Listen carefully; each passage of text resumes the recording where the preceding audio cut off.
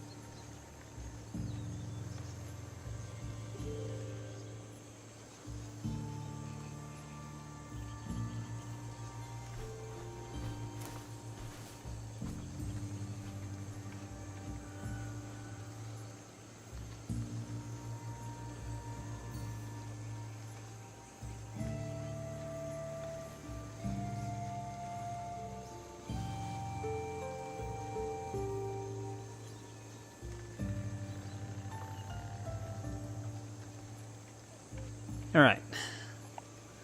Let's get started here. I think she's got 3 to 4 quests in total, so let's try to finish hers up. Now, fetch me another rarity. Sure. I'm up for whatever challenge you have in mind. A wealthy noble from Macedonia is visiting various sanctuaries throughout Oh, the maybe we'll Aegean, be exploring looking for the most Macedonia sacred first then. to make a great That's another offering. area we haven't Oh. really been to. What would he offer the gods? And why? The why is unimportant. Perhaps he asks the gods to make his drachmi multiply, or to harden his cock. But the offering is said to be That was a a weird laugh. crafted golden bracelet, as beautiful as Aphrodite, with workmanship to rival that of Hephaestus. It would look better on my wrist than on an altar. So how far do I have to travel to find these sacred sites? I had one of my royal crew, Anaximandros, draw Hey, several Alan. maps to show Welcome you back. the locations. Yeah, this is actually He's clever with a stylus. our second stream tonight. We were actually on Mortal Kombat before. Also, welcome back, INV. Any guards at these holy sites? Probably not, though I suppose you risk offending the gods and earning their enmity for all time. If you take stock in that sort of thing. Good enough for now. I'll keep an eye out for the bracelet you want. Damn, more maps?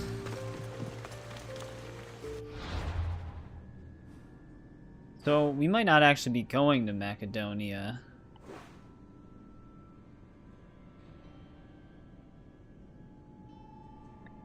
Forgot that all of hers were basically just treasure hunts.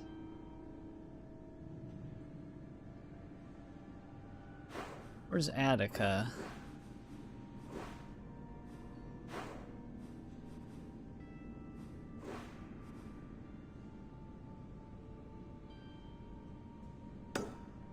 We might have to go somewhere over there.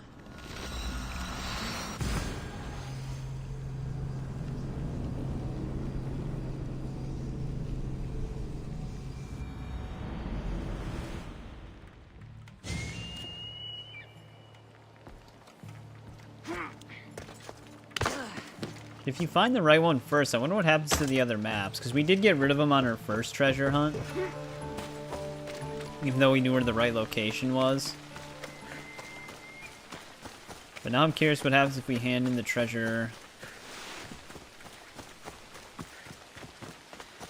If we find it right away, like what happens to the other maps?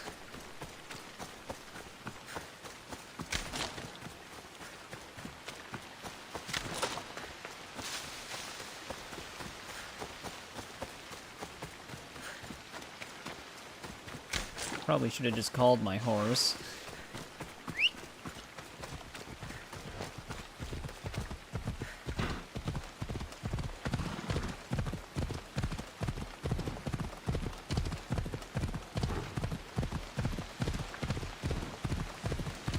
So INV, did you master Battle Cats?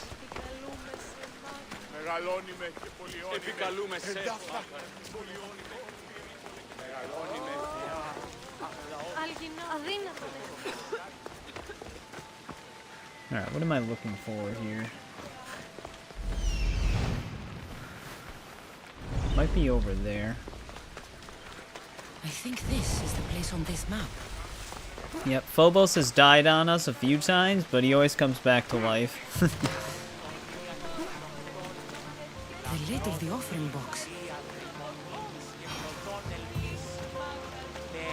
These ribbons tie the box shut.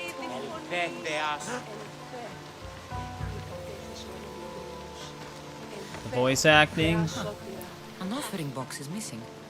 I know that some of the facial animations can still be kind of stiff. I did see that. It's been that way since Origins, though. It's like they don't mocap the faces.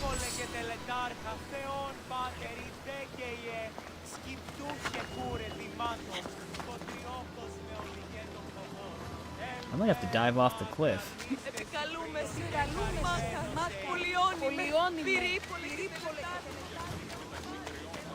Flower Maybe petals. not. These would have lined the offering box. Well, we'll find out once we get to it. Someone tossed the box here. It'll be a bit still. But it's empty. Valhalla's gonna take us a long time. Perhaps one of these couples saw something. I thought you would like it. Doesn't matter if I like it. You stole from the gods. Sounds like they might have the Do you have bracelet. any idea how much it was worth? What it's worth? What's a curse from the gods worth? Don't be a superstitious donkey. That bracelet was priceless. Hey! All you care about is money. What about how I feel? Hey! I wanted to impress you. You wanted to get into my clothes, you mean? Hey! What do you want? Which one of you idiots stole the bracelet from the shrine? By Poseidon, she knows. Shut your teeth. She doesn't know anything. How could she? Maybe because every More than the goat herder recent ones. around Well, hopefully, could yeah. I hear your noticed that it spat. goes into Give like, me the bracelet. more You don't cinematic scare me. cutscenes. It looked like some of the cutscenes were even Where? capped at 30 I FPS. threw it off the cliffs, into the sea. Caraca! Guess I'm going for a swim.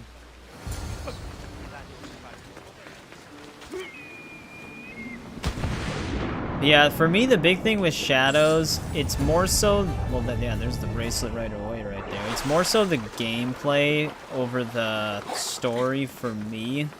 For some reason, I'm just not expecting much from the story. Maybe I'll be pleasantly surprised, but it's more so the gameplay that I'm interested in.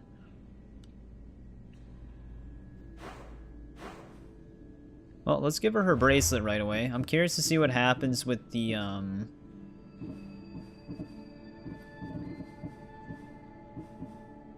We don't want to do this. We went to Athens right before we almost ended last stream, and we got stuck in like a whole story moment that I had to load out of.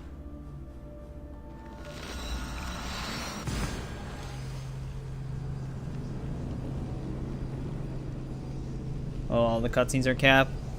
Yeah, Ubisoft started doing that for some reason. I don't know why, because even Far Cry 6 was like that.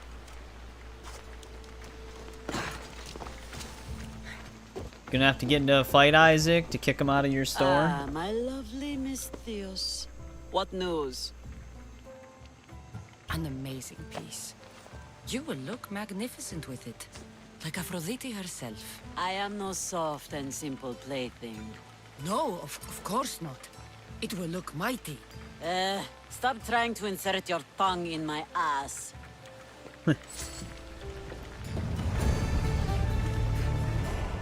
Alright, well there's that. Now I'm curious what happens to the other treasure maps.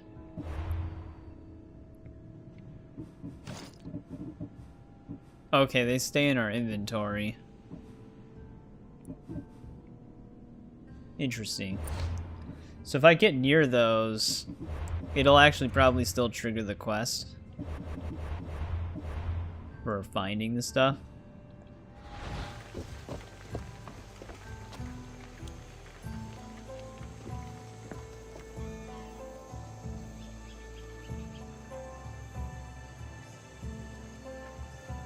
Both good and bad things about it. Yeah. So, my West Gameplay is going to be Queen one of those things where you returns. kind of have to play it to Seems really like spectacular judge. taste for treasure hunting. Is there no greater passion? So what do you have for me? A group of bandits has put their hands on Triton's conch shell. They think it has the power to control the tides. Many would want such a thing. Will you bring it to me? Especially More like what? endgame builds. How Like some of the else would you combats, find some of the the enemies bandits? do still Go on seem like now. damage I want that sponges, shell. but From your lips to they the feel God's that ears. way in the beginning It of will this be game in your too, and possession. now we're just It like is your cutting work through them. that gives me riches, not theirs. Sounds like quite a story. Is the shell at least made of gold? My friend, in our time together, would you think I'd be interested in such an object if it were not made of gold? Are you sure you're not trying to control the tides? Only fools think they can move the sea. Do you know anything about the bandits that have it? They're bandits. They steal and kill. What more is there to know? I could easily describe you Yeah, I was and gonna your say, it pirates says the her. same way. You want to know how we differ? Take a look around you. I have an island. Them, they have a hole in the ground. I see. I'll be back with your Well, shell. if they came Not here what Trenya and took wants. you out, they'd have an island May as then well too. keep it for myself. I guess I'll have to keep this for myself. Wait, we just got two things of Drachmi. Does it just auto-complete the maps that we didn't solve? Oh, no, we still have them. They're right here. Oh, no, these are two different ones. But it did auto-complete... No, it actually... it auto-completed other ones for this one. We obviously just didn't find the shell, because these are the two from the previous one. That's kind of nice.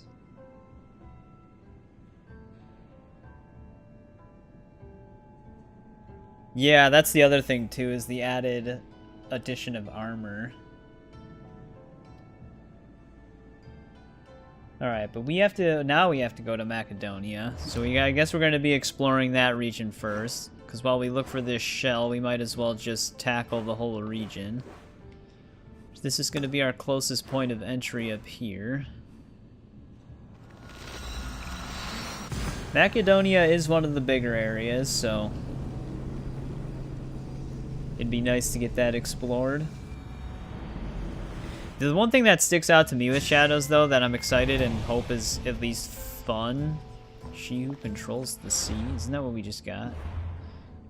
Is the stealth. I'm excited for the stealth. I might even up the difficulty on the stealth.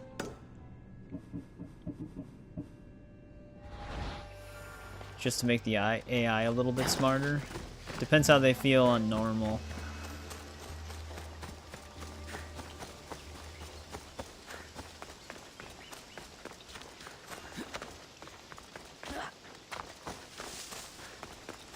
Still debating whether or not I want to play it in canon mode or just make my own choices. Because I would be curious what their intended canon is. But that does mean we will have to play as Yasuke, probably more than we want to. Because I don't mind playing as Yasuke, but the fact that he can't really do a lot with the world just makes me not want to play as him as much. Because like, if I need to climb a tower or something, I'll have to backtrack and go back as Naue.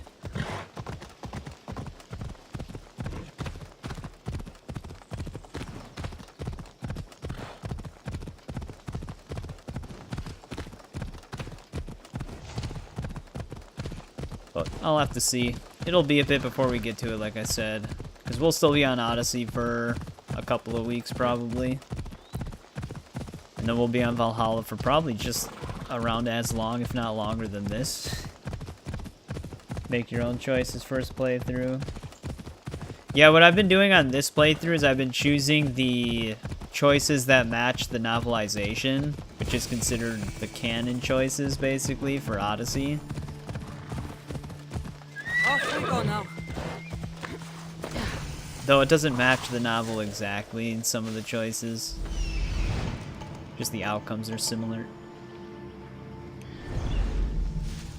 It's not an enemy. Oh, yes. It's weird that Icarus didn't see him.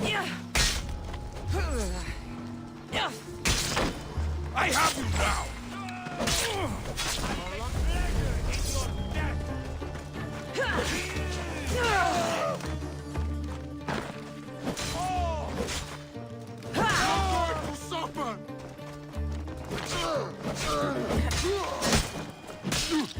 Always the dudes with the poison arrows.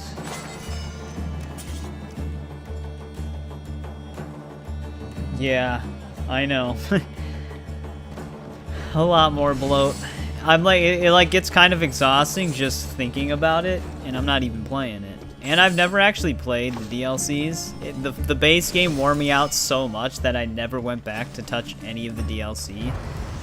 The only thing I did do was, the last time I played the game was when they added like the free update for the river raids, and I was like, okay, the river raids aren't even exciting content either. So then I was just kind of done with the game after that. Then I never went back. So when we do play it, all of the DLC is going to be like a first-time experience for me. I don't even know anything about it other than Siege of Paris added one-handed swords, but I did at least have one one-handed sword from outside of the DLC that they give you. So, that's not technically new.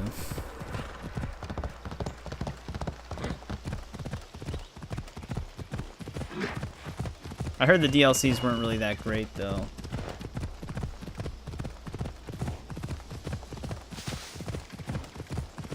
Macedonia has surprisingly little on this side of the map.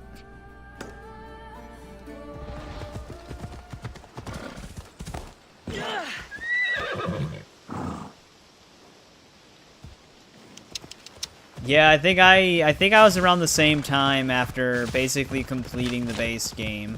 Like 130 to 140 hours. The only thing I didn't do was finish all the fishing and hunting lists, because on the PC version, fishing was crashing the game a lot at the time, so I just said fuck it. Already bored of MK? Yep, super boring. No, we got him to level 20 already.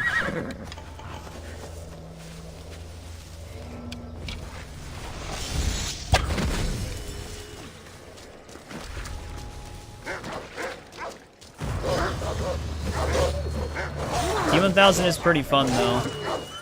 I was actually thinking about it before I came back for playing this. I think I'd rather use Bravado for T1000 over Madame Bo. Madame Bo would probably be a really good cameo for Liu Kang, though.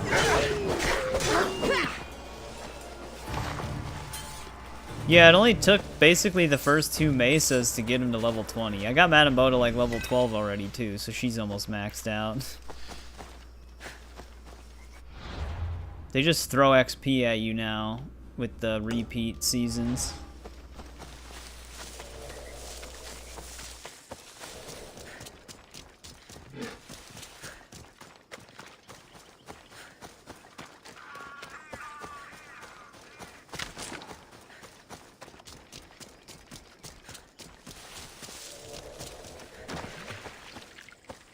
Yeah, I'm gonna be curious what my opinion of Valhalla is gonna be in a second playthrough. It might even be worse than my opinion of it on a first playthrough.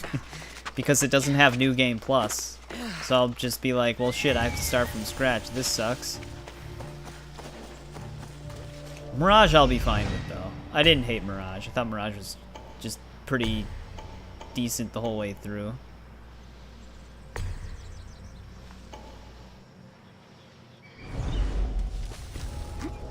But Valhalla, within like, after I left that first wintry region in the beginning, I was already like kind of sick of it, but I just continued to play it because it was new. Yep, I loved it. Favorite Assassin's Creed. I like how they all decided to corral to this side of the camp now that I'm in this bush. Alright, looks like we're fighting. Kinda wanna hit this guy though. Alright, I guess we'll hit the small guy.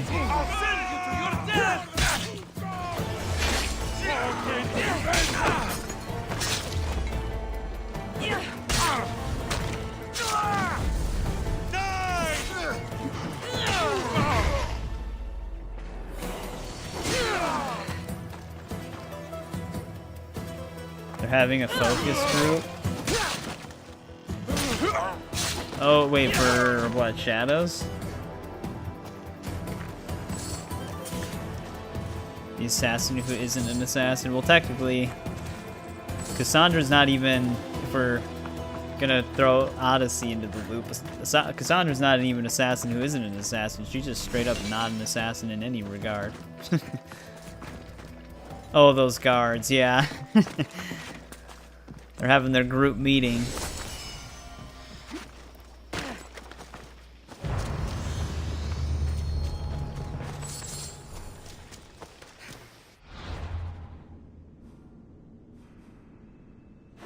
Well, that's already this left area. There wasn't really much to it. I guess let's head into this area.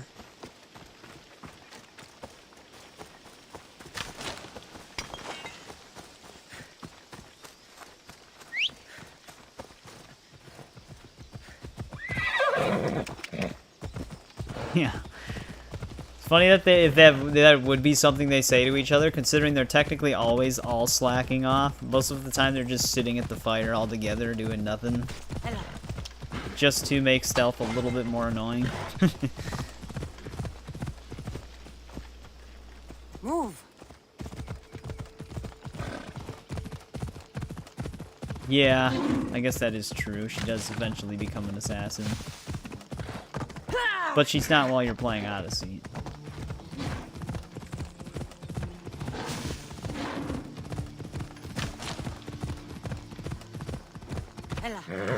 That might be a random camp, not one of the question mark ones. Move.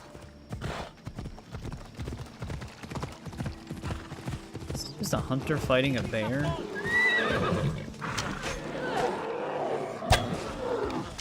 Trying to help you guys, but you're standing in really bad spots. I can't get a clear shot. Come on. Well, we saved one of them. Guy up the hill. It's caught. And now I'm on fire. And I think my game just froze.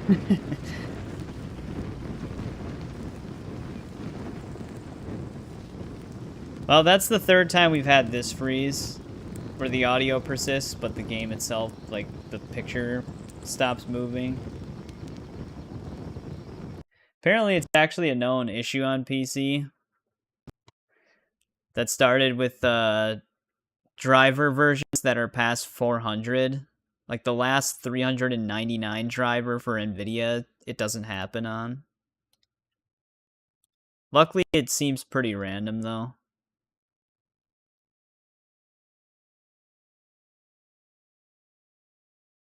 Help the bear, yeah.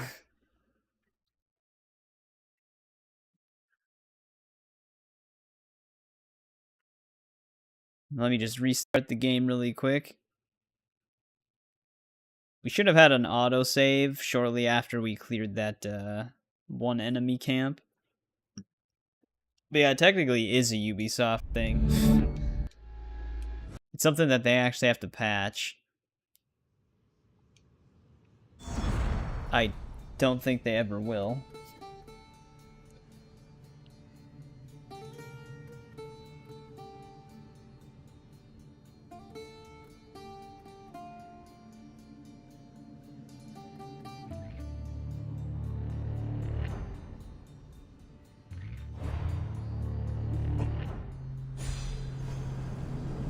Yeah, they never will. I was actually surprised, like, all three of the RPG titles didn't work on Windows 11 for a few months, and they actually did patch those. But yeah, they're never going to patch the Assassin's Creed 1 issues. And it's funny, because a lot of the issues with that game seems like they could be easily patched, because everybody knows what the problem is. It's like the weird server connection thing that the game doesn't even use. Which I feel like if Ubisoft wanted to, they could have one guy do that in like 10 minutes. Probably even less. I should be extra careful in this area.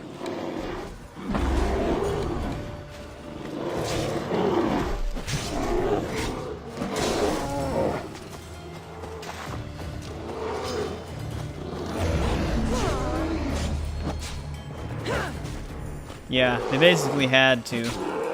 They were getting like a flood of negative reviews for all three of them. Because, I mean, you're selling a game that actively doesn't work on Windows 11 for everybody. Like, it wasn't even system specific. It was a literal issue that you would have if you just tried to play the games on Windows 11. It just straight up wouldn't work. The one thing that I was confused with is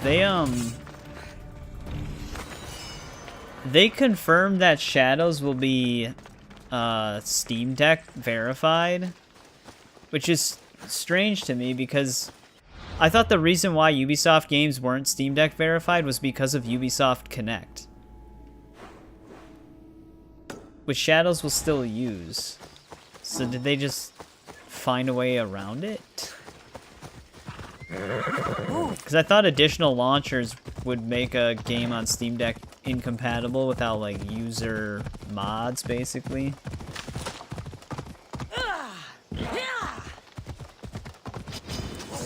But I don't know, I don't actually have a Steam Deck.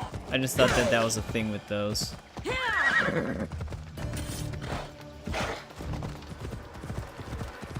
There's gotta be more question marks than what we're seeing.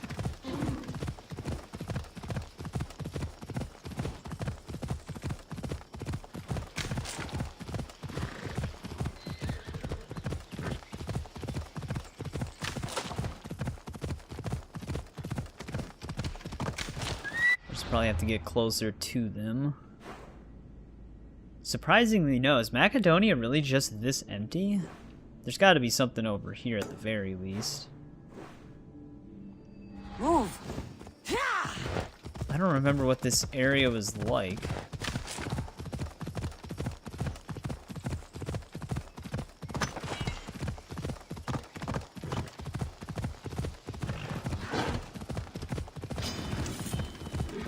Oh, yeah, that's right. I forgot that they just recently started selling their games on Steam again within the past, like, half year.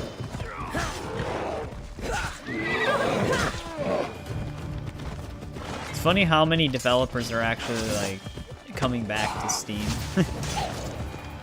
Because Because even Rockstar, they would bring their games to Steam, but they would always have like a 1-month exclusivity window for Rockstar Launcher. Or with the GTA Definitive Trilogy, it was like a year before it came to Steam. But now with Red Dead Redemption 1, they brought it to Steam same day.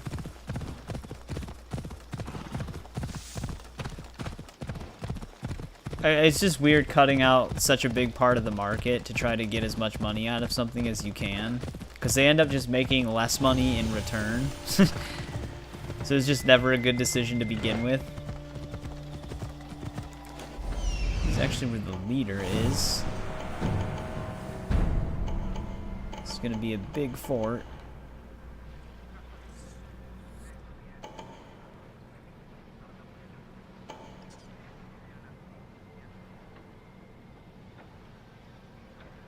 Yeah, I think when I last checked the list, the only Uplay games or Ubi Connect games that don't have achievements yet are Splinter Cell Blacklist and like a couple of others. Might be like some Trials games. Some of their like more random games that they stopped supporting really quickly.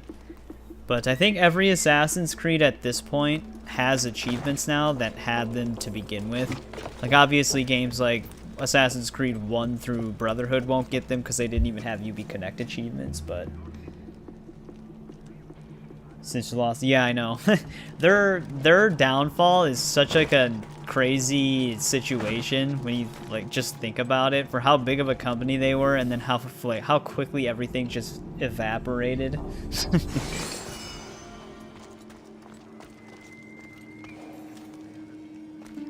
Well, Isaac, you know whose job it's going to have to be to go in there to clean up after.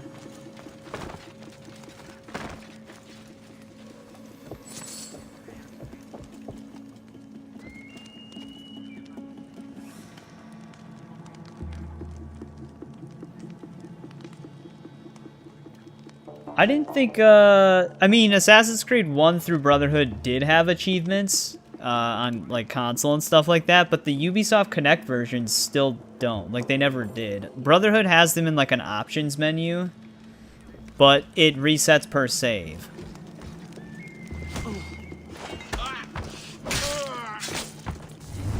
Which Ubisoft has only been giving the games that have Ubi Connect achievements on their own app, achievements on Steam.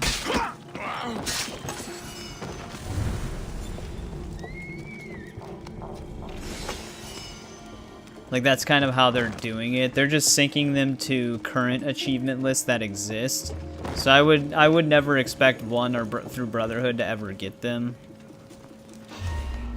Because they'd have to actually manually add them. Which they could. It probably wouldn't be something that difficult to do, but I just wouldn't expect it.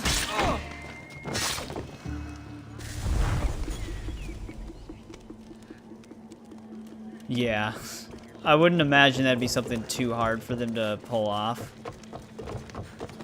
I just wouldn't expect it. Same thing with like Splinter Cell Conviction and Double Agent and stuff. I hate when they go on the ladder at like that because I can't actually really do much to them except spam arrows at them. They get like a 360-degree detection radius when they're on the ladder.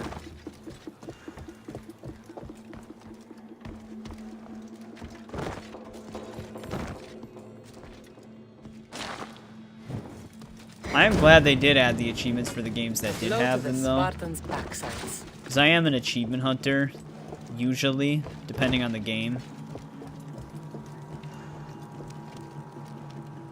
Though I don't own every Assassin's Creed on Steam. Unity, Revelations, 3 Remastered, Odyssey, Origins, Valhalla. I own all of those on UB Connect only. And Mirage. Mirage I also only own on UB Connect. All of the ones I have on Steam, luckily I do have all the achievements on. Including 4's multiplayer achievements, which are a nightmare. Luckily, they got rid of the multiplayer achievements for all the other ones because, well, they don't let you play online anymore. That'd be another thing that'd be cool if TT Games would go back and add achievements to the LEGO games that didn't have them. 'Cause those are usually fun games to just go, like, to complete 100%, because they usually are pretty well set up in their design for it.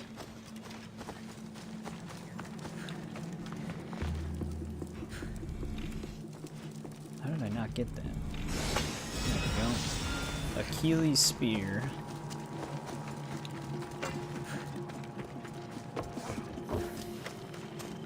Funny, because there's always like the debate in the Steam threads, like for people who want achievements for older games. There's always the debate of people saying like, why do you even care? Achievements don't even really matter.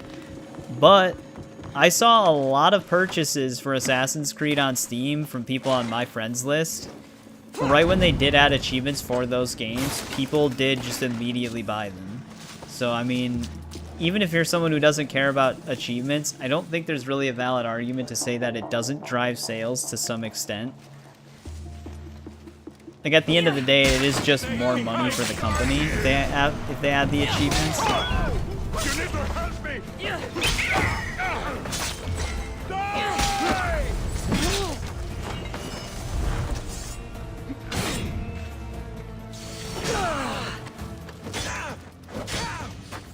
Gamer score for Steam. Yeah, that'd be kind of cool. True Steam achievements, which is just like another... They have like true achievements, true trophies, and then true Steam achievements. They give the achievements a gamer score, so you can sync all your achievements to it. Jesus, this guy's actually doing a shit ton of damage.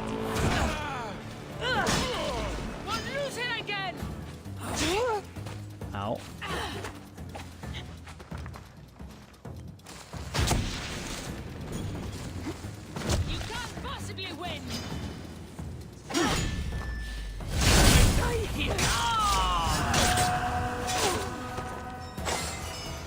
Damn, we're already at max capacity.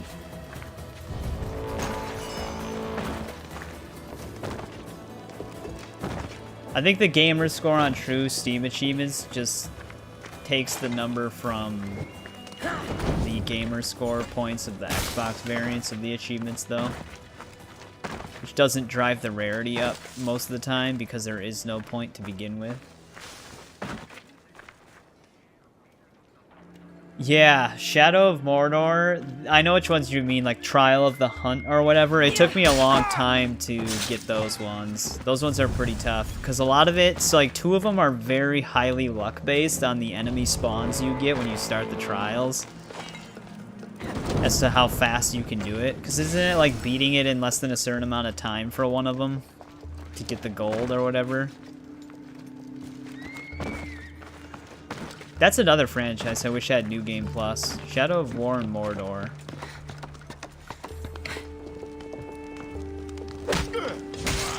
Yeah, in like 50 minutes or something. Yeah, I kind of remembered that it was time specific.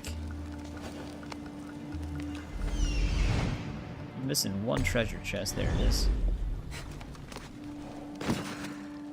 But yeah, I do remember that. That was a pain in the ass. It was fun doing it because the gameplay on that game is just really fun, but the RNG aspects of it for those like perfect enemy spawns is definitely flawed.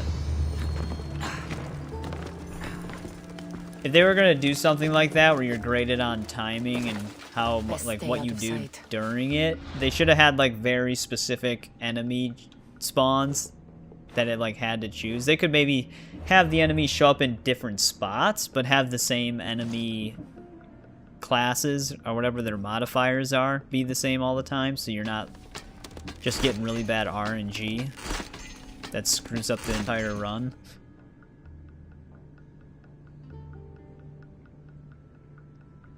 Oh yeah, the mounts. I think I did the same thing. The one that I eventually ended up getting it on, I like generated like 2 orcs that had a crippling fear of the mount so that it would immediately make them vulnerable or something like that. It was like a perfect run basically. Must have gotten rid of my old Achilles spear or something.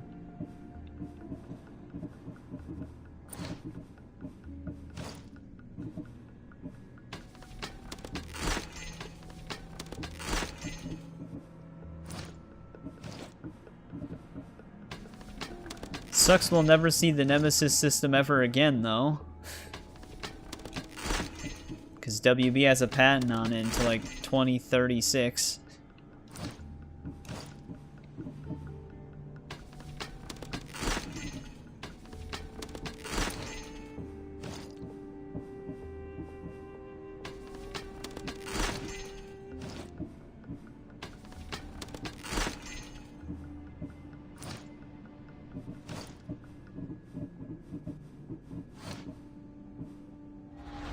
Alright, at least we can run again.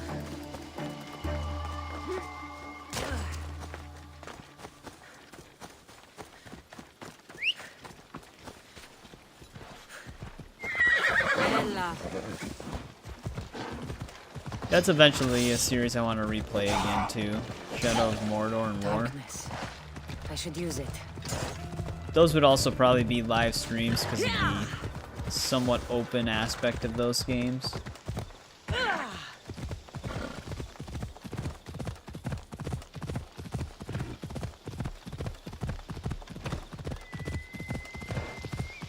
You know, circling back to what you said, Dylan, they should just bring the Ezio collection to PC.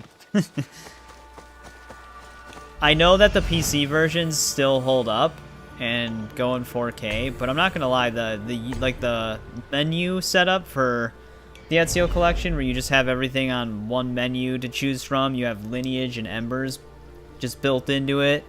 They also fixed the 60 FPS stutter issue that the PC versions have on that version of the game on Xbox. So they might be more stably coded for modern platforms too. I wish they would have brought that to PC. And even though the PC versions still do hold up, the Ezio collection does have nicer textures because they actually made some new ones.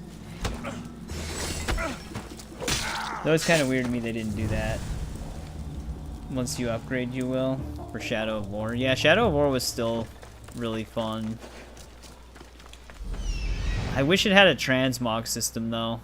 There's a lot of different variants of gear you can get. But, like, some looks cooler than others, even though some might be better for your playstyle. There might be a way to mod the armor, though. I'd have to look into that. Damn it, why didn't it do the assassination?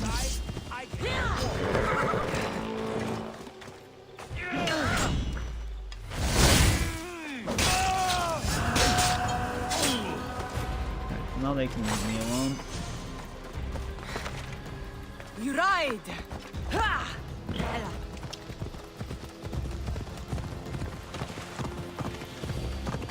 Yeah, I honestly would have thought with like everything Ubisoft has been doing with like adding achievements to other platforms, I would have thought that they would have had something for the Ezio collection for PC. But they never had anything. Well, we finally have a viewpoint for Macedonia.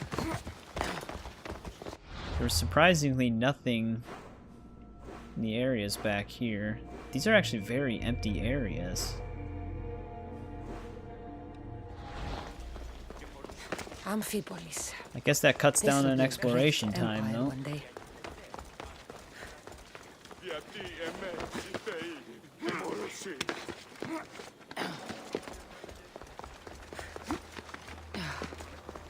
I think the God of War 20th anniversary, like the actual day, is coming up soon. I'm curious to see if these God of War remasters are real. Because I know they added some free content to Ragnarok to celebrate it, but it hasn't been the actual day yet. Because I wanted to do a God of War series run as pre-recorded videos, and I was kind of planning on doing that after Indiana Jones. But it kind of depends if these remasters are real or not. Because I don't want to start the old ones and then they just announce remasters that come out soon.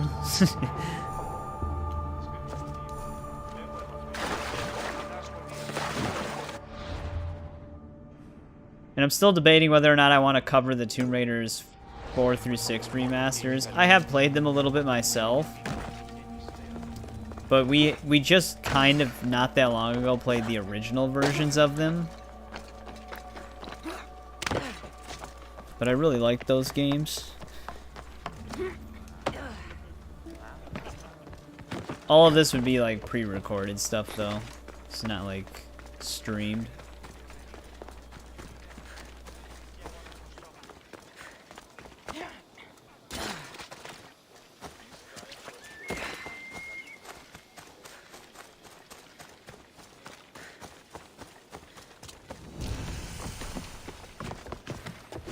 That was weird. She couldn't climb up to the roof at first.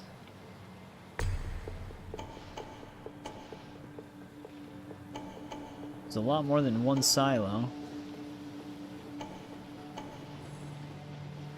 I'm also curious to see if that Unreal Engine 5 Oblivion remaster is going to be real.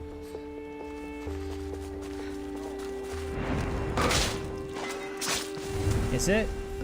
It's looking fine on my other computer right now. Are you watching it from the phone, Isaac?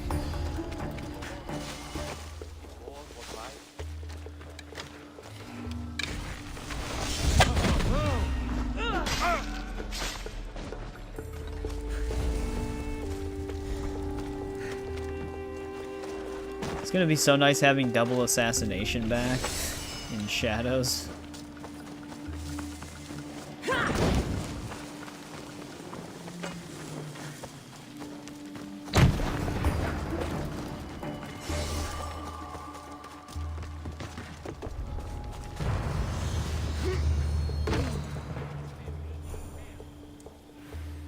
It might just be the phone connection, because like I said, right now on my second computer it looks fine. So it just might be like a Wi-Fi thing that you're having right now at work.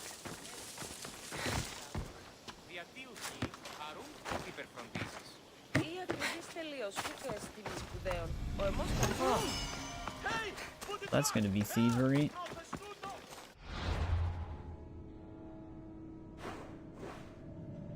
I don't know if there's actually any locations on the edge here.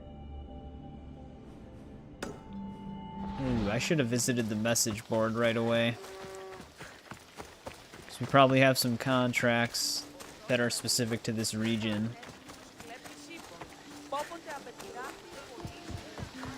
I wish you would kind of keep track of what you do in the region before the message board, but if you need to kill Spartan soldiers in Macedonia, it won't track any of the ones you did kill until you pick up the contract. So it'll just start at 0.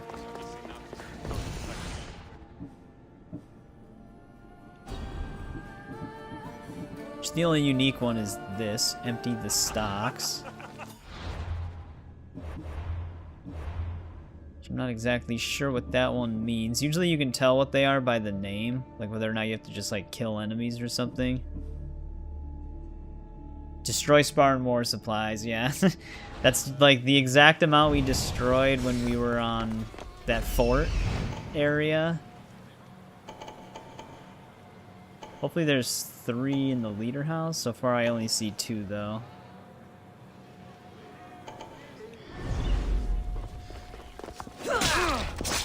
Yeah, there's only 2.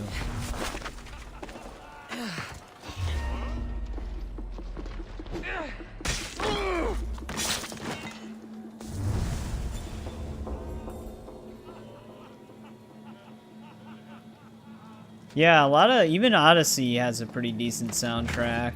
I actually haven't really heard what Shadows is like. 'Cause I don't think any of the trailers really showcase too much of it that isn't kind of like drowned out by other audio.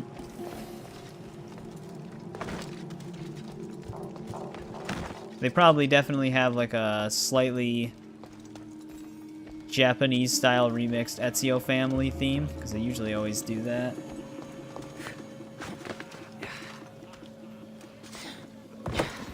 We'll have to listen to the main theme.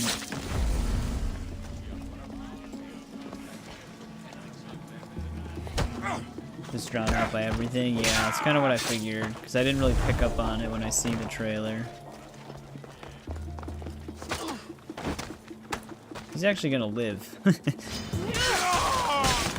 Only to die instantly.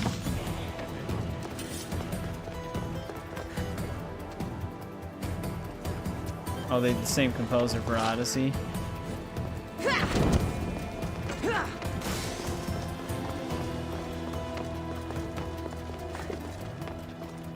Chests are in really weird spots.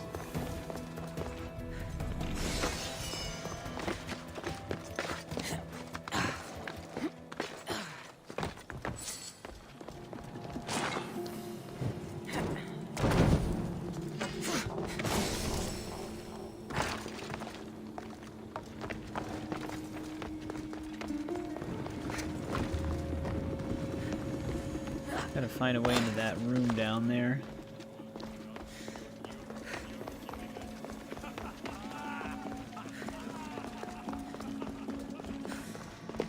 I could have swore there was a room over here, but it was behind a closed door. I wonder if I come here for a quest or something, because I can't go into that room right now. Wait, here we go. That's why. They had to have this door shut. Rusty staff. You know, that actually kind of sounds unique.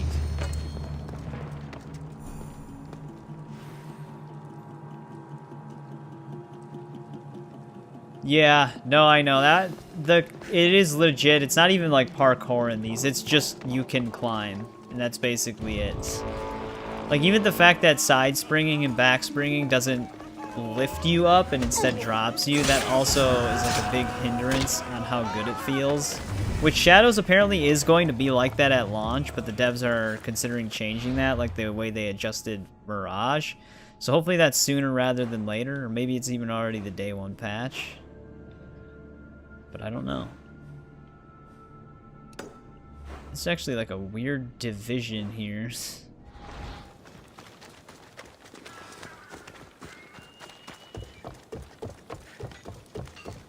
But yeah, having like actual things, because it makes the climbing at least feel engaging, rather than just hit wall, climb wall, even when it doesn't look like there's anything to climb.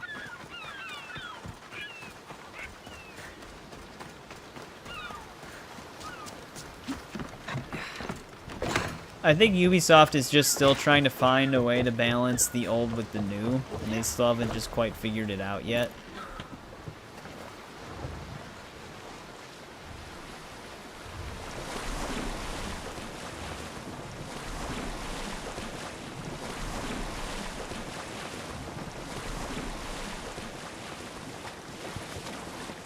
On the map, it almost looked like there was a piece of land here.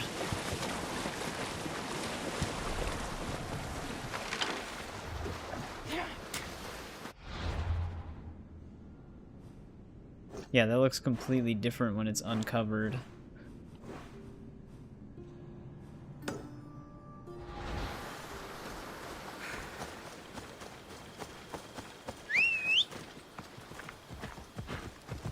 Valhalla felt like Let's go. the most distance. I don't know why. Valhalla to me also just feels like a worse RPG than both Origins and Odyssey. Like, they definitely had improvements to the combat, but for some reason everything else felt downgraded.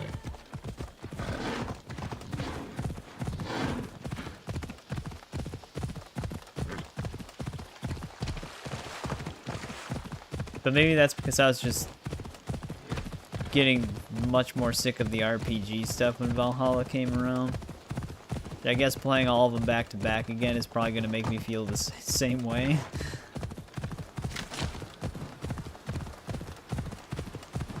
I am very surprised this is not a location. Our map is actually somewhere on here.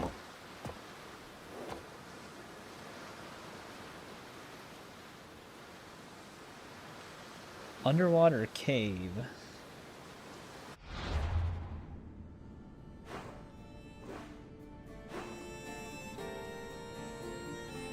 It's actually going to be somewhere in this bottom region. Come on. I wonder if the question mark we have marked is the underwater cave.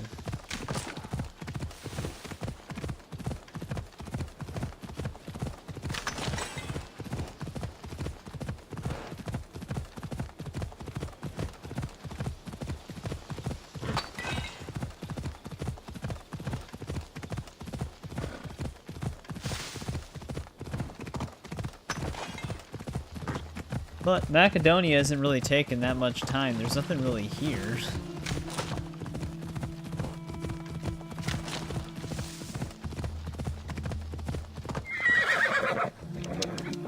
Ella.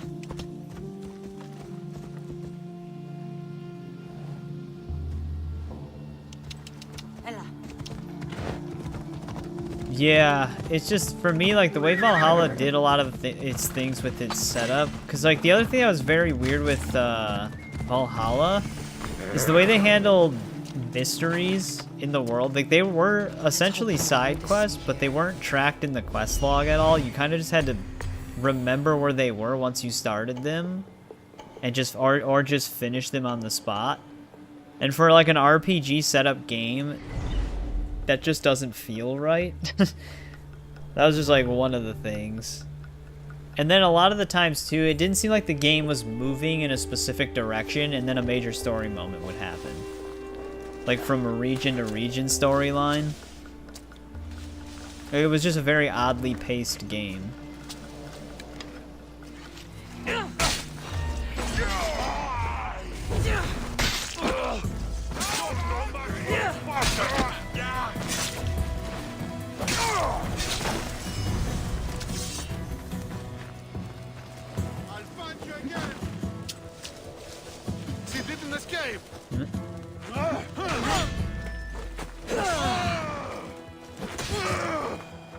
That one guy slept through the whole thing. Hey, we get the third war supply to burn, though.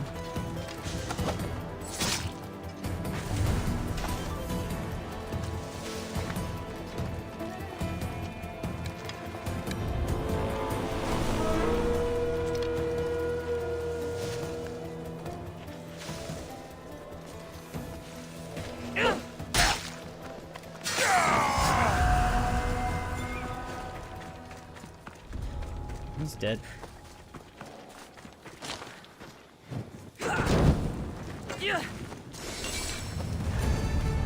There's that.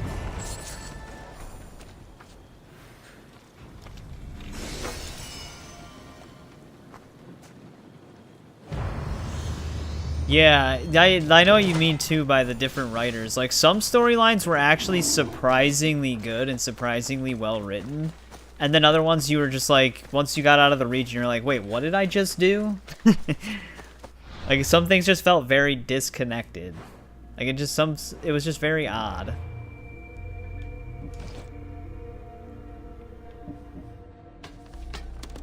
Before we max out on inventory again, let's get rid of some of this stuff.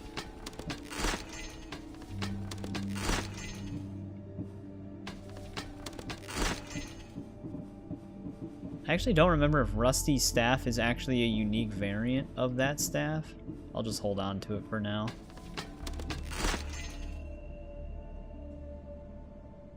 Yeah, pretty much. Because that's kind of how I was tackling the game too, is just doing everything in one region before moving on to the next. And I don't even remember a lot of the storylines, but I do remember some of them because they actually were pretty decent. And then you just get like sprinkles of actual main story here and there. Alright, where would this underwater cave be? Because with these question marks, some of them I'm probably going to have to get close to.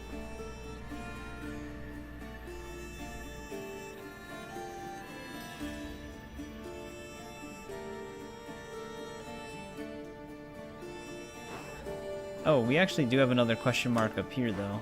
They always get hidden underneath that bounty symbol.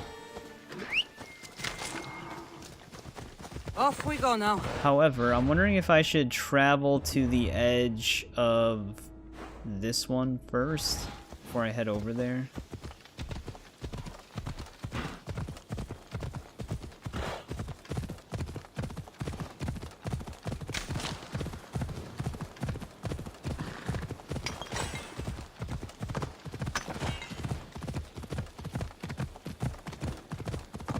Another thing that I'm going to be curious about for Shadows is how they're going to tackle legacy outfits. Because they're going to have to be a little bit more creative with that game than in the past.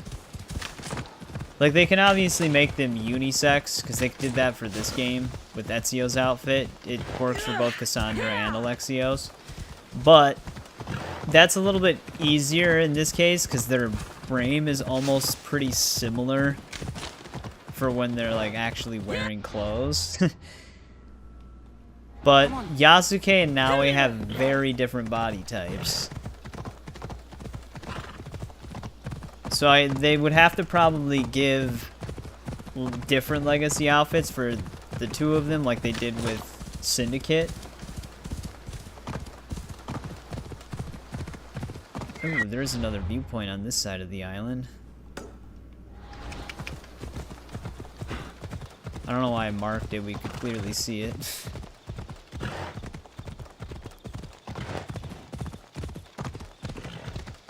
Yeah, I'm just curious which ones they'd give Yasuke. Because even his build in of itself is actually still pretty different than the other protagonists we've had. So it'd have to be like handcrafted to fit his actual body. But they might give him like, I don't know, Eivor's outfit. Stuff to that extent. The perfect outfit for Naoe would probably be Xiao Yun's outfit, which we did see in Syndicate for Evie. Yeah, I'm curious how they're gonna tackle that.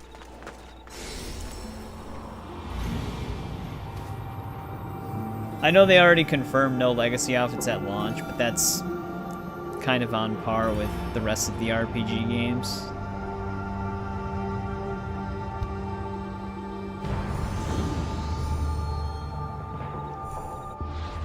Alright, so that was kind of a hidden viewpoint. Didn't reveal anything on the map.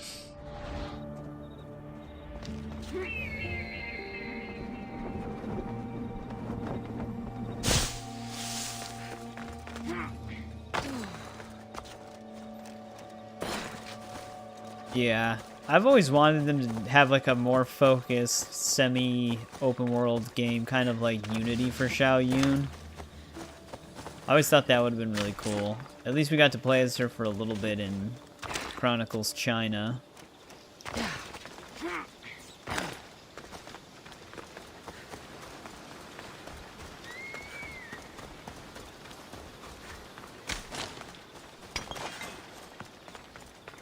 Sometimes the iron ore looks just like the Ori Talcum.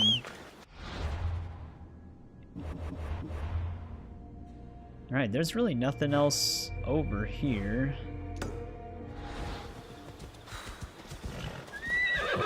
Come on. Looks like there would be a lot.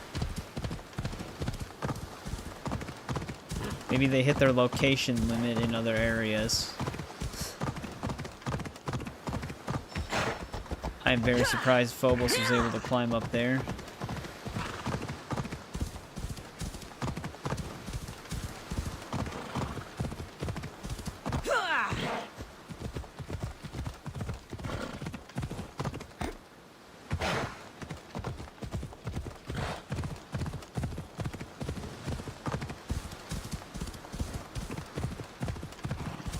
If only I had a small boat.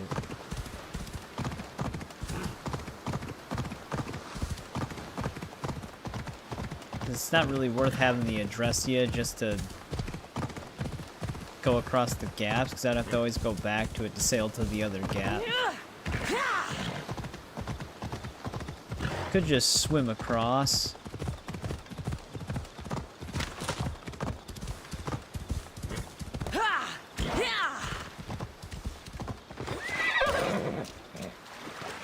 Even though it's going to take a bit to swim across, it would probably save us time over going all the way around.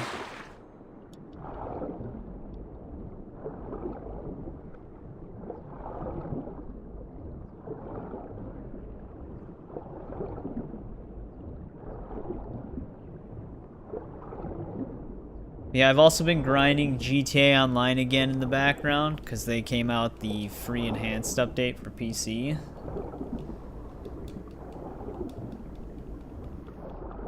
I appreciate it, Isaac. Hopefully it's enjoyable for you.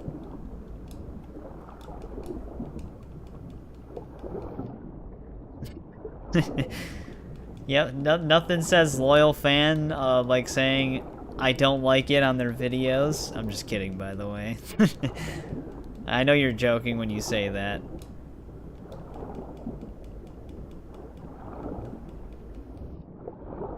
But yeah, I've been because they added the career progress to GTA Online, which it's been around for like 3 years, but PC never had it. So I've been kind of going for some of that stuff. I have 3 tier 4s done, which is like what you need to actually unlock the legacy outfits. And since I based my character off of Claude, to officially, they actually added like the Claude outfit to it, but you have to get 20 tier 4 tracks done, which is a lot. I don't know if I'm actually gonna commit and still do it, but I've just been slowly getting there.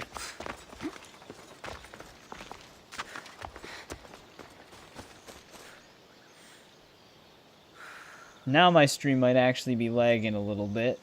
It's buffering on my other computer. It should sort itself out, though. Hopefully a little bit faster than it normally does.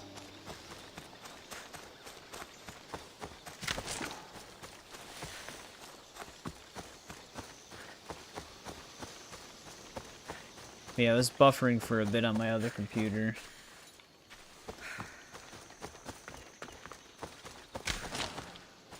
Means it might just look really choppy for a little bit. Go on, yeah.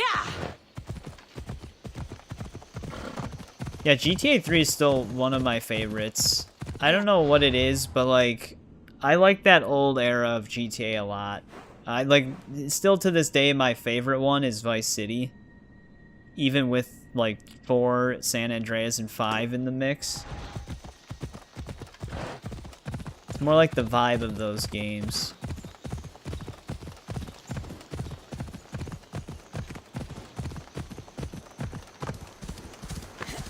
Just swim across to here right away. Cleaned everything. The old man's out of the bathroom. But yeah, Claude just kind of, like, when you have a character that looks like Claude in the online, it kind of fits really well because your protagonist in the online is mute. What the hell was that? Oh, these are just dolphins. However, this looks like a shark above me. Who is Kassandra in Assassin's Creed? Kassandra is basically a demigod. Demigod in Assassin's Creed terms, because she's basically a direct descendant of one of the Isu. Forgot who specifically. So the Cult of Cosmos, which are basically like a prehistoric Templar order, are after her family's blood.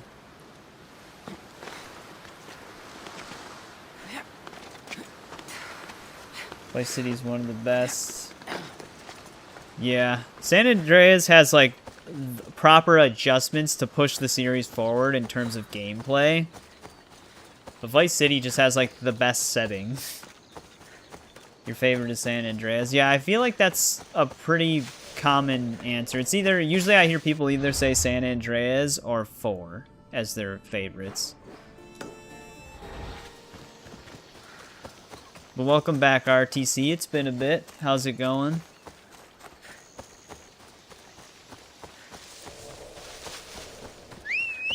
Actually wondering where this underwater cave is for this region. Doesn't tell me which direction, like north, south, east, or west. It just gives me the region name. You can unlock CJ's outfit in GTA 5 Online if you get 30 tier 4s done, but that's pretty much all of them that exist. It would take forever, and it's literally just a white tank top and saggy jeans. Which I'm pretty sure you could pretty much easily recreate without having to unlock the outfit. I have a feeling they're going to end GTA Online with 35 tier 4s exactly, or around that much, and end it with Tommy's outfit as the last unlock before they kind of move on to GTA 6.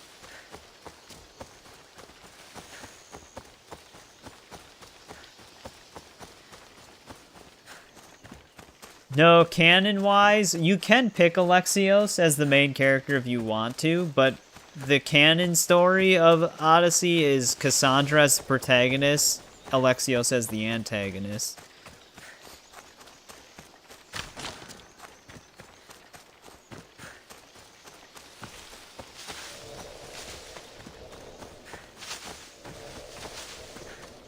Yeah. Yeah, I think it's Legacy of the First Hidden Blade where they reveal that Aya is a descendant of Kassandra. Yeah, I thought that one of her ancestors wasn't Isu, but maybe I'm misremembering something. We'll find out as we play it.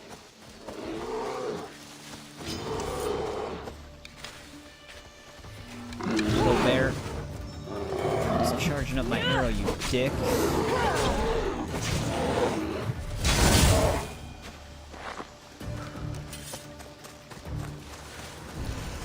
But yeah, that's like one thing with Ubisoft and them having multiple different protagonists. It kind of gets confusing to follow canon more and more. Which is part of the reason why they introduced a canon mode to Shadows, was because of player feedback. Because Valhalla is also a little weird as to which sex of Eivor is canon, like male or female. Fat CJ, yeah. I think Fat CJ is always going to be iconic. Same with like Fat Arthur on Red Dead 2. Think I'll buy GTA 6? I mean, I don't know if I'll get it at launch, because I don't know if, well, the chances are they won't treat it like Red Dead 2.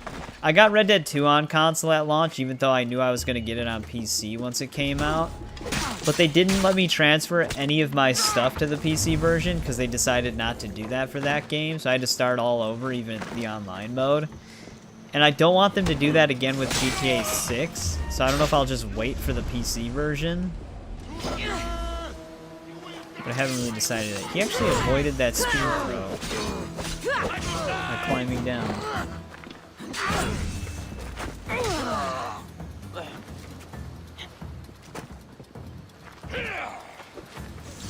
Yeah, my first playthrough, I was male Eivor, but there's like one specific part in the story that doesn't make any sense if you're male Eivor.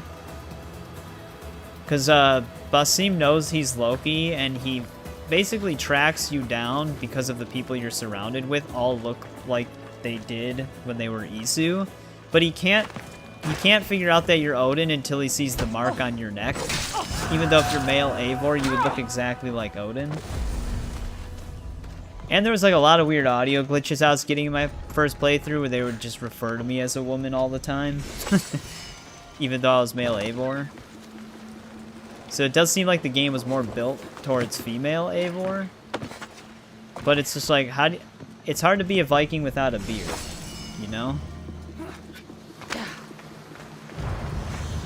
But yeah, the story's very weird with male Eivor. It feels inconsistent.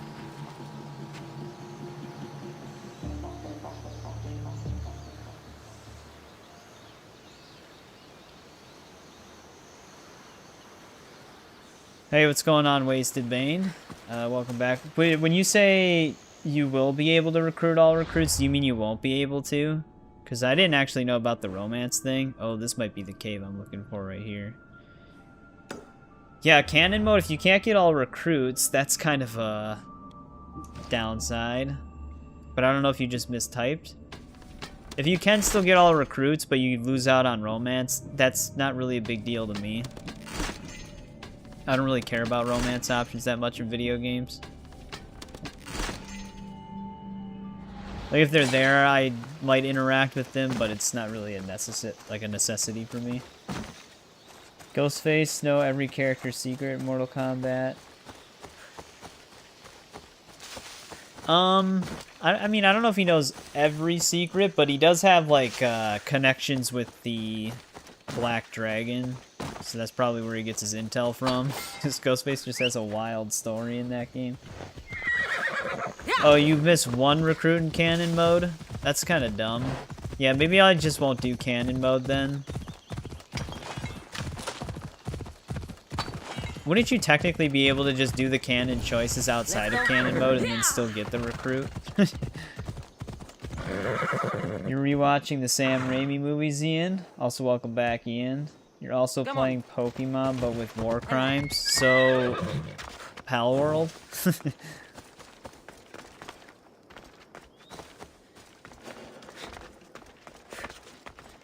Sam Raimi Spider-Man movies will always be a classic, though. It's funny because, like, a lot of people still shit on Spider-Man 3, but that movie basically just became a classic. I think that's, like, one of the cases where the memes actually elevated the movie. Captured your first humans.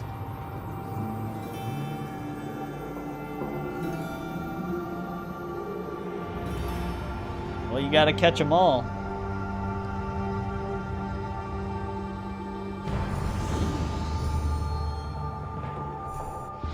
Well, I think we're almost done exploring Macedonia here. We just have to go here, which should also help our side quest. It's a big area of land. There's just not much in it. Yeah. Like, sometimes in the case of, like, oh, there's actually the bounty. I keep losing it underneath this. We're gonna go do this one right away, because I keep not seeing it on the map. Like, in some cases, even Morbius, that was a highly memeable movie, but it was memeable in the case that it was just fun to make fun of. Nobody actually liked the movie. But in Spider-Man 3's case, it seemed like memeing it was fun, that people started liking the movie. Like, it had the exact opposite effect as with Morbius. I should try to stay out of sight. Which is kind of funny. I never hated the movie, but it is a very goofy movie. Especially with the way Venom's handled and stuff like that.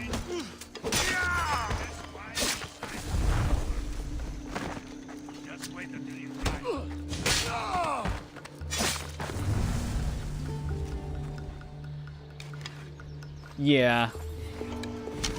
I get why they shy away from, like, the origin story stuff in newer movies, but even though we already knew the outcome in the Sam Raimi ones, this still was handled really well. I'm surprised that guy lived through that one arrow shot.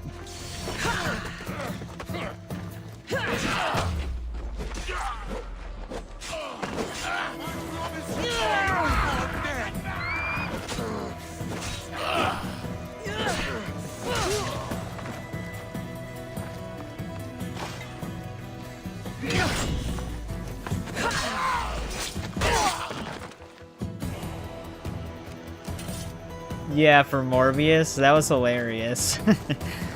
They put it back into theaters and everything, and nobody went to see it.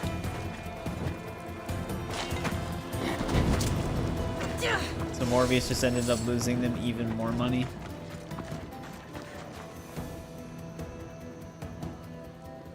Wait, actually, I think I did see the Tekken anime that you might be talking about. It's the Netflix one, right? That actually was a pretty good animated short movie for Tekken. I almost forgot that existed because they never really did anything else with it.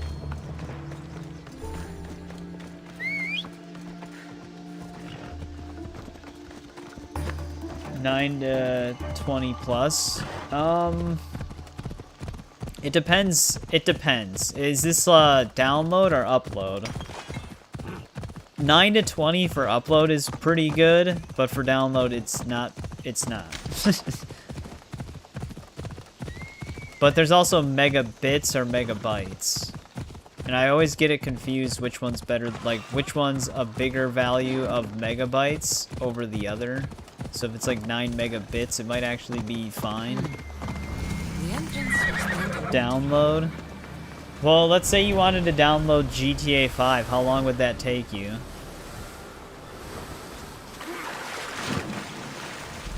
Would it take you like 70 plus hours?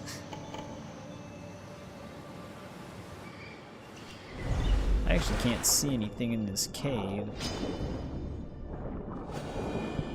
Icarus. There's 3 treasures? How is Icarus not able to see a single one?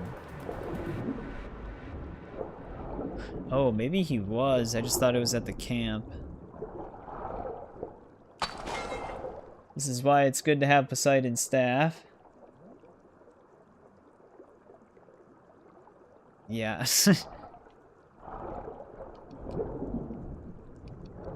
I mean, Isaac, there was a few other reasons.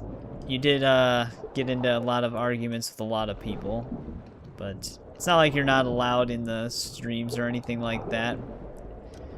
It just might be better to keep the Discord under control.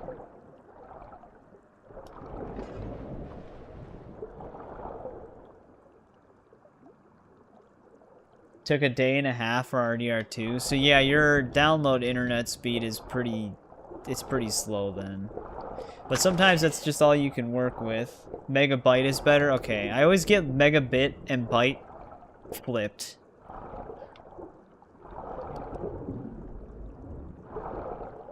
Not even seeing a single chest yet.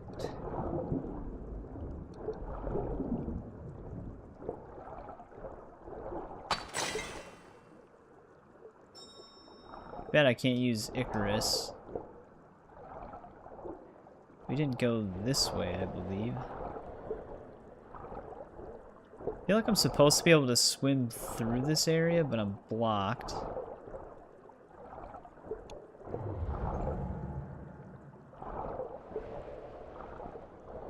One megabyte is 8 megabits. Okay. Yeah, I knew it was something like that. So yeah, if you're 9 megabits, that would be like abysmally slow.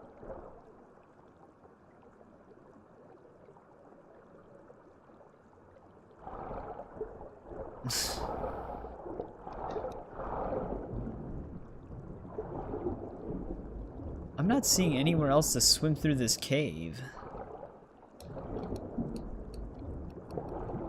The blaring brightness in the distance doesn't help though, because it's kind of blinding. Like it actually messes with the game's light adaptation. Oh wait, here we go. Maybe I didn't go this way.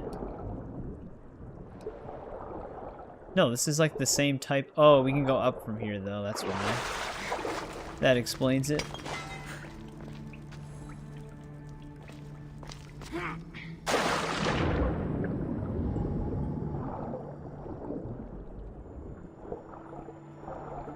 Yeah, I know.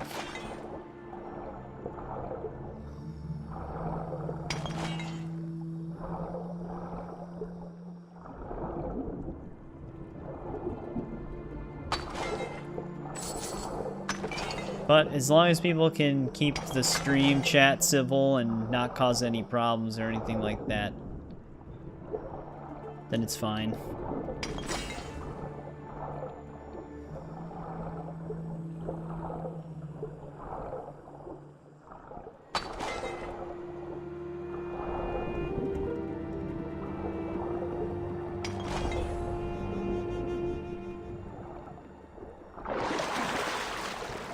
Yeah, that's why it's probably better for you two to block each other. It's a pretty big cave.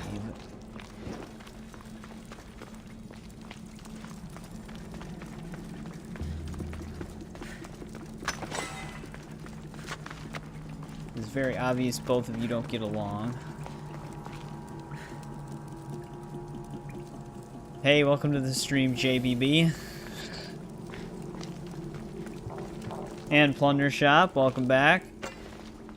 I saw the twisted hanger hook thing. Seems like it turned out pretty nice. Minotaur's Revenge. Yeah, Plunder Shop has his own YouTube channel. He uploads his Facebook streaming VODs to it for some of the stuff he makes from like blacksmithing and stuff like that. It's pretty cool.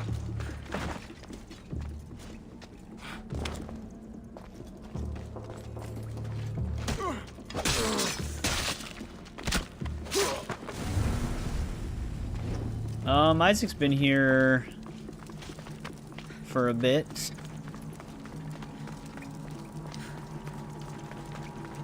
He was in the Mortal Kombat stream. Ian was asking how long you were here for, Isaac. In case you're wondering why I was answering that. Facebook and Instagram, that's what it was. Yeah, I don't have a Facebook or Instagram, so I didn't even know you could stream on Instagram. Yeah, this high critical build that I invested in, the one thing that's actually leveraging it the most is the mod I have on the sword, where it converts 50% of assassin damage to all damage. And my assassin damage is 425,000 right now because of all the stuff I have on. So it like greatly improves the melee damage and archery damage too. Or just the melee damage, I guess, because it shouldn't affect the bow.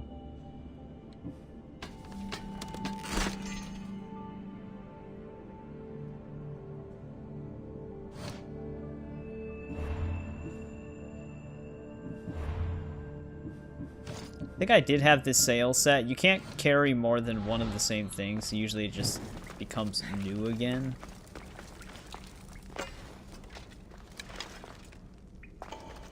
This guy might be sitting at the fire alone. Usually there's always 3 people around one fire. See, like, that's the kind of build potential I'm hoping for in Shadows, because that helps with spongy enemies a lot.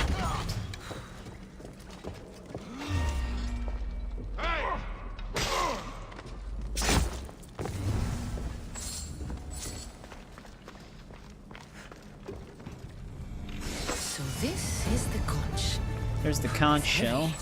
I can see why Xenia wants it. I'd rather not swim through that tunnel again. There's a breeze in here. Must be another way Why the hell out. can't this happen every time? Usually when I have to swim through a tunnel that leads me into like a pit, I have to climb my way back out the way I came. We still need 1 chest though.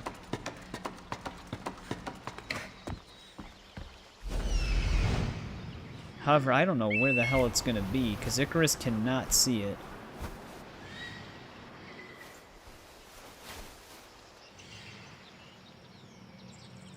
Oh, he's just seeing an animal right there. Yeah, I would like to say that we would have a powerful build on Valhalla. That's definitely not a part of this location. But we're gonna be starting a new game. Which is gonna be interesting. Because I'm going to basically have to figure out exactly what I want as my build while we're actually playing it. It is a Quebec game, from what you've seen in the reviews. So, big loot game like Odyssey. Yeah, it seemed like they already had some like unique gear pieces with some crazy modifiers and bonuses already. So, hopefully you can get some good builds out of it. Dude, it's gonna be a pain in the ass to find this other lootable treasure chest down here.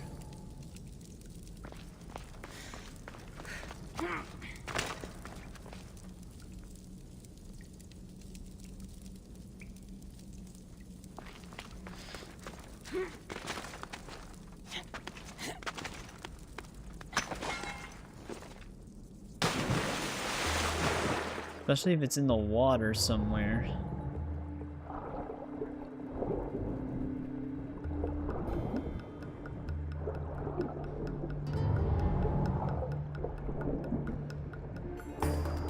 Yeah, I know. Ian, every time you bring up, like, drama and stuff like that, though, there's no point to, like, linger or focus on any of it. As well as the fact that I always have to remind you that you're probably one of my most timed out users on my channel.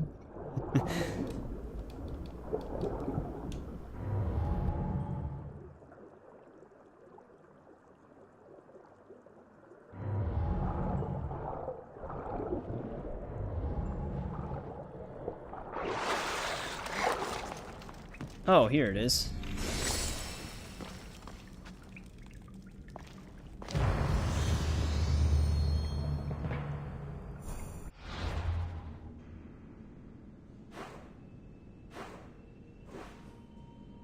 Well, I think we're done exploring Macedonia now. 'Cause it looks like we've hit up every location, unless there's like some random question mark over here, but we kind of rode over here and didn't see anything.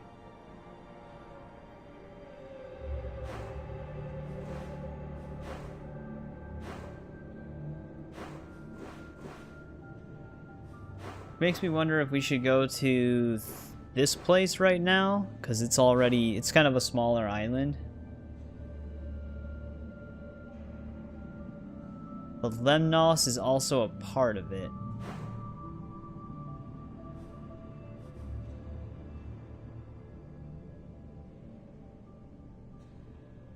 But we also should explore Bohetia at some point.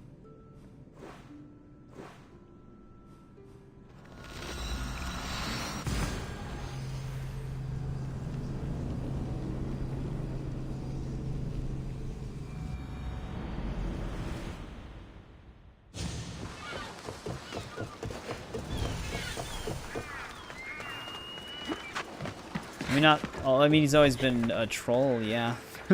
Self-admittedly.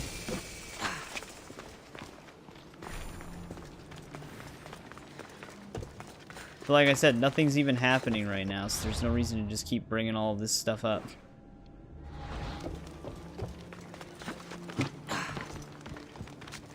It's no Mount Pentelicos, but this marble is impressive.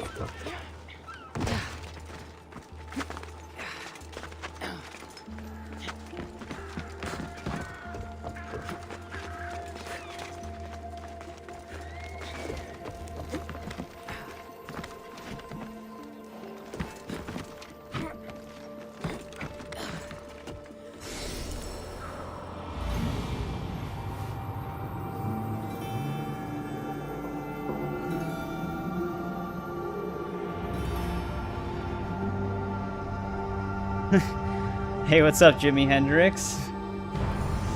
Which, well, I already know who Jimi Hendrix is.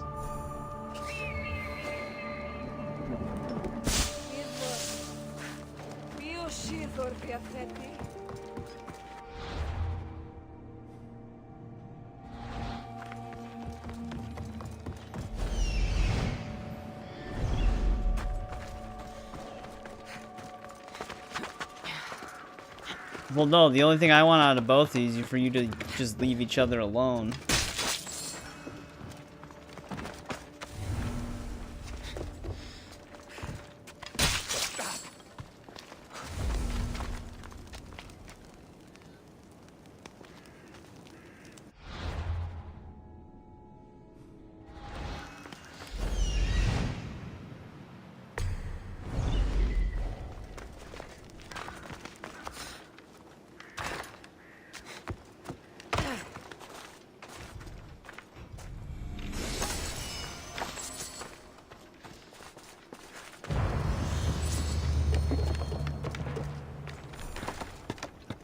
Well, like I said, there's not no reason we kicked him out of the Discord.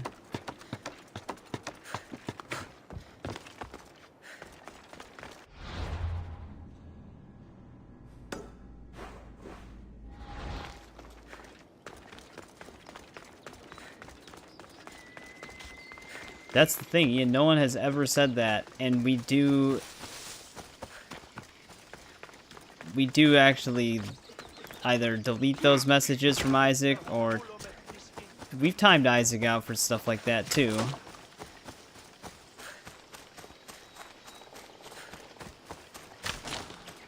because we don't support that. But it's just like, if someone's just in the stream to hang out and they're not causing any direct issues, just to try to cause drama between them because they said something stupid in the past, Won't ask it's any just gonna questions. Let's keep out of instantly make it worse again.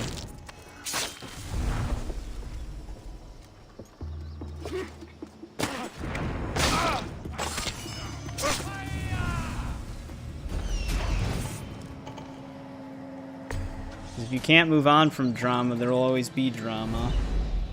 The only thing I hope for is that people just are able to move on and change for the better, if anything.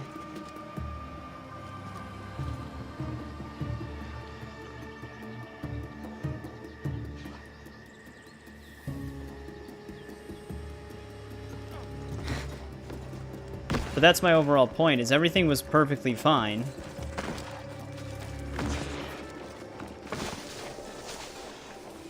These guys are actually just duking it out with this leopard.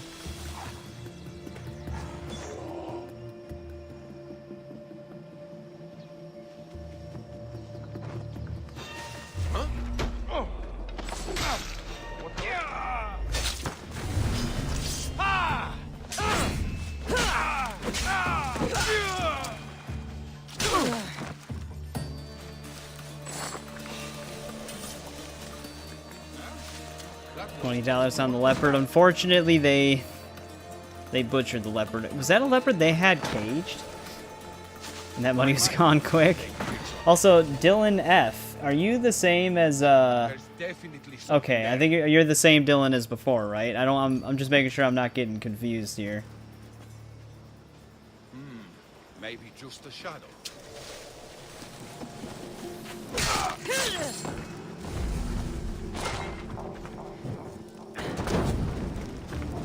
That should slow down the Athenian Same one, okay. conquest. That's why I didn't say like welcome to the stream at first, because I thought you might have been the same Dylan, just with the new name and avatar at first.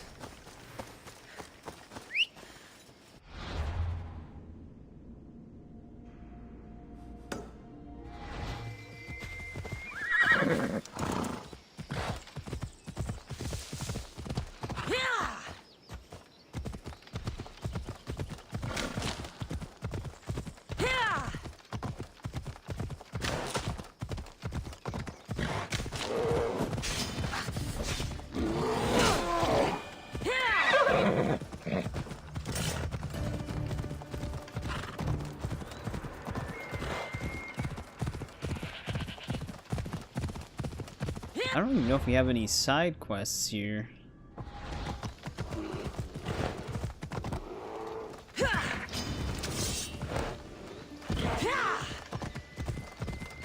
Nothing has shown up yet. We can hand in the conch, which we actually should probably drop off.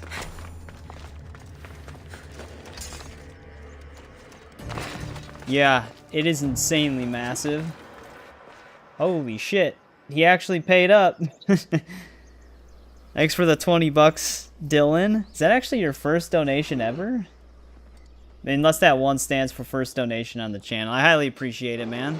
It's really nice of you. Thanks.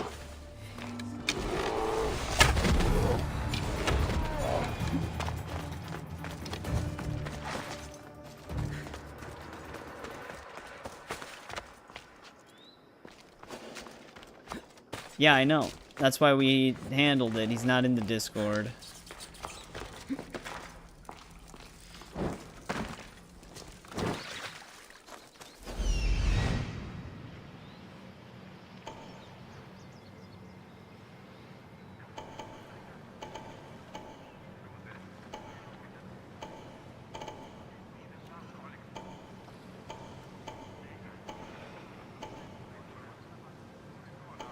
Yeah, I think that's like one of the... Oh, hey, also, what's up, Ernie? Welcome back. How's it going?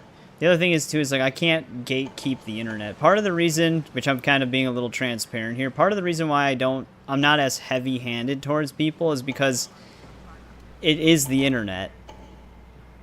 Like, someone's always going to say something that bothers someone else. And like I said, Isaac has said some things that he's been punished for numerous times. And that's why he's apologized and said he's going to try to keep it chill and stuff like that. Which is why I'm willing to just drop the drama so long as people can just the people who bother each other can just block each other if they don't want to see each other and stuff like that.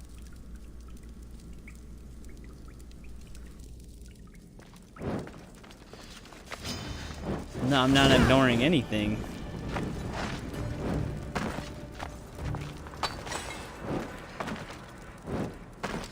That's why we've actually like specifically timed Isaac. We've timed you out. We've removed Isaac from the Discord. That's a lot more than ignoring.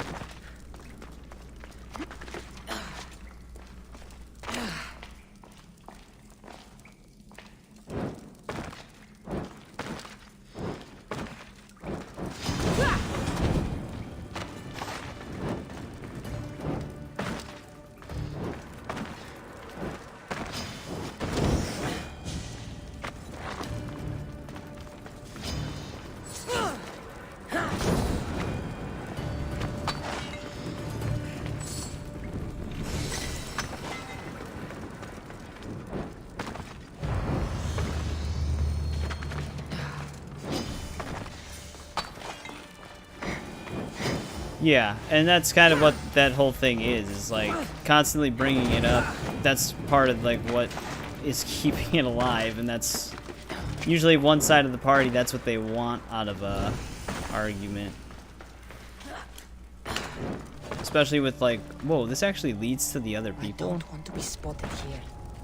Especially when people are trying to troll others, then they'll just start saying things that are purposely going to cause an issue because they know it gets to the person that they're trying to troll.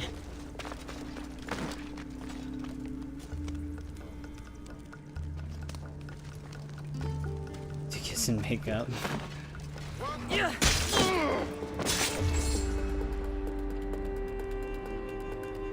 I appreciate the donation.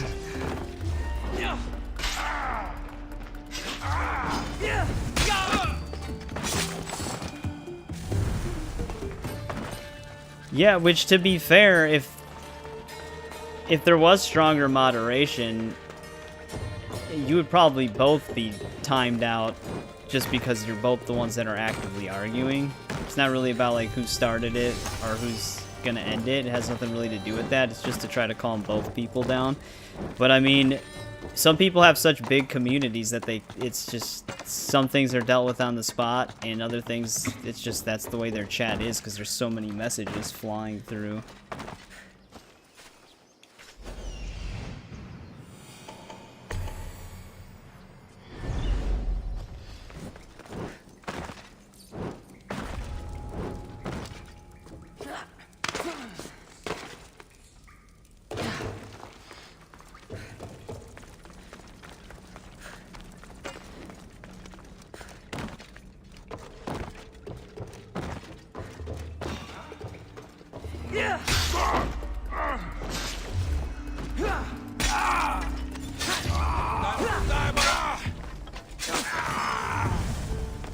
Hopefully this is the captain for this location. Yeah, you'd better keep your distance. Alright, there we go.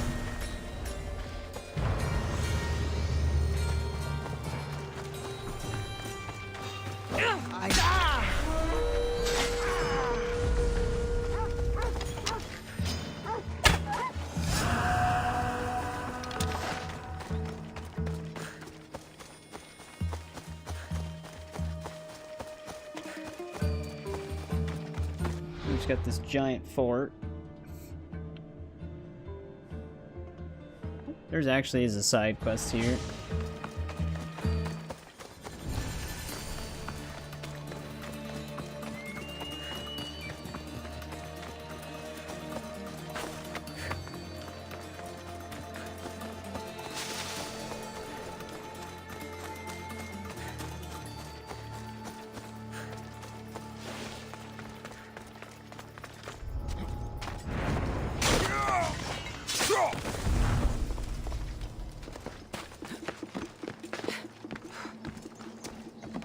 No, no, no, no, no, no, no!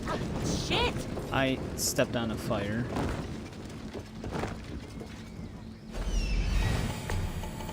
I know, Ian, and that's why the block function exists.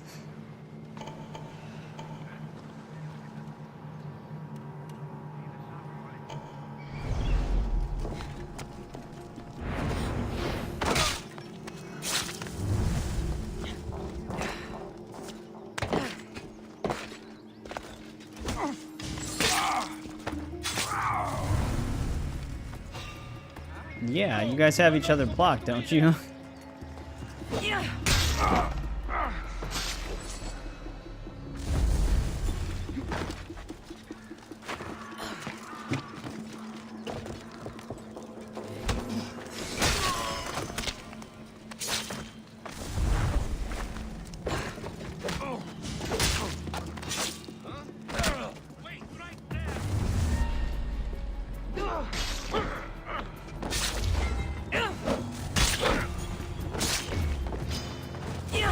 All kind of heading towards the same building here.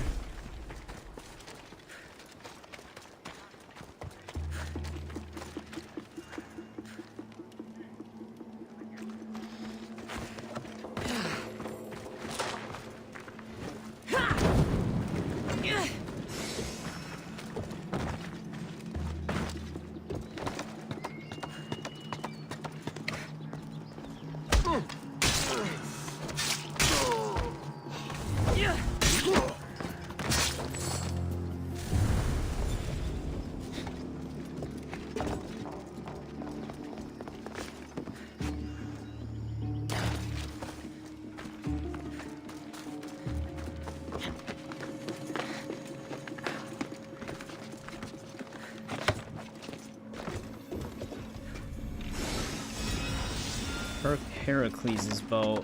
Didn't we loot that from a different chest?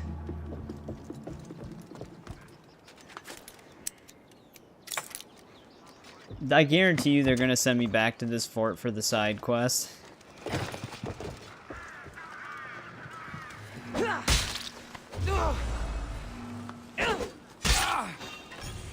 Usually when there's a big fort on an island. Actually, this NPC is also very unique looking.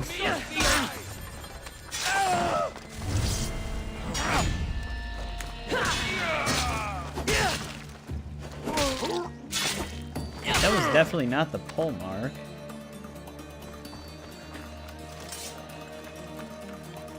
Yeah, as I've said, as long as there's no drama, I mean... I give people chances. We've had Crucible Destroyer in the community for a bit too, and that guy I also gave numerous chances to.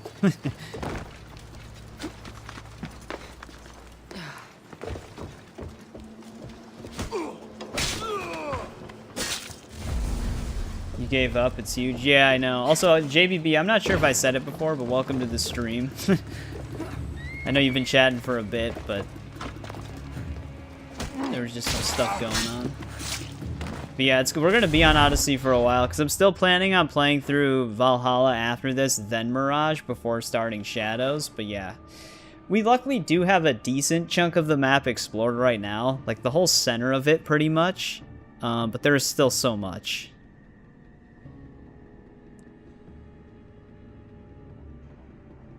I'm hoping that we can at least tackle some of this here, because this is probably going to be like the biggest amount of time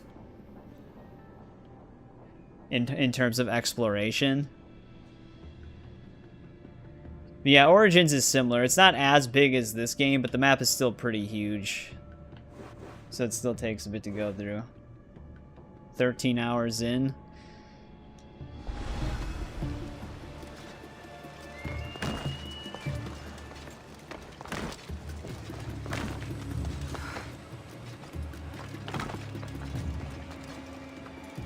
Yeah, I wouldn't really worry. As long as there's nothing going on in chat, there's no wrath that's going to happen.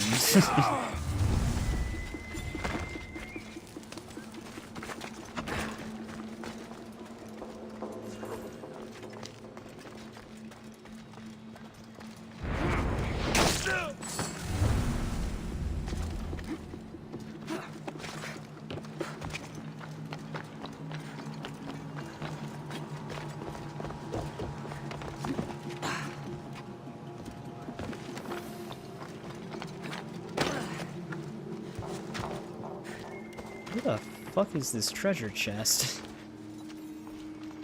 Oh, here we go. I didn't see this hole in the ceiling right here. I was gonna say, this is like a completely enclosed room.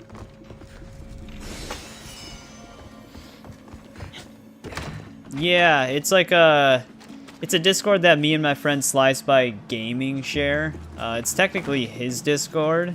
It's just a lot of members of my community are in there.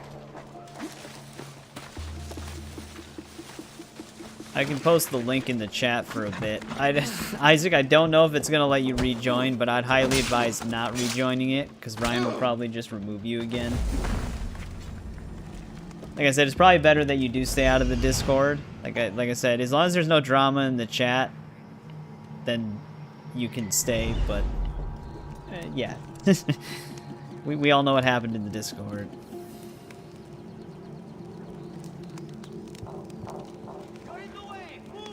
Let me see if I can get that link, though.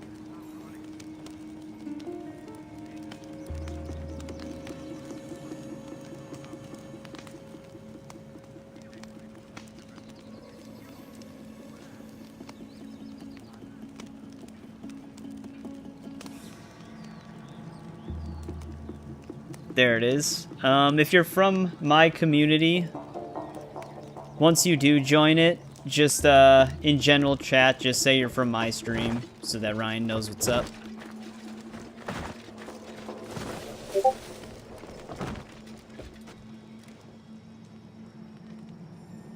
That's for Dylan.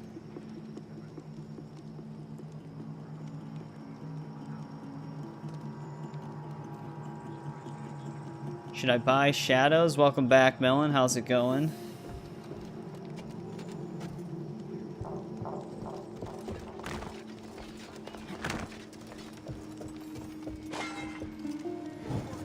I mean, that's up to you.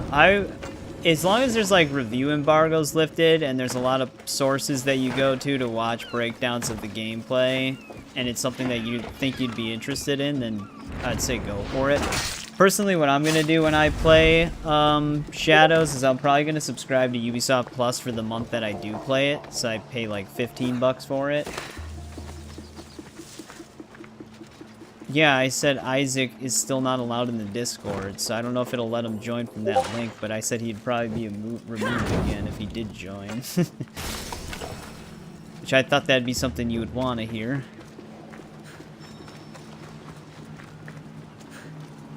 Yeah, that's what I'm looking forward to the most, is the stealth.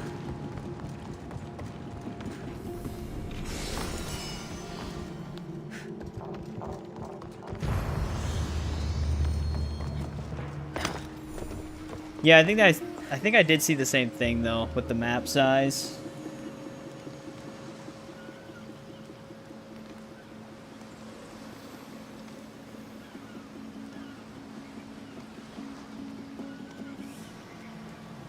Yeah, Sly Spy, he hasn't really been doing much on YouTube because he's been like crazy busy with work. But he usually does have some pretty good streams. I'm usually in his streams from time to time, too, just chatting with him in Discord.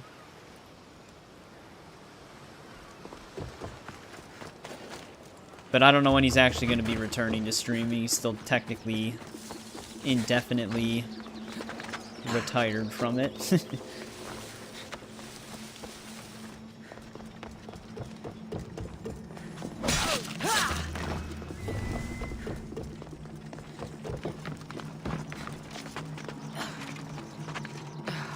But yeah, I mean, you could also do the same thing, Melon. You can subscribe to Ubisoft Plus, play the game, see if you like it, and then if you do, you can buy it. You'd still be paying a lot to just try the game out, but not nearly as much as if you fully purchase it for full price, and then you end up just maybe not liking it. Though I guess you could do the same thing with Steam, with the 2-hour refund window, but a lot of games nowadays, they have the whole 2-hour intro. So by the time you even start the game, it's already been 2 hours.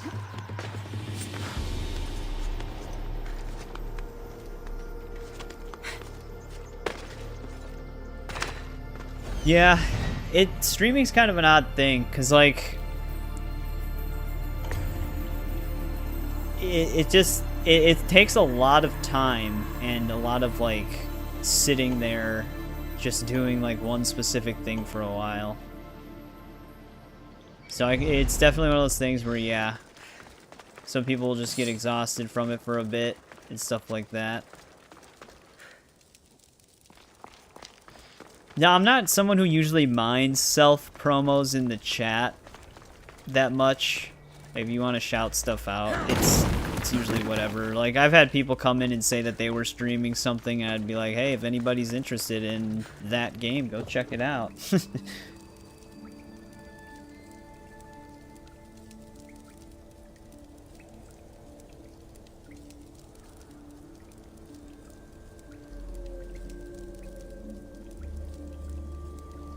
Yeah, the UB Plus route's probably the safest bet. Because you technically get unlimited access for that month. Which, I mean, $15, you won't be able to refund it, but at least you can just play as much of the game as you feel like playing. Plus all the other benefits you would get from it, like everybody's saying.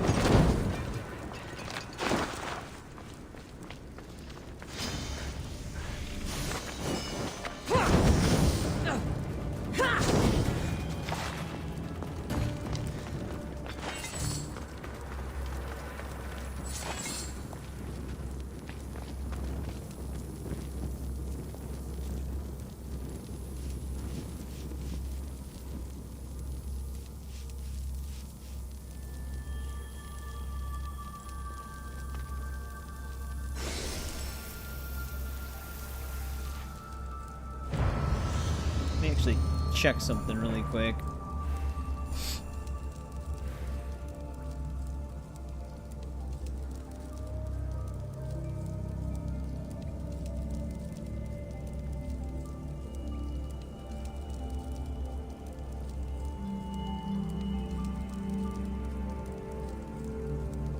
Yeah, the Discord's kind of quiet a lot, but it's usually pretty chill.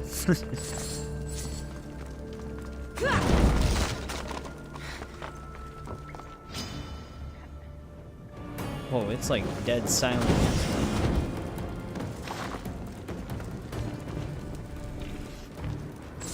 It always does that to me. It's like a speck away from looting the treasure chest and then it resets.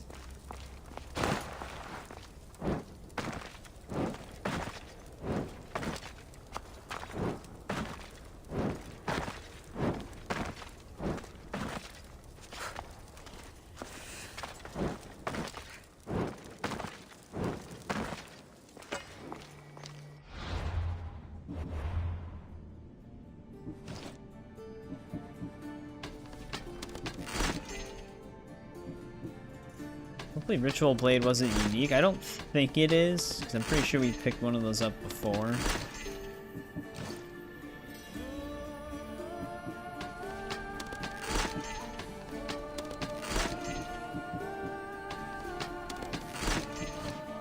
Yeah, I keep backing out when there's still more.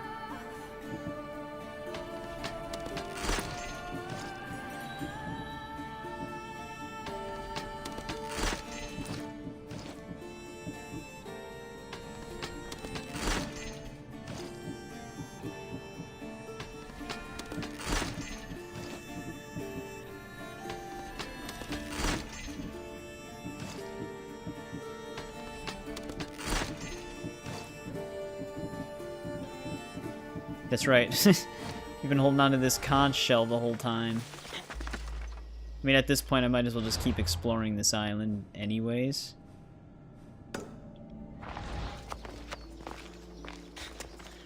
It kind of is a hard 100%, and it's not because of, like,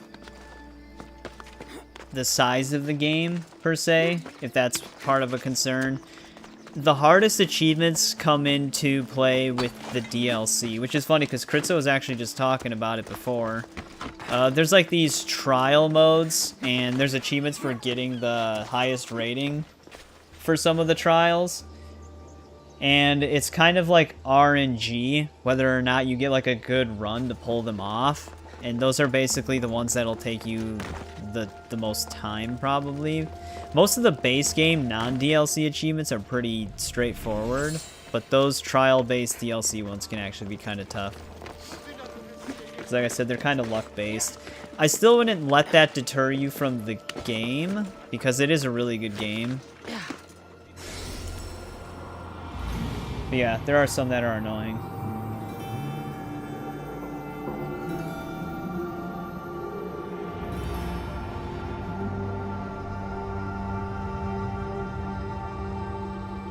It might even be less than 50-50. But yeah, it's like you kind of need like the perfect generated orcs with the right weaknesses to get it done fastest. Because like what me and Kritza were talking about, it's either like 50 minutes or less or something for one of the trials, so you have to kill all of your targets in. And depending on the weaknesses and strengths they have, that might make it impossible. Because they'll just take too long to kill. But, I mean, the thing with odds like that is that sometimes, it could definitely be one of the cases where you'll be the person that gets it done in, like, 2 tries, or you'll be the person that gets it done in 50 tries. That would probably be the extreme case, but with random odds like that on a video game, you never know. Like, you'll always have the people being like, oh, I just did that, it was very easy, and then there'll be someone that will be like, I'm on my 20th try and it's still impossible.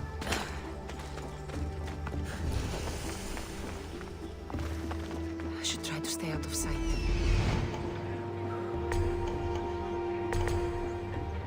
Played it when you were younger, but not 100%. Yeah. Those are like the one things that can cause issue, are the trial-based achievements.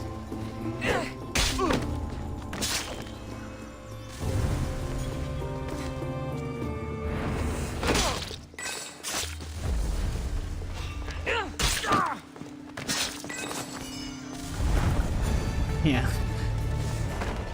Deadly precision. Well, that must have been our Athenian Archer global contract. I don't remember how many tries it took me, but I do remember attempting it at least 5 or more so times. But it's been such a long time since I've actually played through that game. Before I do anything else... It's another ship sinking one. Probably just for defeating Spartan ships. Shadow of War, I don't remember having anything quite like that, but it does have the whole siege grind for the end game. Forgot how many sieges you need to do to actually finish that, but it takes a while. Which, that's not particularly hard, it's just a time dedication. And that's not as influenced by RNG as the trials are.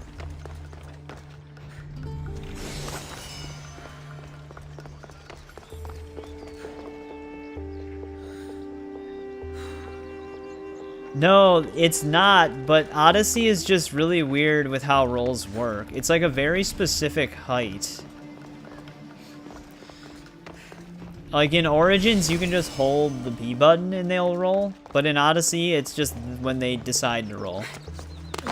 If you have the no fall damage perk, they'll do like where they hold their arms out and always land in a roll.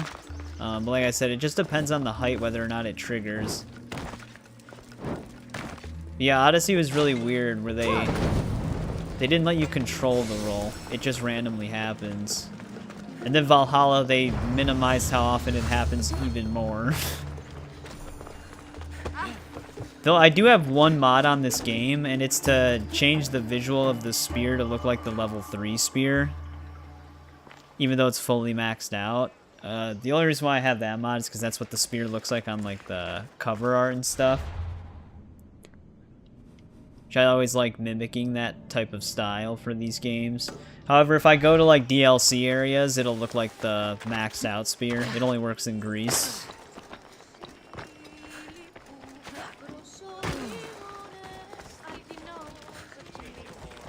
Modding Odyssey is a lot more difficult than modding the previous AC games, because I was able to actually make my own mods for those with the Anvil tool. This one, it uses like Forager files, which I have no idea how to mess with.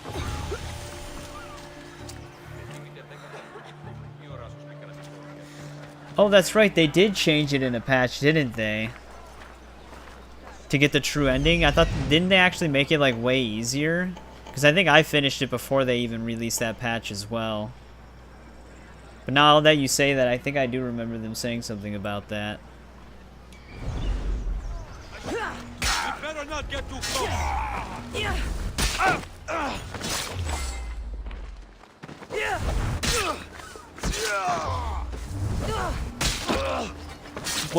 What specifically? Like just how to add things with it? Because repacking is kind of weird. Because you have to actually like go back to the unpacked folder, then click on it in order to repack from it. Oh, the victory outfit for Syndicate? Yeah, that's a... I'm surprised they didn't just have that as an unlockable. Come on. Keeps interrupting the steal. Oh, great. To replace the file. Yeah, if you've never really like messed with mod tools like that, it is confusing at first. And then once you actually like figure it out, then it's something that you can apply to a lot of the other Assassin's Creed games.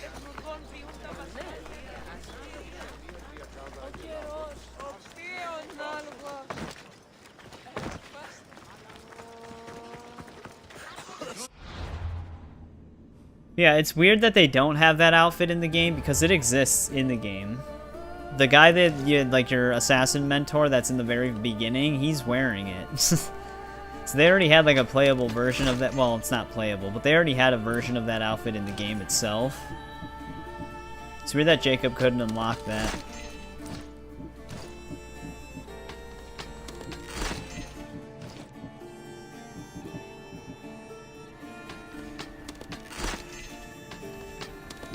I think originally too, for the original concept of that game, I think that was the protagonist's default outfit in like the early stages as well.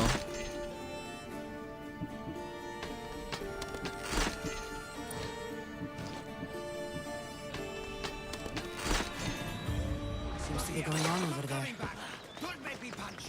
Oh, they're harassing this kid. But we can kick you. Don't come here again. Idiot! Can't punch her, but they can kick her. Keep me away forever. I'll find a way in. You look strong enough. Can you help me? Hey, what's with the Depends side on what you eye? need. Information. My brother Solon has been missing for weeks. No one listens. They say he ran away, but he wouldn't leave me alone. He wouldn't. He knows I hate being by myself. It's funny because Anyway, I have he was duplicates last of a seen lot of training the at stuff this in the school. ship chest I'm as sure well. it has something to do with his disappearance. So it's like I run into Please, the can you same help me issue find in out both what happened to cases. him?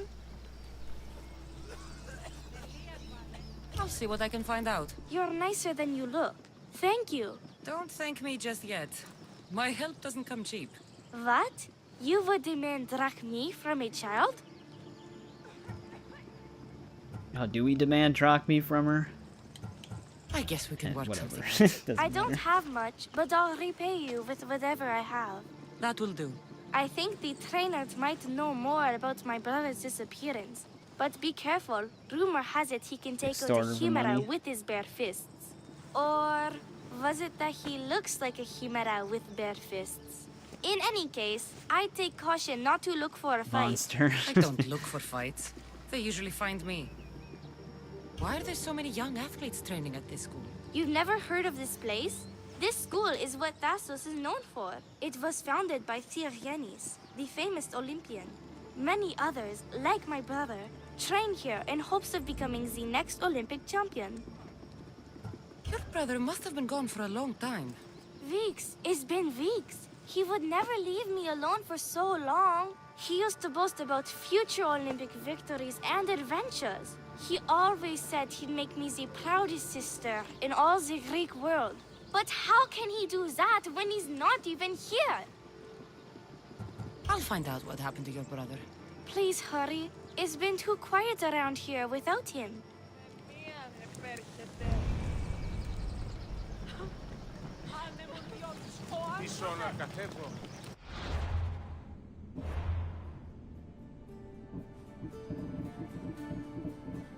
Ian, Isaac hasn't even said anything for like the past 30 minutes.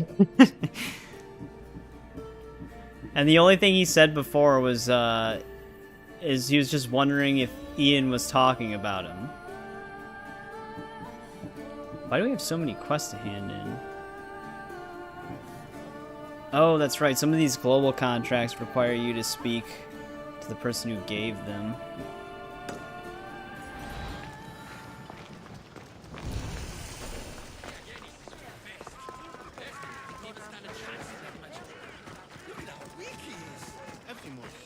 That name seems familiar somehow. Guess we talked to him right away.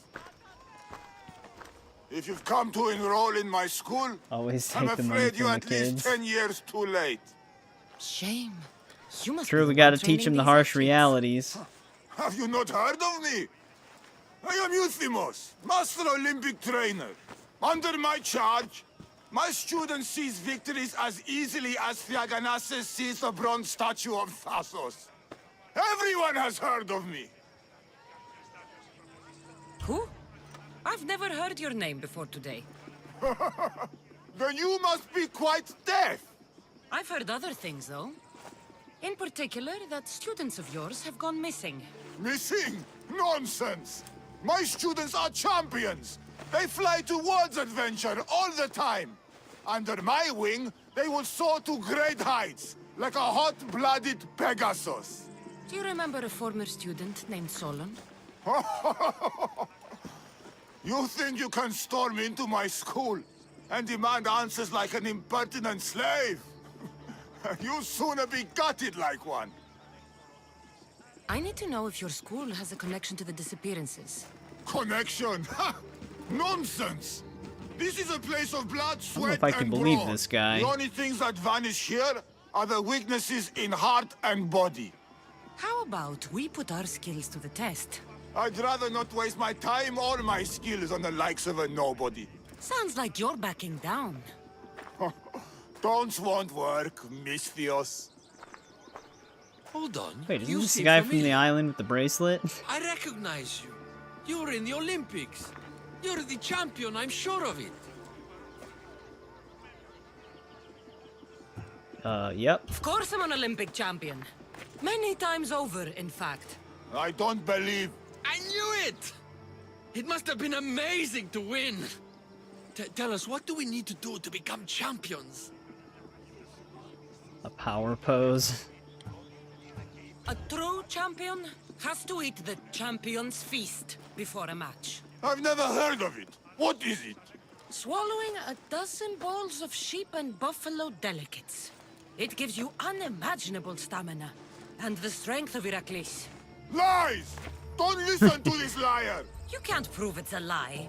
Yes, I can, because I've tried it.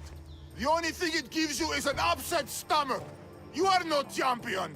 Prepare for the taste of defeat. But don't hit too hard. The Misthios... Wait, why am I fighting this guy?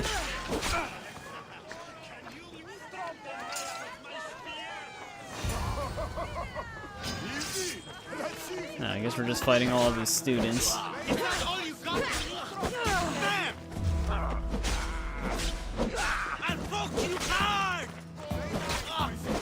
Ian, the reason why this drama can never be solved is you'll never know if Isaac's here or not.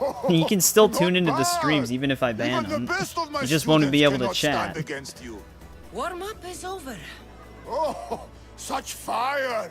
Come then if you dare. Face me like a real That's why I warrior in advised you our guys to block arena. each other so that you guys wouldn't have to interact with I'll each be other. careful not to It's break the too internet. You many can't bones. truly get rid of somebody no matter how much effort you put into it. That's why people are telling you not to My dwell on the loyal dramas, because students, if you just keep bringing it up, it's to always going to challenge be a me, problem. The great Euthymos at my our Yeah, I know, school. but the thing is, This he is just your needs to last create a chance, new account. Misthios. That's all he has to It do, and he can all chat end again. If you simply walk away. Are you done talking? Oh, we'll see what you are made of then. Hmm? We'll fight like real champions.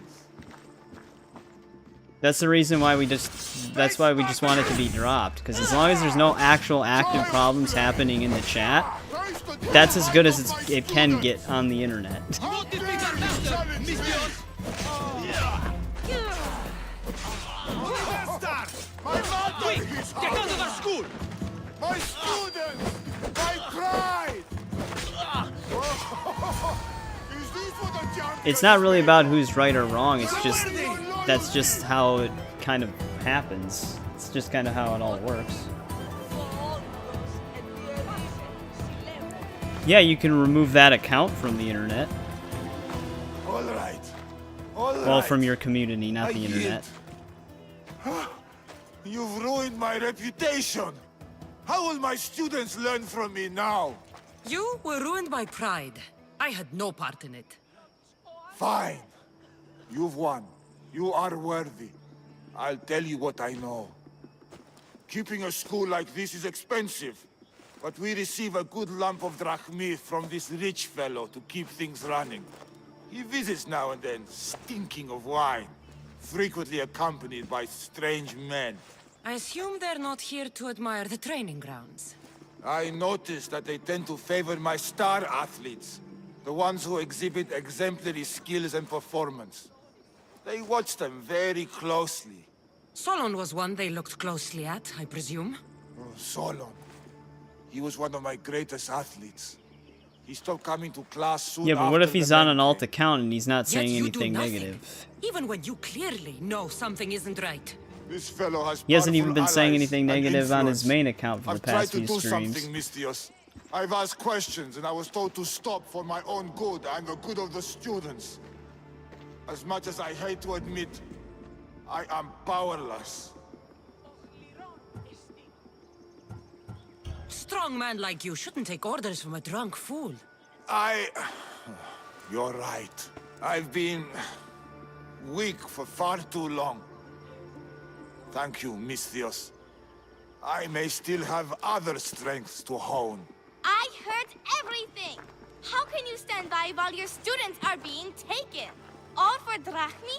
How did you get in here? Is she your daughter? Men It's like not that you it, are the like best. it's not that I it doesn't can't matter. rely It's on just you. the internet. I can't It's just rely on anyone. people I'm exist going on to it. Save my brother. Her brother? By Zeus, what have I Like done? I said, there's a reason he's not allowed in the Discord. There's a reason why you two blocked each other. It's to try to mitigate the issue as much as possible. Of this school. I need to act like one.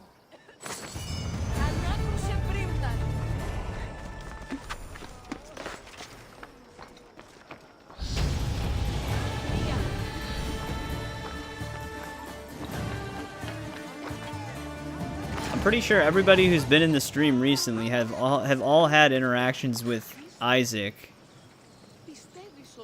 on and off. And Isaac has stated that he won't try to cause any sort of drama or try to actively troll people. And I don't think anybody has had an issue with him since. And there hasn't been any issues. There hasn't even been any drama going on until tonight.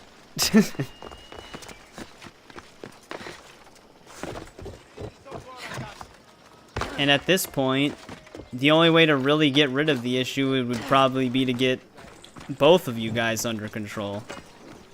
Because it takes two to cause a problem.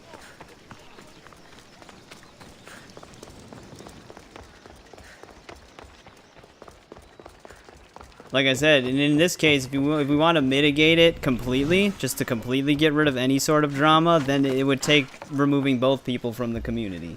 Because otherwise there'll always be an issue with one over the other. But that's the reason why I'm so lenient about stuff like this, is because gatekeeping the internet is not exactly a possible task. The only thing you can do is tell people to stop, and if they don't, take action in the immediate time that you need to take action on. And if one person's always going to keep coming back to bring back the same drama over and over again, do we just time out both of them? No, you wouldn't be removed for calling him out. You'd be removed for just never letting it go, even when there's no active issue.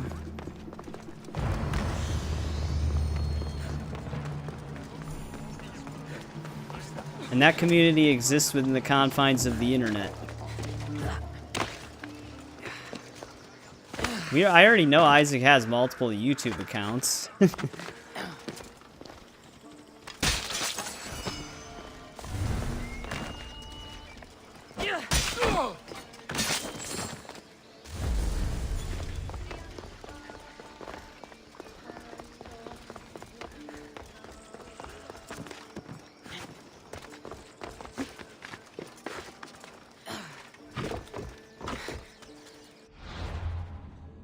Yeah, I know, it's very surprising, JBB.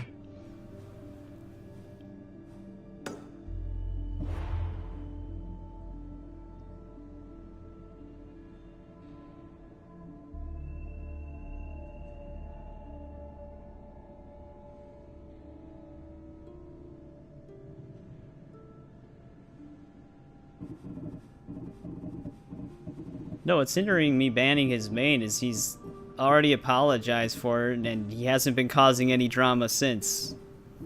So what's the point, you know? That's why I wasn't dwelling on it. I haven't really actively banned anybody, even some of the people who have come in and only trolled, because that's just gonna happen.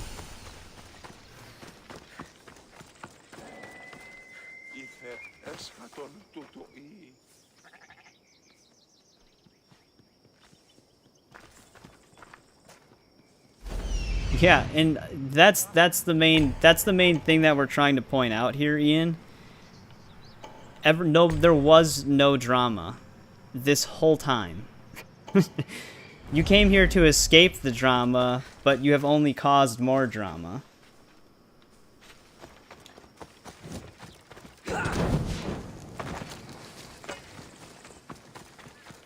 Oh, never mind. That was Kritzo who said that. My bad. But yeah, Kritzo, that's Kritzo's point.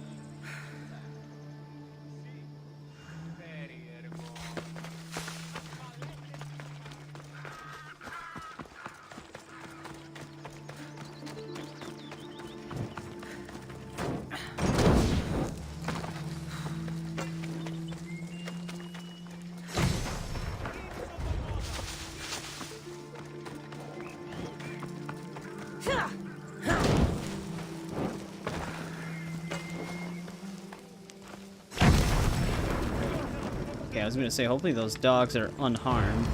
They are fireproof, so that's very good.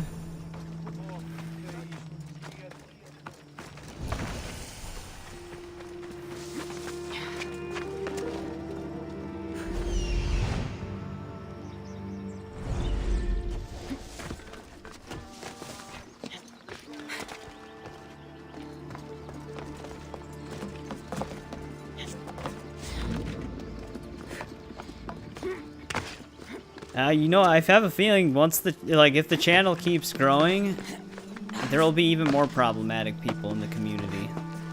Especially, like, if I start getting the typical hate watchers and everything like that. But even when it's something that's directly affecting me, it's just... focusing on the problem creates an even bigger problem.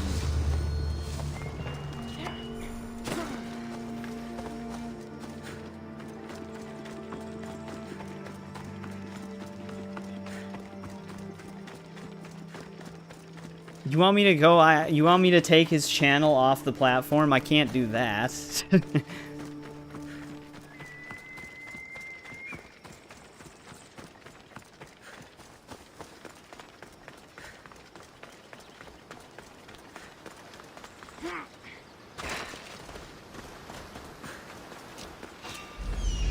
Right there!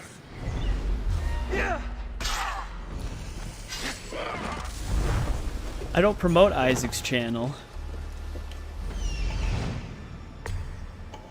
You know how many channels you should avoid on YouTube? Doctor should be here by now. He's late. Got you.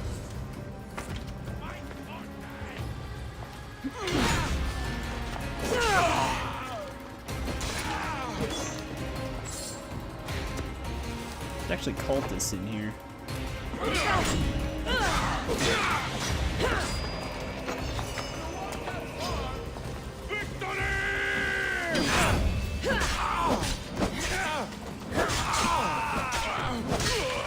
Yeah, but that doesn't stop his channel from being active. Like I said, I'm pretty sure Isaac's here right now, and he hasn't said anything this whole time. You guys are also blocked from each other as well, so you can't even see if he is here.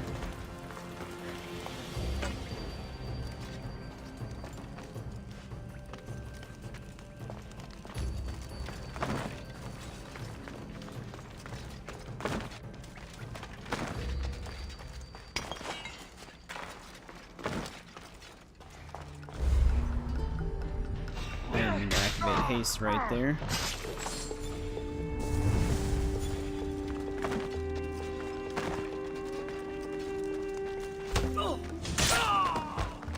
That person still is gonna have half health. He must have got a lot of critical damage on that.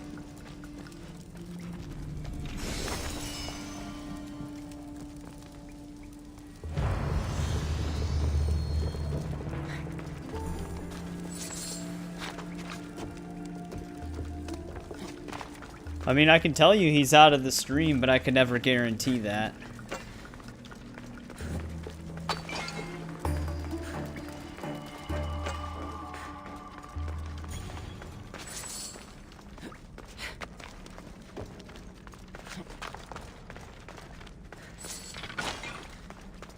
That actually, all that was in here was just cultists?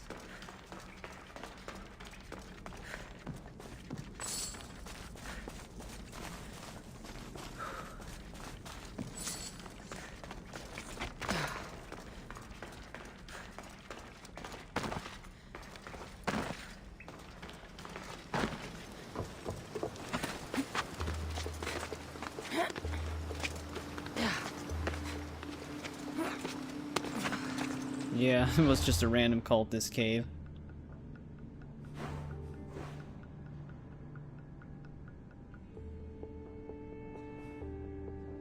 I think we actually finished up this island. They only had the one side quest there.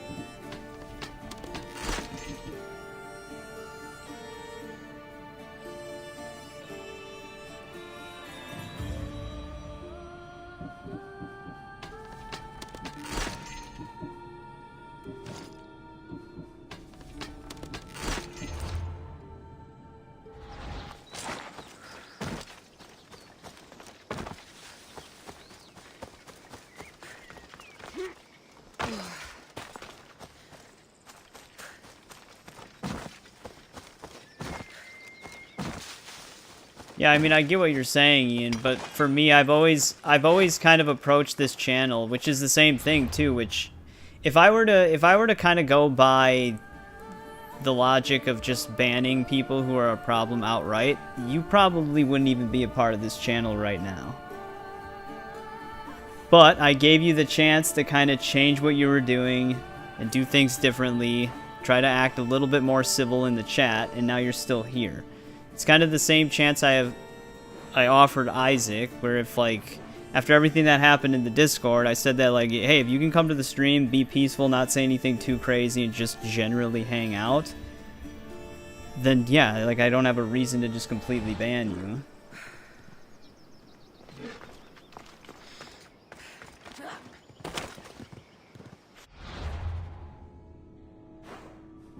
Which literally, since then, Isaac hasn't really done anything but be supportive of the channel. Kind of just be normal in the chat and everything like that. Which, like, I feel like if that's the case, then as long as there's no other crazy drama that springs up and everybody's civil and relaxed about everything from here on out, then it's just then it's fine. However you feel about past events, it's done with right now. Well, yeah, he's not allowed in the Discord anymore because he got in arguments with multiple people, which is why we just kicked him out. Like I said, I'm not saying Isaac hasn't said stupid things or done problematic things in the past. Which is why we always, like, timed him out. Now he's, like, basically perma-banned from the Discord. Hey, welcome back, it's Okuro. Did you finally get some sleep?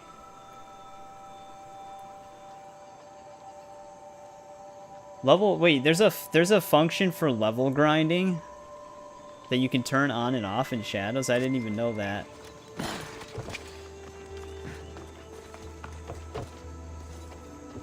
I have what you need. Give it here, then. One shell delivered safe and sound to the Queen of the Sea. Your services are appreciated. Let me know if you need anything Yeah, else. but Ian, you're talking in circles here. You want me to ban him so that you can ignore him, but then you're constantly telling me that this is something that can't be ignored.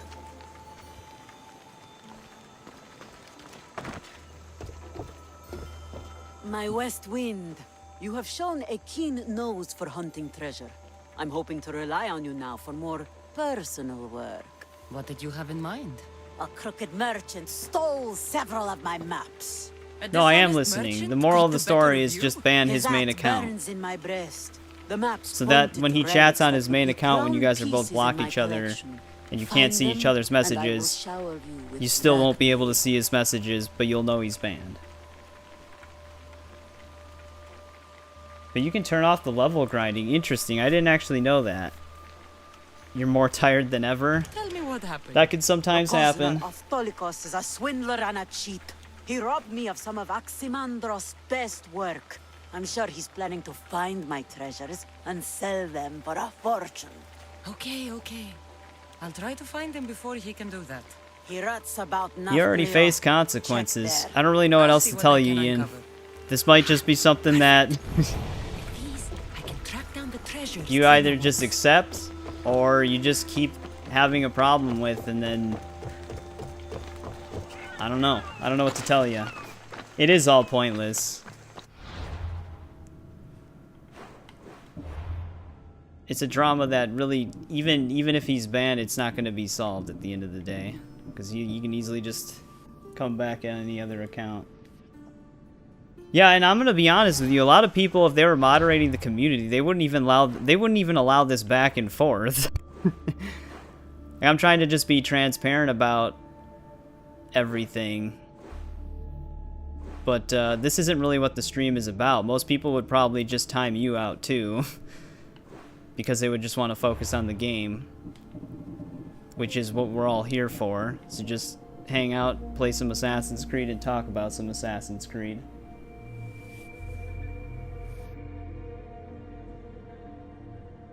But yeah, I mean, we can easily make this drama free right now.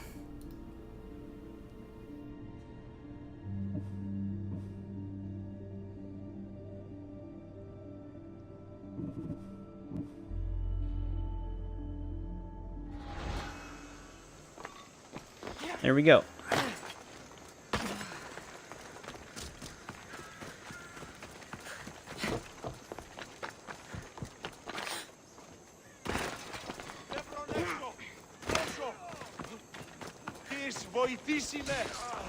Are they just slaughtering people in the city?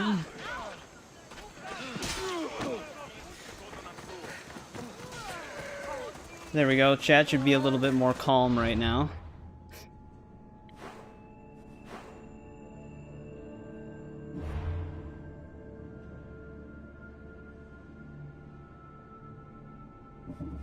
Yeah, like, I mean, everybody who's known Isaac for a while has known he said some stupid things and has caused problems. Which is why I said that if he does do that, he's only got one chance left. But if he can be civil, be peaceful, then it's fine. We can move on from it. And that's kind of where it ended until some people just wanted to try to repeat it. She gave me treasure maps to something, right?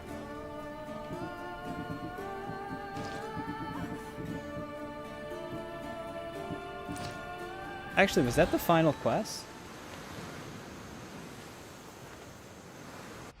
Throw the dice. Oh wait, did I just forget to talk to her? Yeah, and like I said, I've usually given people a lot of chances. As I've mentioned before with Ian, he has said some racist things in the past and stuff like that too, and we timed him out for a really long time. And then he'd come back and say something else again, and we would time him out again. And then I basically was just like, look, if we keep timing you out, at one point you're just not going to be able to come back. So then he stopped.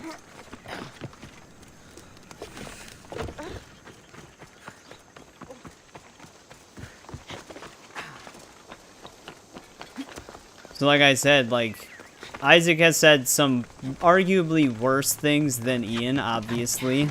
Like, no one's actually saying anything about that. But Ian has also said some pretty messed up things in the past, Have too. you found that pig of a merchant of Tolikos? Oh, that's right, okay. We already tracked it, but I do have to kind of find it.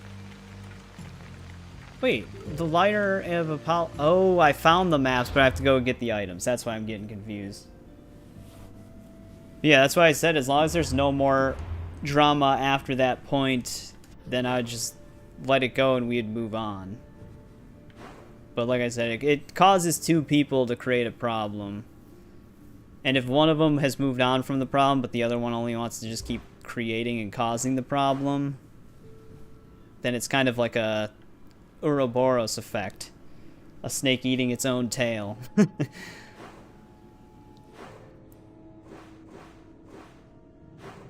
We sailed all the way over there. So we had picked up these maps way before. That's why this quest was confusing me at first, but it's these right here.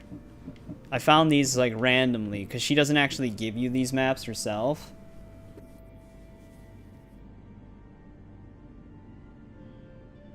But now I gotta figure out where the hell these are.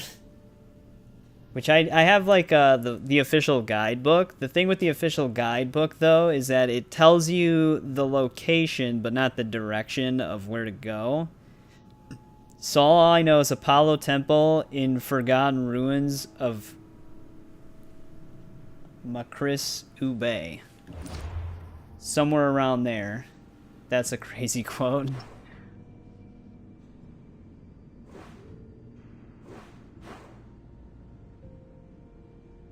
So it's going to be somewhere here. Apollo Temple of Forgotten Ruins. Why is that such a long name for a location?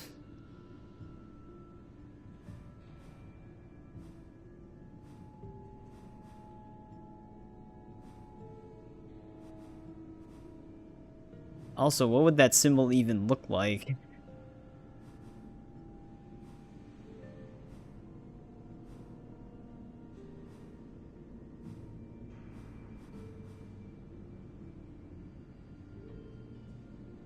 Maybe it's Forgotten Ruins of Makris. Maybe that's the location name.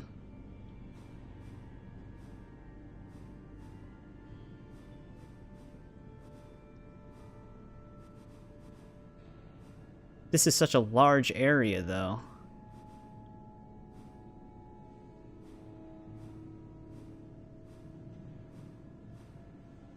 Apollo Temple, though. Alright. There's Apollo Temple. No, we have not made it to the arena yet. I still have to head out that way. That's in the bottom right, I believe, right? Yeah, it's right here.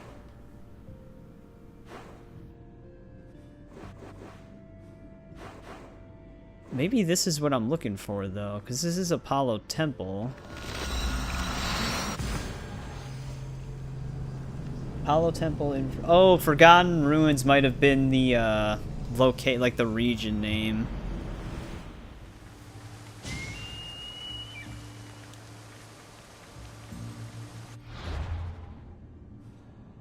Yeah, Forgotten Ruins of Makris, that's why. I was looking for a location name.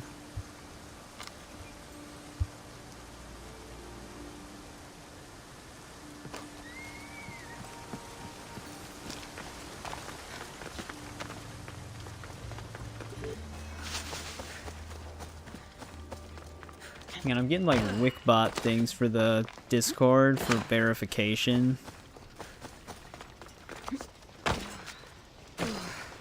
I don't know if I need to verify the people who joined or not. Oh, okay, no, it's just telling me of successful verification, so you guys are good. I wasn't sure if I needed to do something on my end.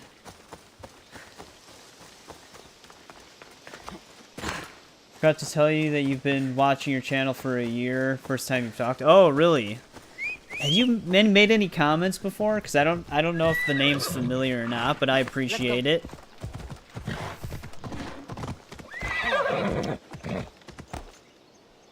Well, Hopefully our horse survives that. Yeah, it's good. But yeah, it's been going pretty good for the most part. I've been on it for like a little over 2 years for YouTube. That Harry Potter stuff actually did kick off pretty nicely for a new channel. I am stuck between these two branches. You're shy? That's no problem. Usually for me too. Like I know I'm talkative during streams usually. But like if I'm watching someone else's channel or if I'm subbed to them, I usually don't leave comments that much either or chat that much in live chats. So I'm kind of the same way. Found it.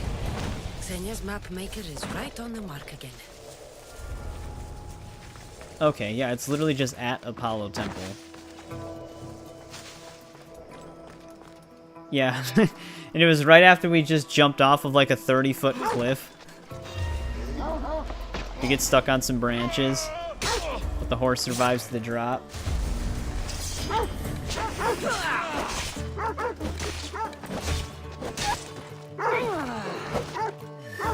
Sorry about this, dogs. You're with the wrong people.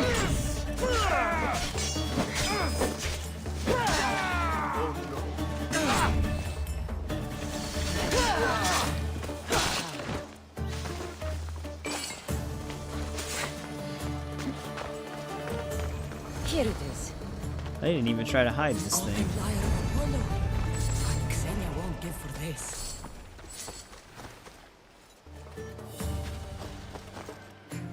Yeah. Just disoriented him a little bit. You were a bit shy too, Critzo. Yeah, I try to be as welcoming as possible, which kind of leans back towards my leniency with certain things, but I mean, there's obvious issues in a chat. Like I said, I've banned like one person from the chat, and they were saying way worse unhinged stuff than Ian and Isaac. That was like the only person I've ever banned so far. But otherwise, like I said, I just try to give as many warnings as I can until people change. Which usually works.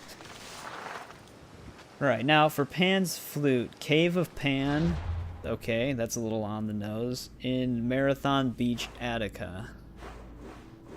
Hopefully Marathon Beach is not in Athens, because if it is, we can't really go there.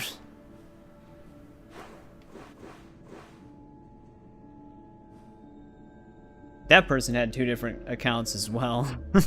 They haven't come back on their alt account yet, though.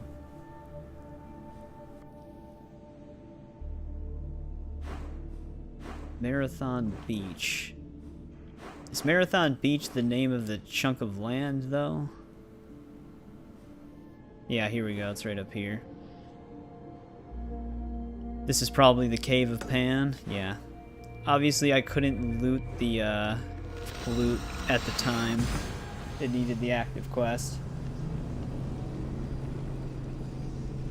Yeah, you never really know with this game. You would assume. I've had, like, you know those tablets or the papyrus scripts? Some of those have, like, messed up descriptions. Like, they'll tell you to head east, but then you actually have to go west.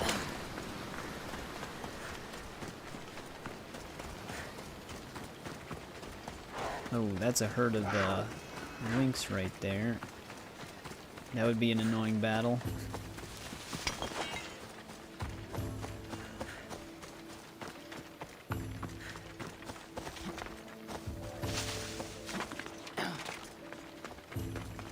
Weast, yeah. Patrick.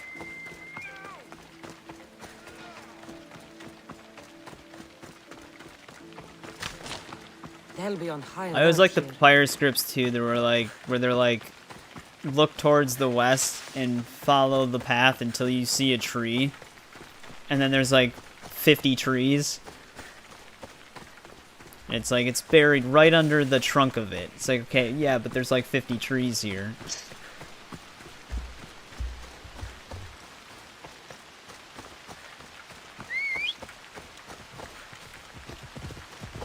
Phobos, please. I know I ran you off of a cliff, Let's go. but I don't want you to run from me.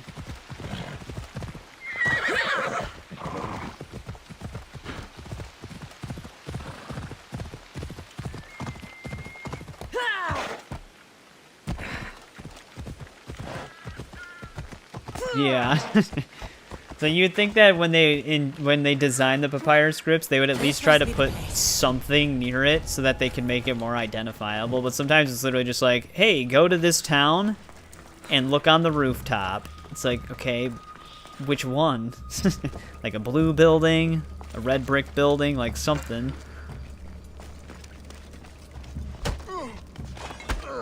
Yeah, they've been talking about that, like, Hogwarts director's cut or some sort of expansion for a while now, and I'm still curious to know if that's real.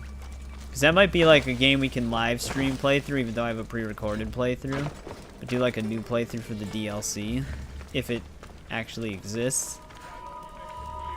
Still gotta finish Hogwarts. Yeah, it's kind of a bigger game. I've had a couple of friends not finish it as well due to like some of the puzzles and stuff that they just didn't want to do anymore.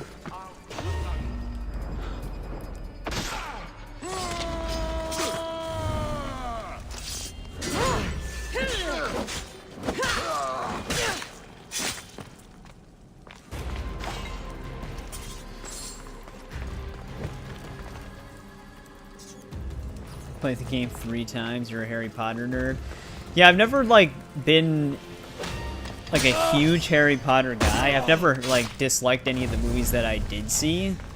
So that's why it was kind of my first time playing a lot of those games. But I was really excited for Hogwarts Legacy because it just looked really good.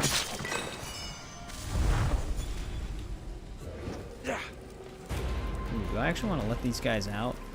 I don't know if they're just going to attack me.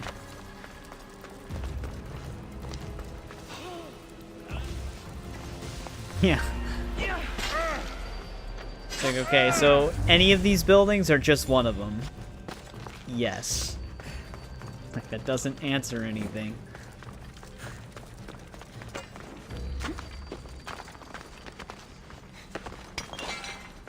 Yeah, I've played almost through it twice. My second profile was just kind of, I was just messing around on it. And then I had 2 other saves for the reaching the talent tree section of the game for the achievement with each school.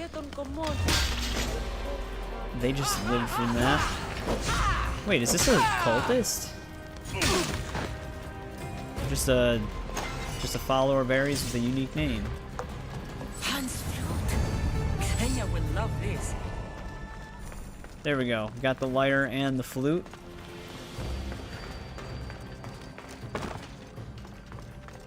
I feel like any company that would pick up those old Harry Potter games to do like a collection or a remaster for, that would be like easy money for them.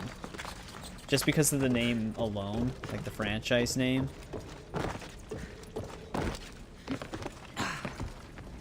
Because I actually thought the older games were mostly pretty good. Some of them were weaker than others, like Gauntlet of Fire, because that was like a weird arcade setup. But Sorcerer's Stone through Prisoners of Azkaban were actually pretty solid. And then the other 2 that they had for Order of the Phoenix and Half-Blood Prince, those actually had a pretty good spell setup with like the analog stick to cast them and stuff like that. I thought that actually worked out pretty good. And then, yeah, Deathly Hallows 1 and 2 were actually, they were fun, really short, but those had like a third-person shooter setup.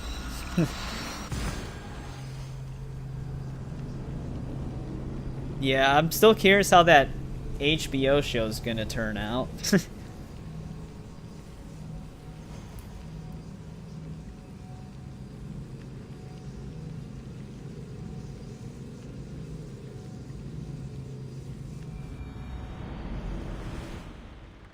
They already have a blueprint, they just need to follow it.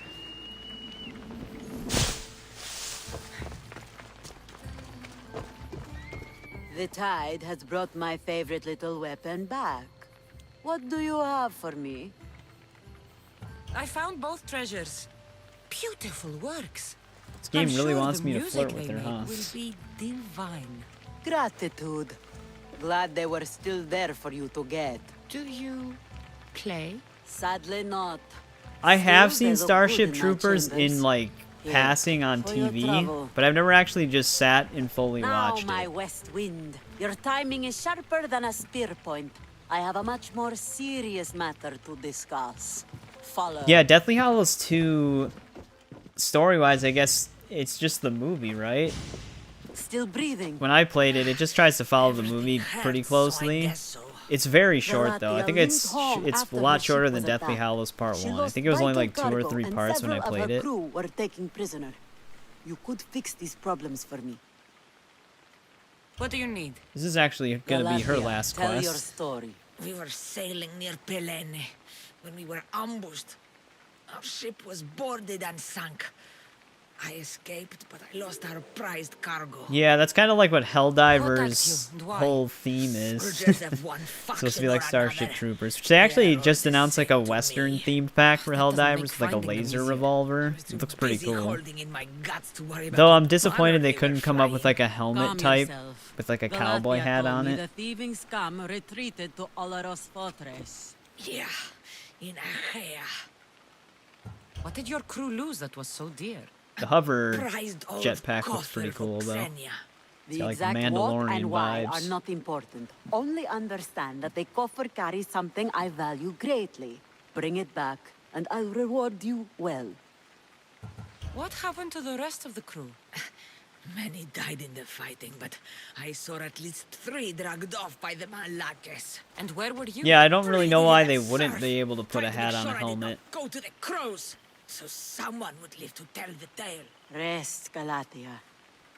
Among the missing are my master And of it maps, seems like the cooler Anaximandros, looking suit King that actually Eye looks like Ida, a and lawbringer Galathea's outfit brother with kind of keepers. like a They duster are coat all type look to it with the terribly shoulder loyal. pads. That's the It one would that's be on a the shame to Superstore, but lose not them. in the War Bond. Leave it to me. I'll So find they your kind of did crew that with the and your last War precious Bond as cargo. well. The like not Justice, the Martyrs of Freedom, I think it was called. The cooler outfit that had the same benefit was actually in the Superstore. And not a part of the War Bond. That seems to be like a thing they're doing now. Like the one that they know people would probably like more. Oh. We have not been to this region.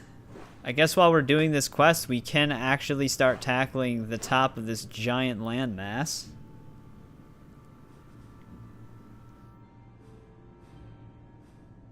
That'll probably take a bit. What is this? Oh, there's still the Prince of Persia thing. Wow, we might be able to take a quick detour down there. I'm sure somewhere else I could fast travel to. Either way, we're gonna have to travel for a bit.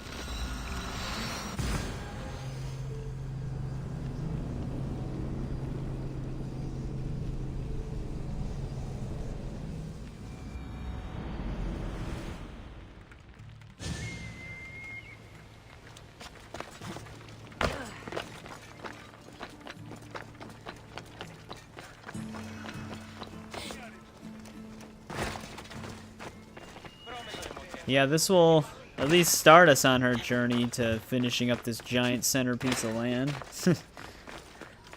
This is like a majority of what I did want to explore in this stream, but I forgot we still had Xenia side quest that we had to get through. Just down 7 Reese's Cups.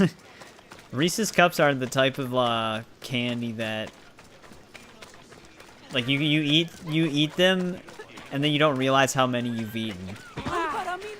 I'm not much like of a heavy eater that much, but like there's like Doritos is one of those foods that like I'll be eating from the bag and not realize how many I've eaten, and like half the bag's gone. And I'm not even like that with potato chips or anything, but for some reason Doritos I just can keep eating.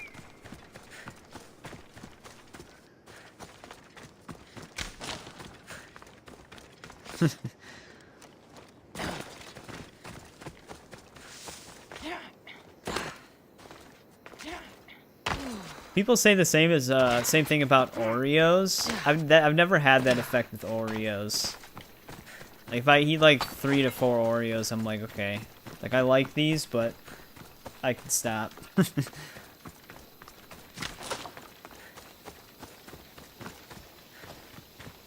Yeah, they're doing the old Coca-Cola method. They just put drugs in it.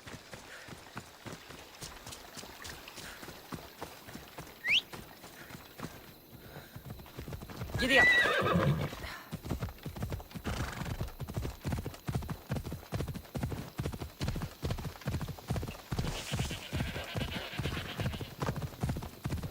Yeah. I heard that the one company, the company that actually basically created Oreo before Oreo, I always forget the name because it has a really weird name that doesn't even sound like a dessert snack. But I heard that their cookie actually tastes better than Oreo, but they're just not as popular anymore because Oreo kind of destroyed them. But they're actually still around.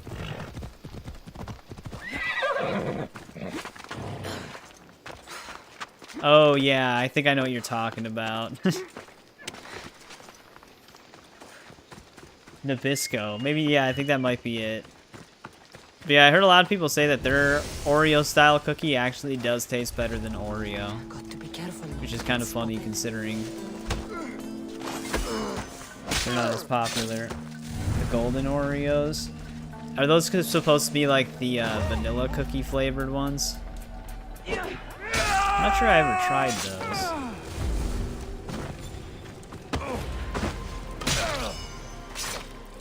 Drugs for Coca-Cola? Yeah, it was like a thing where, I don't know if it's where they got the name from, but they used to put like Coke in Coca-Cola for like a little bit. A long time ago.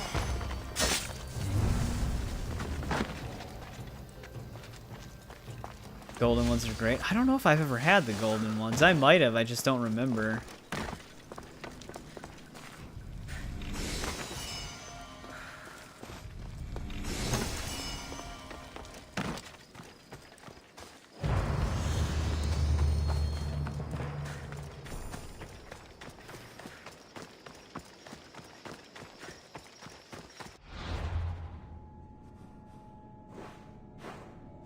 Oh, we're going to be approaching that fort right away here. There's also a leader at it.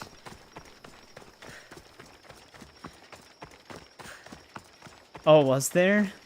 It was good? I would have been interested to try that. Coca-Cola Oreo.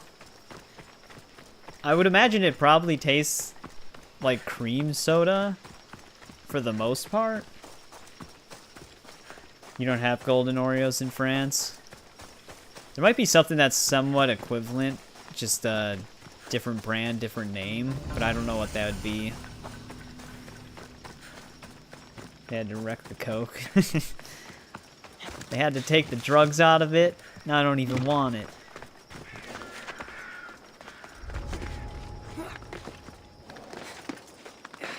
Kinda. Cream soda with like a hint of chocolate.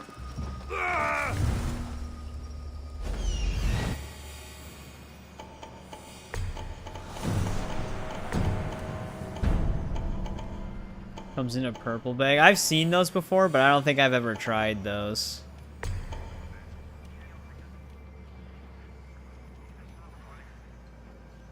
What is this circle trying to point me towards? I don't even know. It spotted whatever it was trying to spot.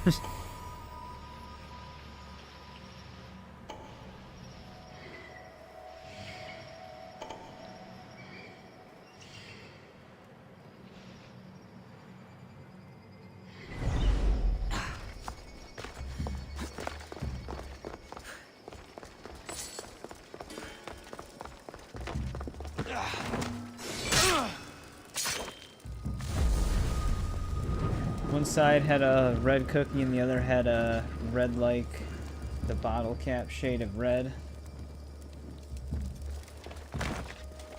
I mean, the other side was black. Wait, for the for the drink.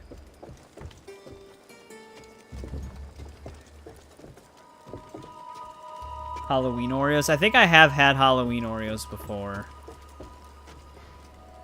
So it's funny. Usually when a lot of companies do those like limited run flavors, they're usually like the better flavors they come up with.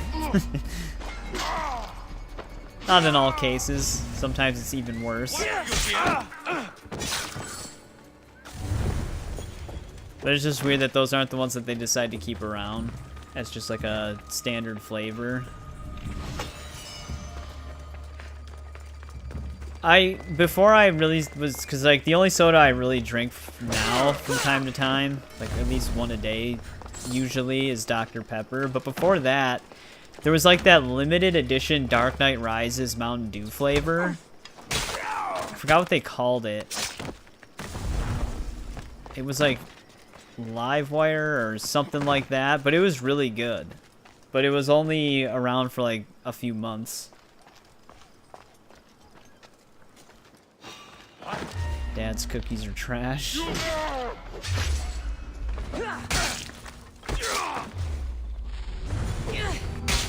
And then once they discontinued it, that's when I kind of switched to Dr. Pepper.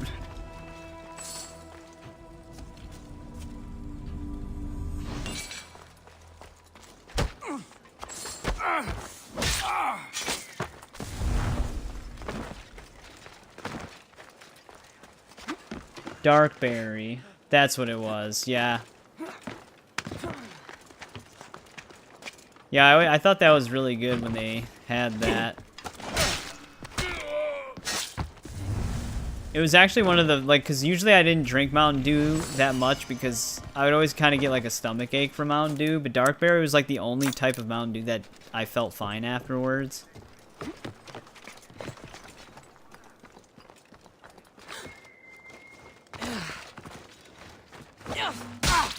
Might as well just throw the spear at him.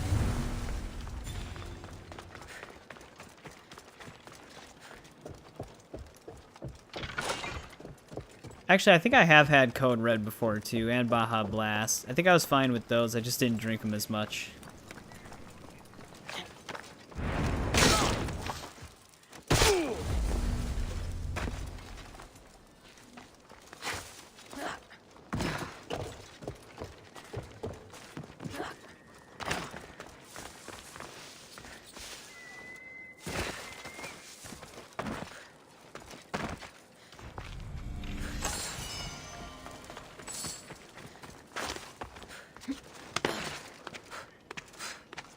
Yeah, it's a part of the Mountain Dew experience, pretty much. For standard Mountain Dew, at the very least. This leader is completely surrounded right now. Did I set the trap at the fire? I don't know if I did.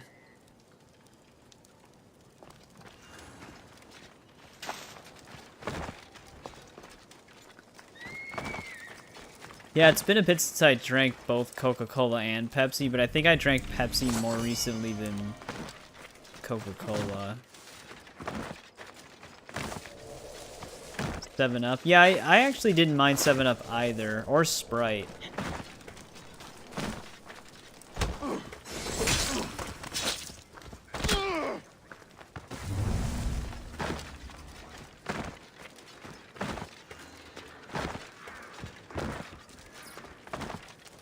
I have to roll for a little bit, because chances are I'm going to find more loot that I have to dismantle. Jesus Christ.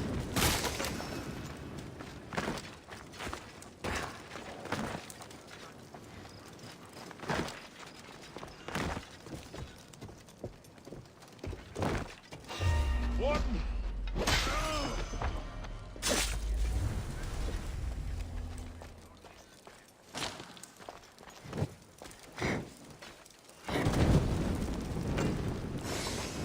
Oh, has Pepsi, like, recently changed their formula or something? There was, like, something... This isn't, like, soda-related, but, because I usually... If I don't have anything major for a meal, I'll just heat up popcorn chicken right away. because it's just quick and easy. And before that I was eating chicken strips instead of the popcorn chicken, but they switched the recipe for the chicken strips, and it all of a sudden started tasting really weird, but they never touched the popcorn chicken with the same recipe.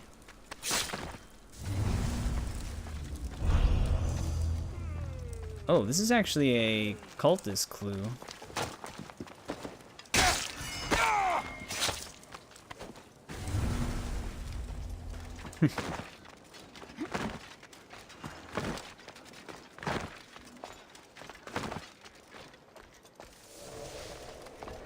But it was always so weird to me. The reason why I bring it up is like, why would they change the recipe for one but not the other if they believed it actually tasted better?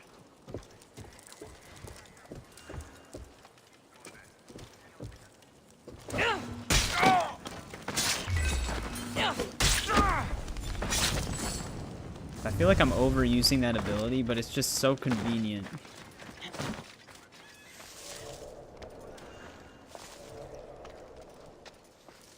Banquet chicken nuggets, interesting.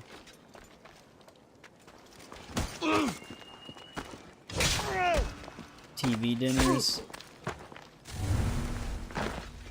Yeah, I just have like the Tyson's chicken, popcorn chicken thing.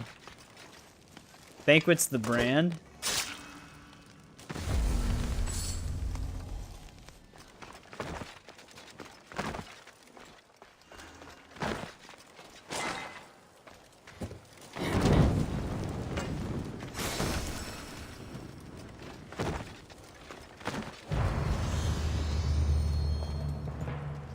Banquet is the brand.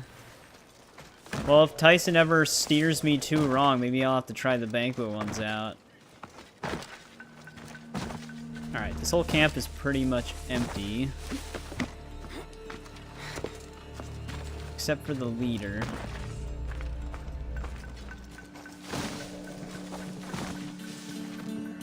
Wendy's. I'm trying to think the last time. I think the last time I've had fast food was probably a little like, it's probably gonna sound crazy, but it was probably like over 10 years ago, but I think it was Taco Bell. I haven't had McDonald's, Wendy's.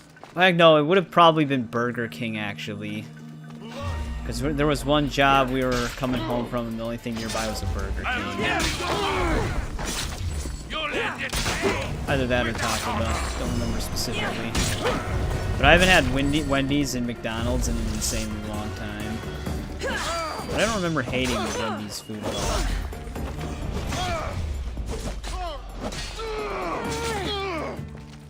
Rented Glory. That must be one of the randomly generated quests. Alright, now we gotta find where her people are tied up, while also looting the other chest.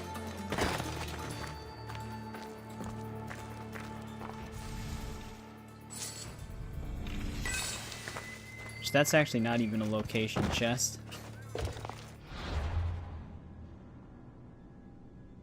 Yeah, I know. I still remember when there was like a $1 menu. Now it's a value menu and things are like $2 to $3.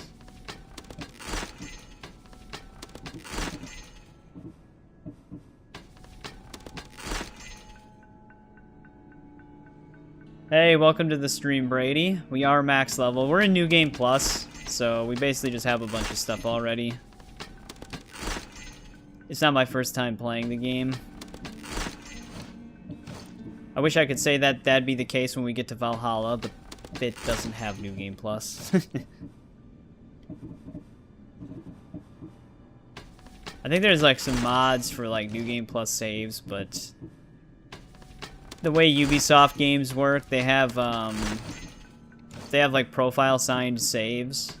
So you'd have to like go through a whole editing process to make the saves compatible. Which I probably don't want to deal with all of that. McDonald's is $17. Damn. That is pretty expensive. To be honest, I don't even know what it's like here. I haven't been to a McDonald's in a while.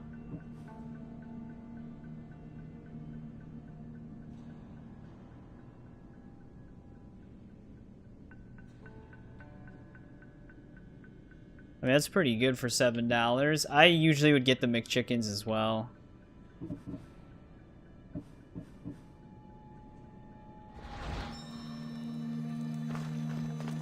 Yeah, so to be fully... I mean, I hit level 99 actually before this, but on the PC version specifically, but I appreciate the sub, thank you. For the PC version specifically, they came out with, right after Fate of Atlantis released, like a month or two after Fate of Atlantis, they came out with user-created contracts. And within like the first week of user-created contracts, people were creating contracts where there was just like a bunch of enemies idled that you could just assassinate and kill. And then when you would finish the contract, you would get like a shit ton of XP. Granted, I was already level 99 prior to this, because this is also when they added the mastery level section. But it would just give you a shit ton of mastery levels at the time, so we also have like a bunch of additional ability points. So this is like a really high leveled account. But yeah, they quickly got rid of the user created contract XP payouts and they capped it. And then at some point they also just continued the user created contracts. I don't think they ever made it to console, but I don't remember.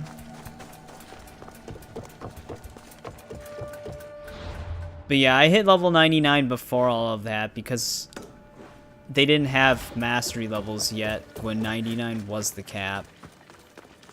But yeah, when you compare it to Origins 55, this game has a lot more levels. Where is also... Can be freed and carried out of the fort. I haven't even found a crew yet here.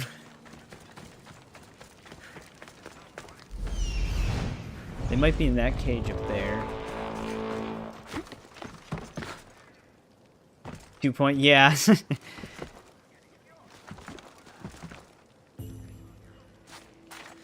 Normal numbers. The one attack that we do have that's a perk of the Ezio suit, the reason why I have the full Ezio set, is 100% cooldown duration of Hero Strike ability on successful parry. And the Hero Strike uses assassin damage. When you times that with the additional critical hit damage, which is also part of this, like 30 plus damage with sword, 10% crit chance, and other stuff from this weapon too. Basically, if I do a perfect parry, I can just always Hero Strike right afterwards, and it just does a shit ton of damage. So I usually save that for like these guys, for example. Like if I fight them, we can just do Hero Strike like right off the bat. That was 1.3 mil for that, and they're already dead. And then if I get a parry on this guy, I get it back immediately, and I can just do it again. Like that. So it just makes Hero Strike insanely OP.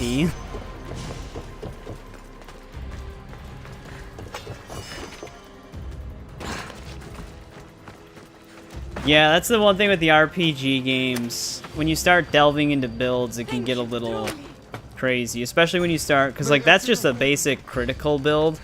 Well, maybe not basic, but if you're gonna try to build like an elemental damage build, it gets even more crazy. Like if you try to apply poison, fire, or whatever else the other effect was.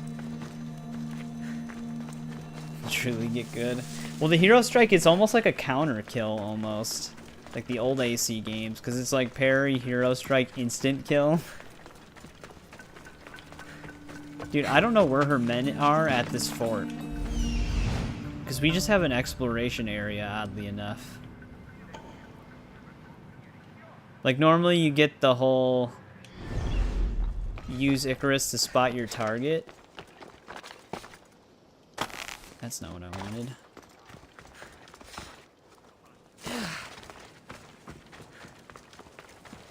It's like, where are they keeping these pirates?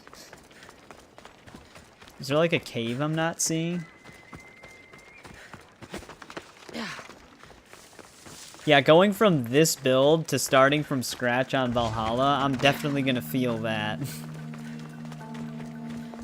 And since that game has been updated so much, I don't even know what's really considered good anymore. Oh, I wish I had Spartan Kick equipped. Would have just kicked them off.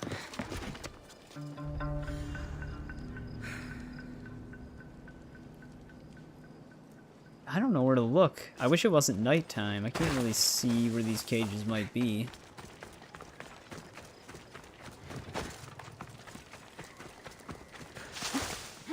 I think that can happen on the zipline thing. Revelations, I think it can do that too.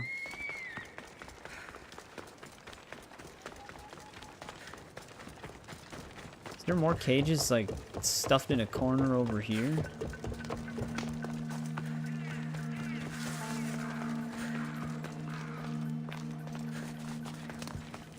You're home now?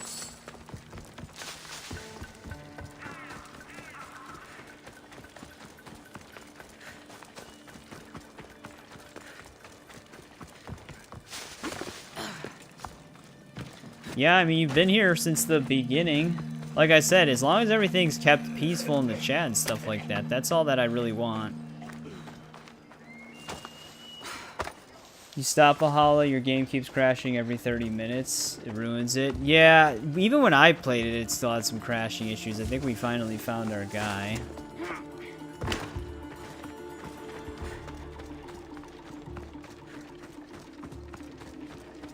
Came here for one person.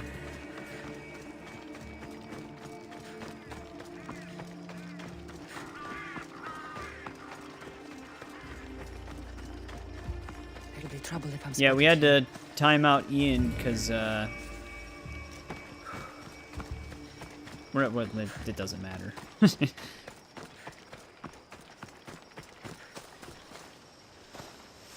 You must be Anaximandros. Yes. How We you did know? find our guy finally. So many of your maps. I'm surprised they don't let me know mark you. that Our precious cage. cargo, Xenia's coffer, will be held in their treasury. Can you recover it? I will. May Poseidon shower you with fortune for saving me. Thank you. You should be safe now. Yeah.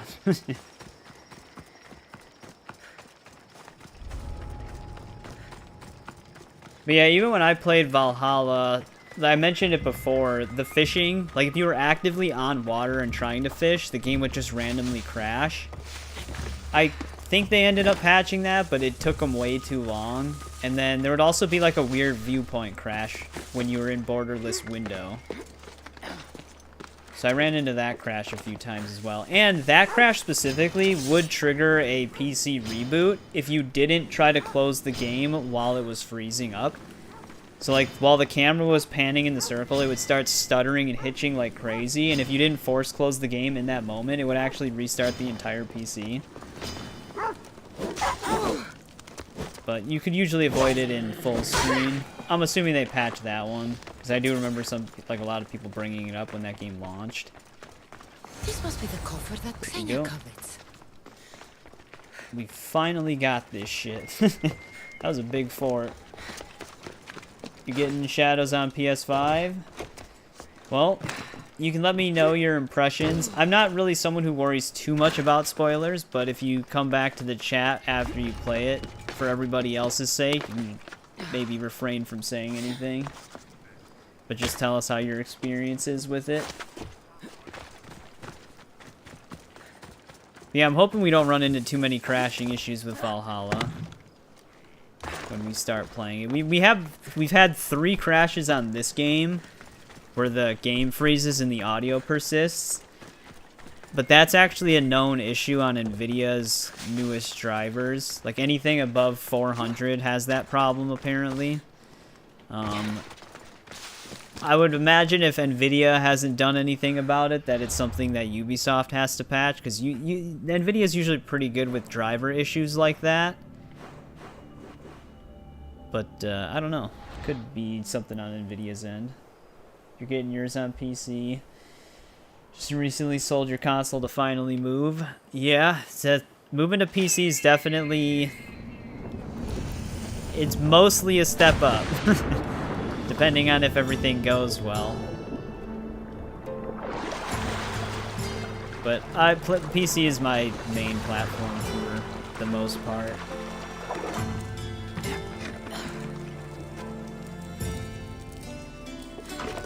The screen freezes. Are you on Windows 10 or 11? Itso, Kuro.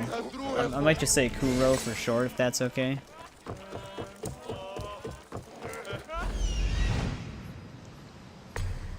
Because these games might still have problems on Windows 11. I don't know. Yeah, PC has so many different hardware configurations that it's kind of hard to diagnose.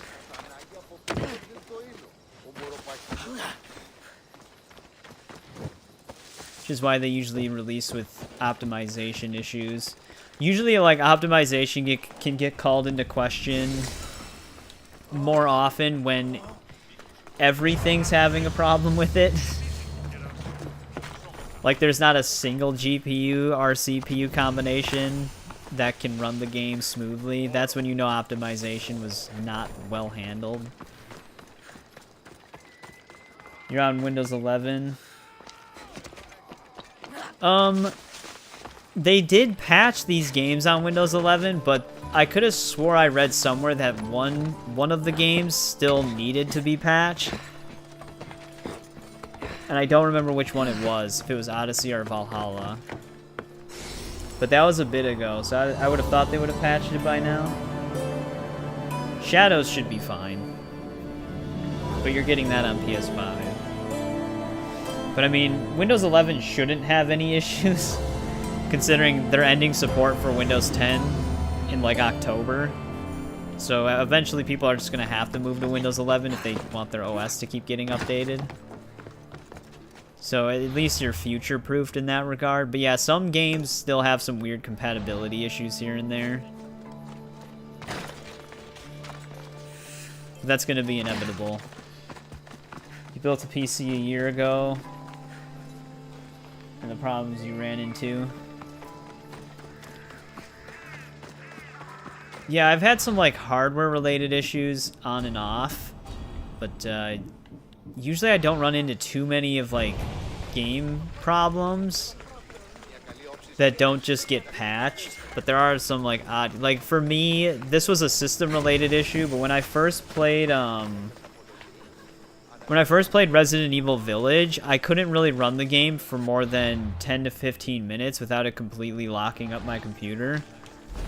And that was on the demo, so I was hoping it wasn't like that on the full game. And it ended up doing the same thing on the full game. So I just kind of waited it out. Was waiting for patches. Every time the game would get updated, I'd try it. It would still end up freezing.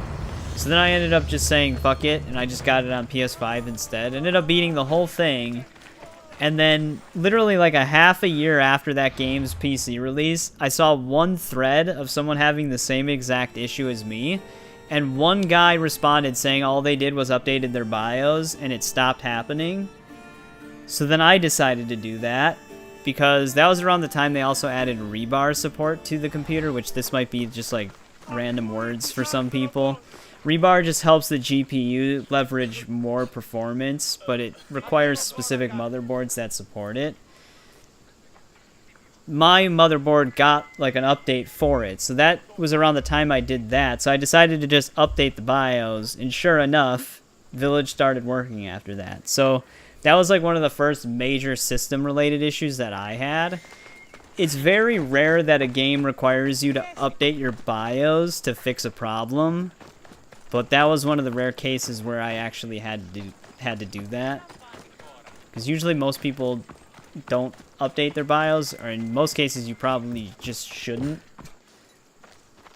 Because it can cause issues. Here, can I help you Who's with this anything? guy? I was not born a citizen, and I was not born. Is this that one randomly generated quest we Yet got? in my dreams at night, I am a great hero. But the other hardware-related issues, I talked about one of them recently. I had a power supply that, under a really heavy load, would just crash the computer. And I still use that power supply in my other PC because it's never under heavy load. But, yeah, that was one problem I had. I also had an SSD that couldn't hold memory after a while.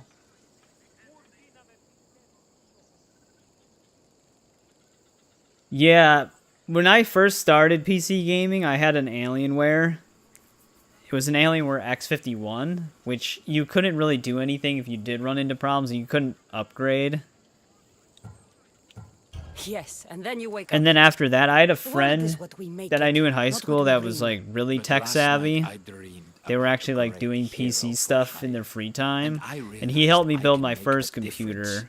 Through your So that's where I picked up a I lot can of stuff. strike at the So then I ended up enemies of building my Sparta, second the computer leaders, on my own. soldiers, and sailors of Athens. Yeah, it's a tough How thing do to you get want me to kill this into. His death is the at the only start. solution.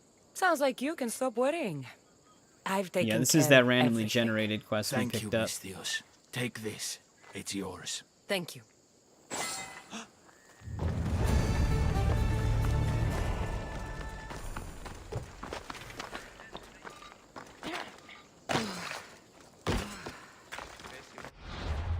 But I think for PC gaming, I still think the negatives or the positives outweigh the negatives overall.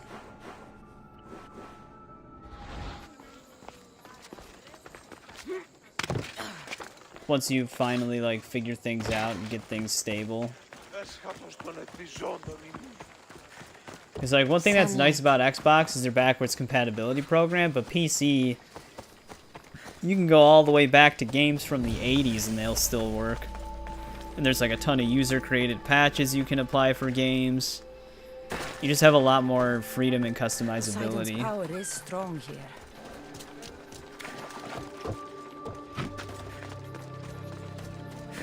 They're making bank off of PCs and selling them. Yeah, that's kind of like what my friend would... He would like help people build PCs or repair them on the side in high school for money. He wouldn't gatekeep anybody though. Isaac, are you sure you were nice to them? Or did you just like kick down the classroom door and go, "Hey nerds, I need you to build me a PC"?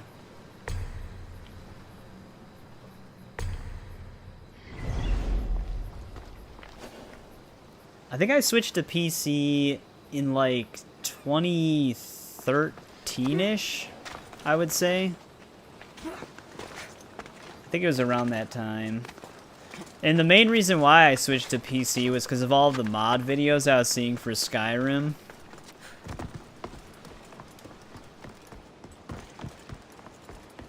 That's what made me want to get a PC right away. So are all these treasures really divided up like this? They're actually nice to them.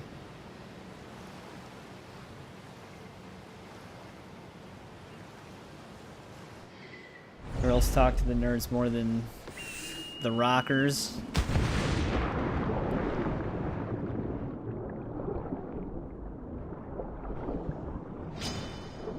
I mean, our school had like groups and stuff like that too, but I was kind of like a... I mostly hanged out with like the skater stoner crowd, I guess, even though I only skateboarded. I wasn't really much of like a weed smoker ever, actually at all. But I'd kind of hang out with anybody as long as they like. I wouldn't be the type of person to like strike up a conversation or anything like that, but if someone talked to me, I'd just talk to them. You haven't touched your PS5 for months? To be honest, I have a PS5 as well, and it's kind of been the same. Occultist Clue is nearby. What? At a shipwreck? That's weird. The only time I've recently turned on my PS5 is, wait, is this it? That's a weird spot for a clue. That's exactly what I was gonna say, JBB. The only reason why I fired up my PS5 was for Daredevil Born Again on Disney Plus. Oh, that's actually the last dude for that tree. And then we can expose the leader of it. That's a weird spot for that. And the only reason why I load up Disney Plus on my PS5 is because I don't know when they did this. When I used to have Disney Plus, I would just watch it on my desktop and it would be fine. But recently they have it where desktop users are capped at 720p resolution to try to like prevent them from recording it from their screen and sharing it online. So they hinder your your watchability so much on PC. And it like, cause they have the copyright DRM protection built into TVs and systems for recording shows like that. You get full 4K on PS5. So that's like the only reason why I watch Disney Plus on PlayStation. Is because you pay for their service, but they severely hinder you on PC. It's kind of fucked up. You have a coworker who barely touches his PS5 Pro. Decided to buy a brand new PC with a 5090 in it. Damn. Yeah, PS5 Pro, even if you own a normal PS5, I don't think the PS5 Pro is very worth it. But a 5090, that's... If he got his hands on a 5090, he'd actually probably make more money selling the 5090 than he paid for the computer. Okay, sorry guys, I needed to loot the location. I'm just slaughtering a bunch of people.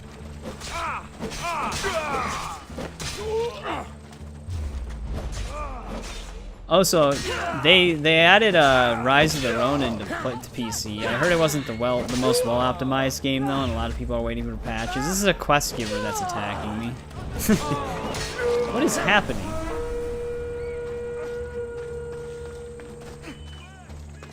Yeah, I get the reasons why, but it's like one of those cases that people talk about where like the anti-piracy measures make it so much worse for the actual consumer than the people who do pirate it, because they can just pirate it anyways. Because you can still watch it for free in 720p. It doesn't really stop the issue. All it does is negatively impact the people who just pay for the service and just watch it.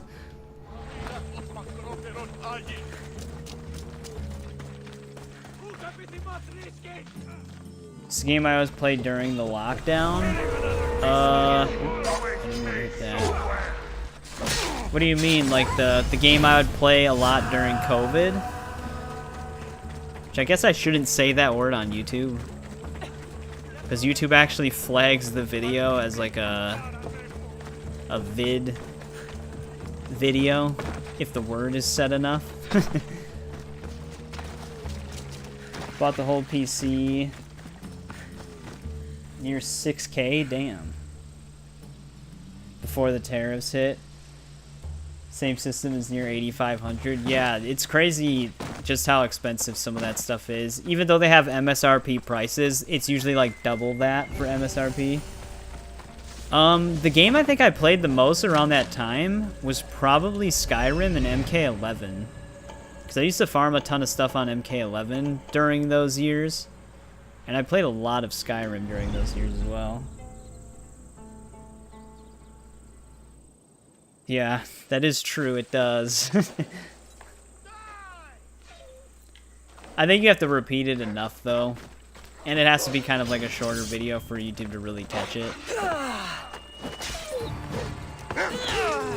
It'll just, like, flag you with, like, health tips and looking out for warnings if you say it too many times.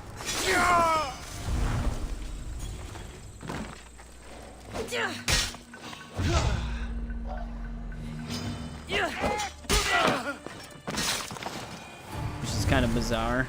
There's also apparently a feature where if you say like, sometimes the like button shimmers. I think that only works on pre-recorded videos though, not live streams. Same with subscribe. Like the subscribe button will like highlight or something like that. I don't know when they started doing all of that. You're playing Warzone? I'd imagine a lot of people were on Call of Duty during those times. I've never been like a Call of Duty player. The first Call of Duty I've ever really played, and the last one I've really played was Finest Hour way back on PS2. I think I've tried World at War, because a friend brought it over. And I think I may have played 3 as well. I don't remember.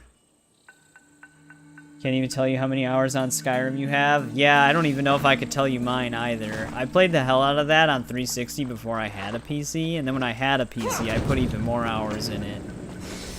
And then I also started playing the Special Edition after that. So the combined total of all 3 of those versions, I don't even know what it would be. You're deep into Warzone during that time. Finest Hour. Yeah, I remember Finest Hour a lot. I used to play that all the time on PS2. But Doug, I never just like... I've never became like a big military type shooter guy. The only other military shooter game that I played a lot was Battlefield Bad Company 2. I used to play that all the time. which was like one of the rare instances where I played PvP for like a long majority of time, especially their like Vietnam expansion. You never touched Skyrim. If you're someone who likes RPGs, I would say give it a shot.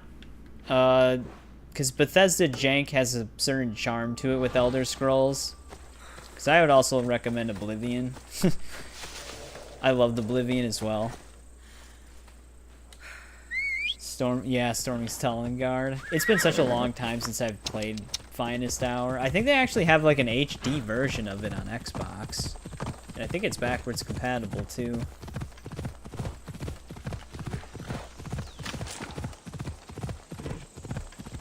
Yeah, I probably, for Skyrim and Oblivion, I probably have more hours total on Skyrim because of how many different versions there are, but for the 360 version of Oblivion, I probably have so many hours on that. Favorite is Ghost of Tsushima is a great game. Elder Scrolls is a very different type of RPG than that, but I would definitely recommend Skyrim. It's not like an overly grindy RPG either. Like, I feel like everything is like tuned very well on those games. You will give it a shot. I hope you like it, because like I said, that game's like a timeless classic. Yeah, the memes of Oblivion, those are still great even today.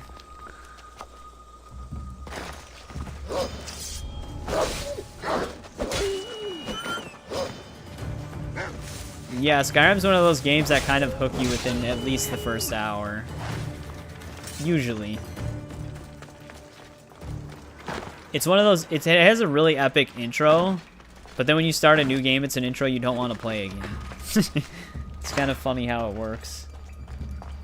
I play the intro regardless. There's mods that let you skip the intro, but I usually just play it the normal way.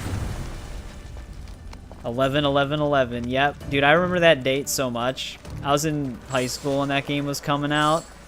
Me and a lot of my friends were super excited for that.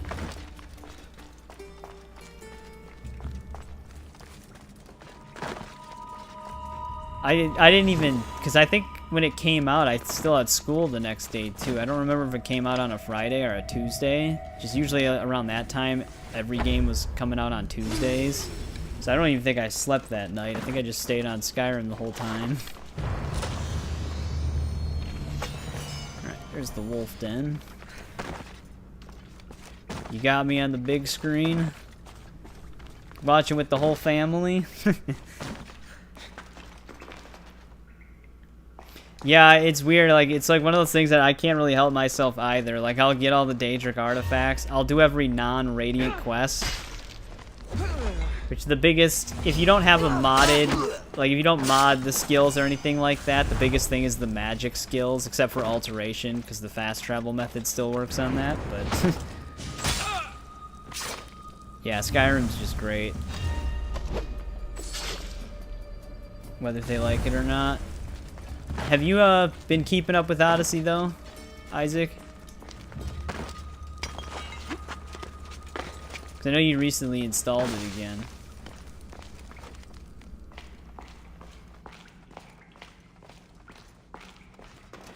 After 100%, it will be your next game. Oh, after you 100% Shadows. Yeah, I'm hoping Shadows has like a more what's the word I'm looking for? Not confined, but coherent maybe, and consistent experience. Like, it doesn't feel like it's overstaying its welcome, and it has like a very nice pace. Because I think, like, we were talking about it before, I think that was Valhalla's biggest issue.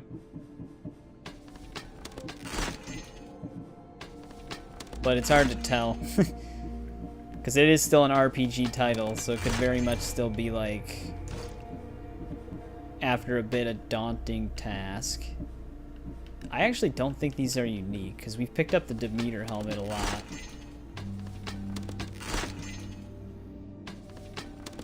Orpheus might have been, but oh well.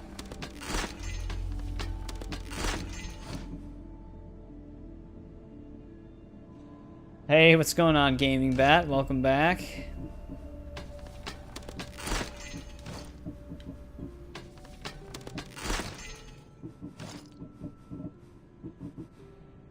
But yeah, I'm hoping it's not like Valhalla and it's designed too much.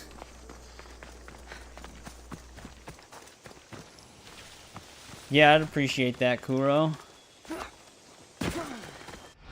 Just like an impression on it. Hope they make Skyrim TV show like Fallout. They did comment on that. Todd Howard did, at least. And he said that it's very unlikely they'll ever do an Elder Scrolls show. I mean, I guess it's never say never, especially since Fallout was such a huge success. But I can imagine why they would refrain from doing an Elder Scrolls one, considering what they would have to do for that. Like, I think it's probably easier to tackle a Fallout show in terms of a budget over Elder Scrolls. Because Elder Scrolls, you have so many different species types that are constantly everywhere. And then not to mention all of the landscapes and stuff like that. So there'll probably be a lot more filming locations and stuff. Kassandra or Naue? I don't actually know. I actually never disliked Kassandra. I always thought she was a cool character, despite her being insanely OP and demigod-like. I just think she's pretty well written in most cases with her dialogue. But I have not played as Naue, so I don't know if I can answer that. You haven't been playing Odyssey? Might play it tonight.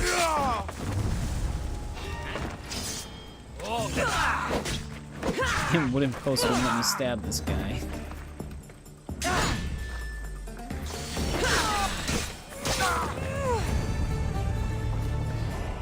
Yeah, it would be successful, but I can imagine how much they'd have to put into a project like that. Yeah, that would, for me, if they're gonna do RPG, Origin's length, I think, is the goal to shoot for. Because it's not too long, and it's not too short for an RPG game. We got through that faster than I thought. But it would be nice to have a tighter map that isn't so barren. I like Egypt as an area, but there's so much emptiness in that game. Even, like, the seas, like the water areas, there's just nothing to do.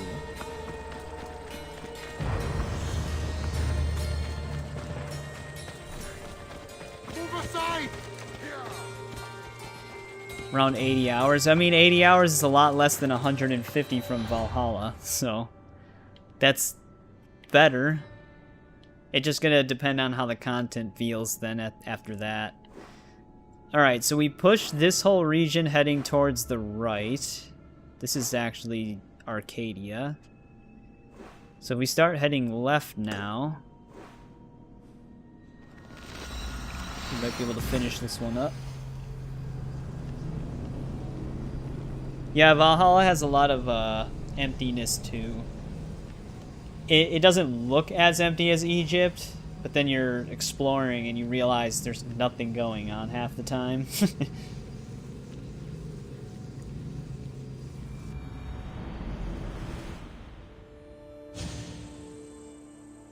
I'm very curious how my perception of Valhalla is going to be when we get to it.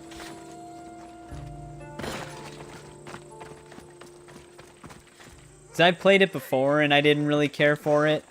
So much so that like I said before, I never played the DLCs that it had.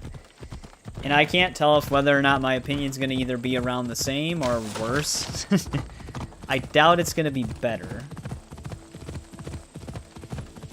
You don't like any of the side quests? There's a few I don't mind. I think Odyssey has some of the better side quests out of the RPG games. But yeah, some of them ultimately are just fetch quests, which is the case for a lot of RPG games. But yeah, overall, I'm just like middle of the road with a lot of the RPGs. Whereas with Valhalla, I'm like below middle of the road. I don't think they're amazing, but I also don't think they're terrible.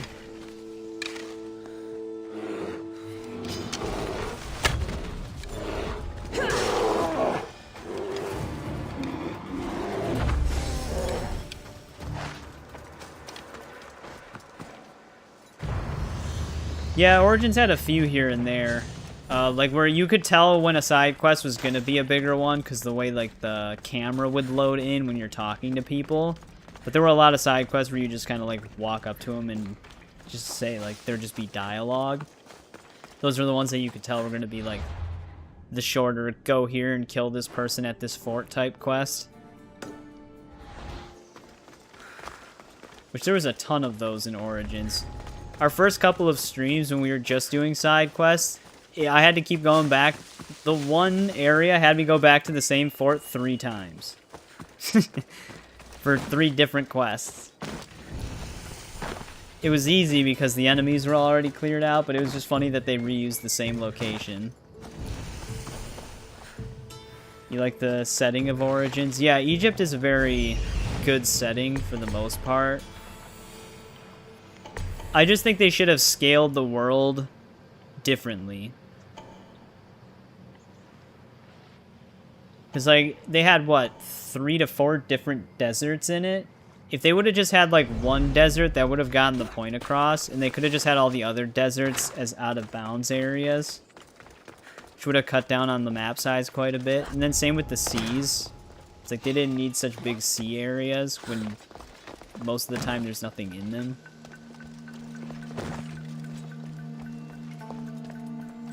But it was kind of their first time doing an RPG world like that, so...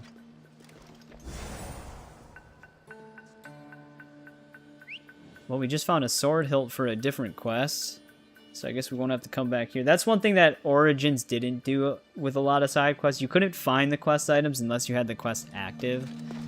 That's one thing that's kind of nice about Odyssey. So you don't backtrack nearly as much, but there are still some quests that the item won't be there unless you trigger it.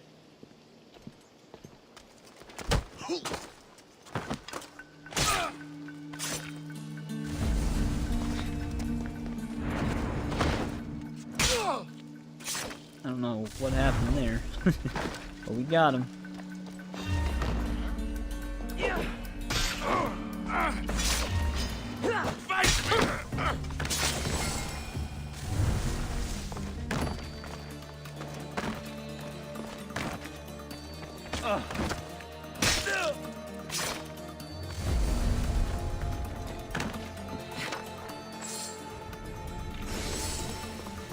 Alright, there's the treasure. You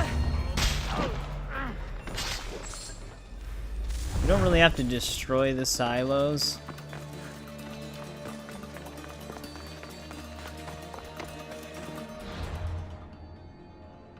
So all that's gonna do is just give me a wanted level. Though I thought in order to get the hero sword the normal way, there was like one unmarked quest somewhere where you had to destroy silos. It was a really weird way to unlock it. I can't remember if it was a marked quest or an unmarked one. Because they added it way after most of the game was already done, even in terms of DLC. Yeah, it's no problem, Kuro. Thanks for checking back in and stuff like that after you slept and stuff. And thanks for hanging out with us. I appreciate it. We'll probably see you again on Thursday, hopefully.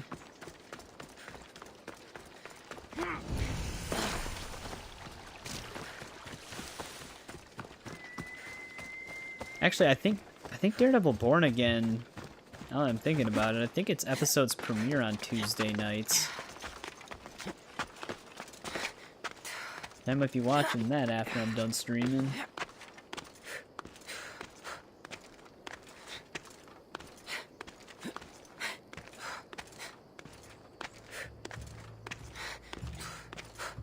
I think Born Again's been pretty good so far.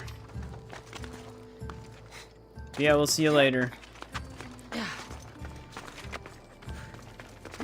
has the similar vibes to the Netflix series, which is definitely what it should be. I've been enjoying it. Could always get worse, but so far it's been really good.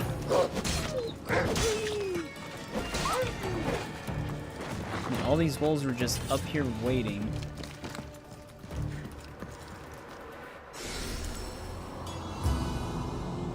Daredevil so far has been one of the better ones. I think Loki Season 1 and WandaVision were pretty good too. Loki season 2 also wasn't that bad to me, but Daredevil Born Again, if you like the Netflix show, you probably will like the Disney Plus one, because it's very similar in terms of the way it like is. You can tell that after redoing the script twice and reshooting everything, that they just kind of went back to how it should have been, following the blueprint that was already successful. I can't tell if there's another question mark under this symbol. But yeah, it's just crazy how much better the Netflix stuff was compared to the Disney Plus stuff.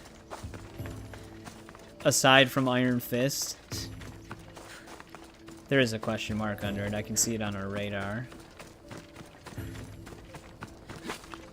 Yeah, because the original, the script that they ended up scrapping, they were going to kind of do like a soft reboot that didn't completely discredit the Netflix series, but also wasn't directly involved with it.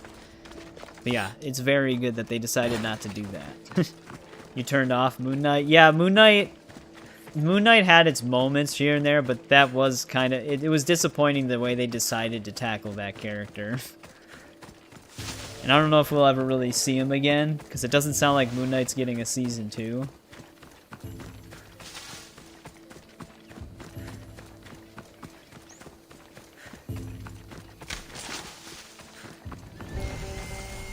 I'm hoping... I don't know if this is the episode where the Punisher is going to show up, but I'm hoping that soon, because the Punisher was also really good. John Bernthal's Punisher is like... It's like perfect.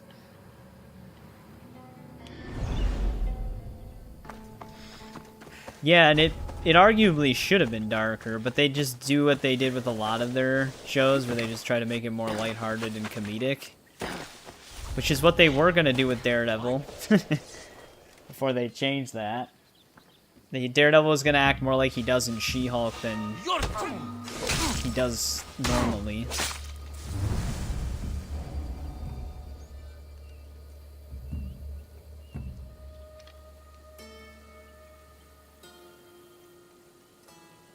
Yeah, there could probably be arguments with, like, comic book accuracy. There's so many different versions of a comic book character, but, like, the way he portrayed the character, he just felt like how I would imagine Frank Castle would be like.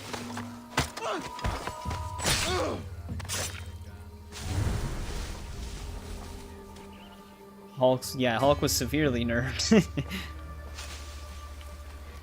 I don't think anybody would debate that. I get that he's, like, Smart Hulk now, but even Smart Hulk, he was nerfed by that standard, too.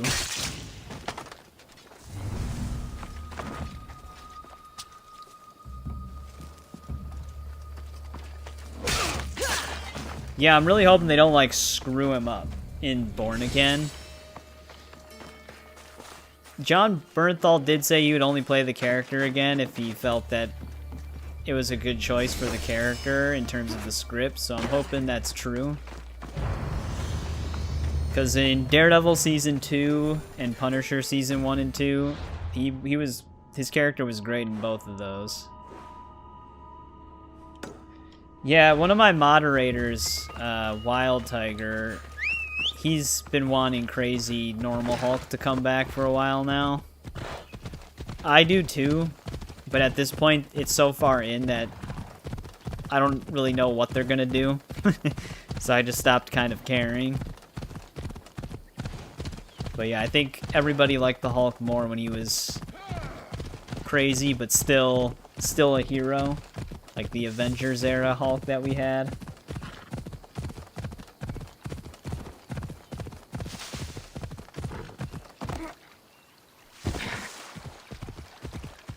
Yeah, that's what I had read too, Dylan.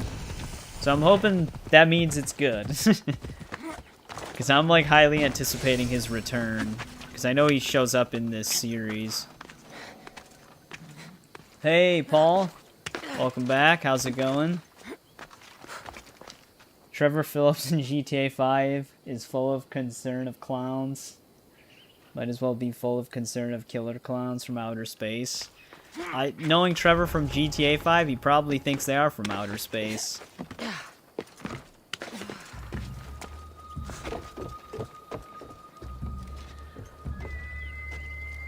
That's true too. There's still like the new rumors that Sadie Sink from Stranger Things might be Jean Grey, Phoenix.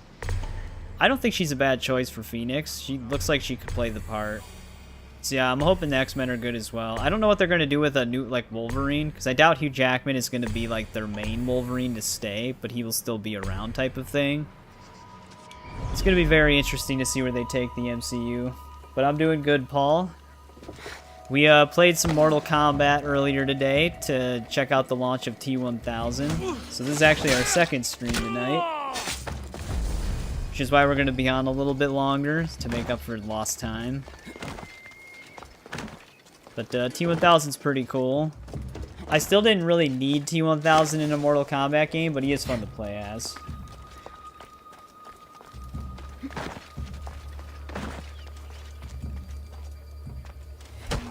Is Secret Wars part of the MCU? It will be. That's the title that they're working on. And it's supposed to, if the rumors are true, it's supposed to actually be kind of like a soft reboot to the MCU. Obviously not like a full reboot, but things are going to definitely change from that point onward. Whoa, that was a cultist? Okay. So much for you and your creepy mask. Well, Poleman the Wise is dead. Oh, that was the leader of the Silver Vein that we almost exposed. We found him before we even got the last clue. Sometimes that happens. I wonder where this guy even was.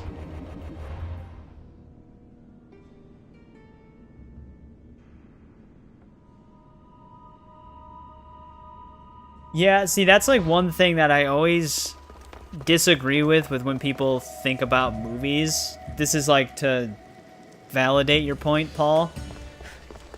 I like people like the people that are always like, oh, if it's not Hugh Jackman, I don't want to watch it. Or like with Blade, for example, they're like, if they're not bringing Blade back, then I don't want to see it. Like, I'm always open to the fact that someone else can play these roles. We just have to wait and see what they do with it, and it could be good or better. You never know. So like to say that a character should never be replaced because this person did so well, I don't usually agree with that. Like, what if we did get like an actor who fits the perfect description for Wolverine and he's like perfect for the role? That doesn't make Hugh Jackman's portrayal of the character worse. Because it's like these actors can't play these characters forever. So like while they are always like really good in that role, like RDJ as Tony Stark, really good in that role, but can we never have another actor that can portray the character perhaps even better? No, like we definitely can. It would be funny to have a comic accurate Wolverine. If I was like really buff and hairy and had a more grizzled voice, I could be Wolverine. I'm almost the same height. Not a very tall guy. I just don't match the other stuff.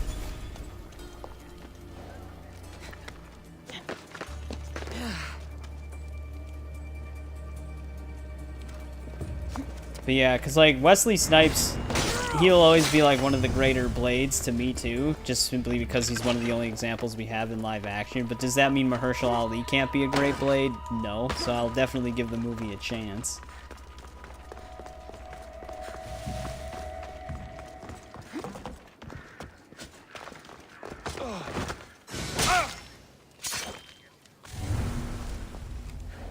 Yeah, I mean, that's the other thing too. A lot of people are getting sick of the multiverse stuff, which I would agree that the way Marvel, like Disney, is handling the multiverse is a problem, but like a multiverse has always been a part of the comics for both Marvel and DC. In DC, it's like the Elseworlds or whatever.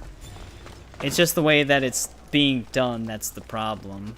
So it's like, I don't even have a problem with them keeping a multiverse around.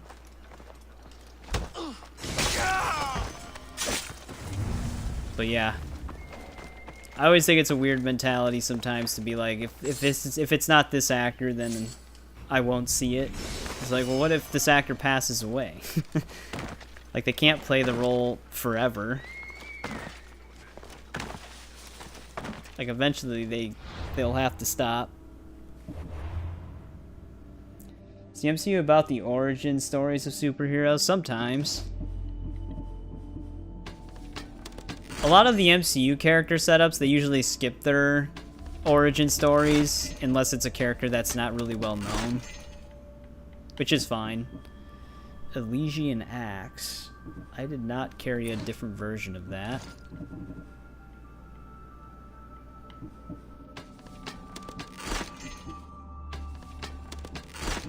Our inventory is getting filled up with all these duplicates. I have to get to the ship soon.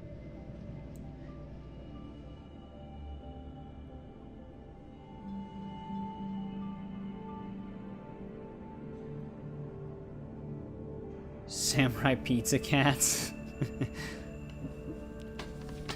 I still remember when Adult Swim had the Flash games for their shows on their website. Same with Cartoon Network. There was actually a really decently good side-scroller Flash game for Samurai Jack.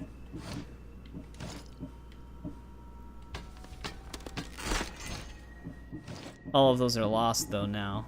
I don't even know if Wayback Machine lets you play those.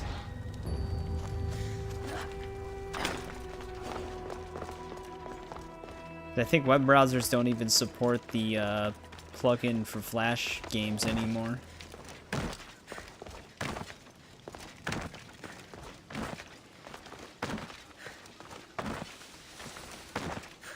I don't even need to roll around anymore. We're not over encumbered.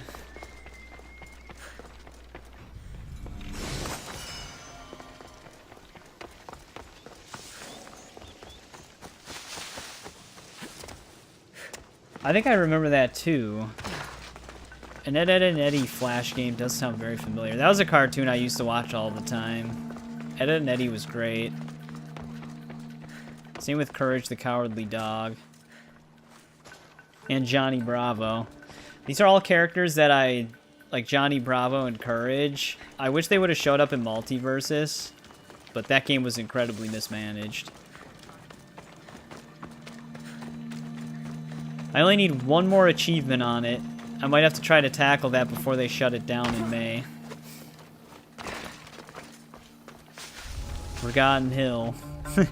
Yeah, I did check that out. I mean, I don't know if I'll cover it or when I'll cover it, but I did look that up. You've mentioned that before, RTC.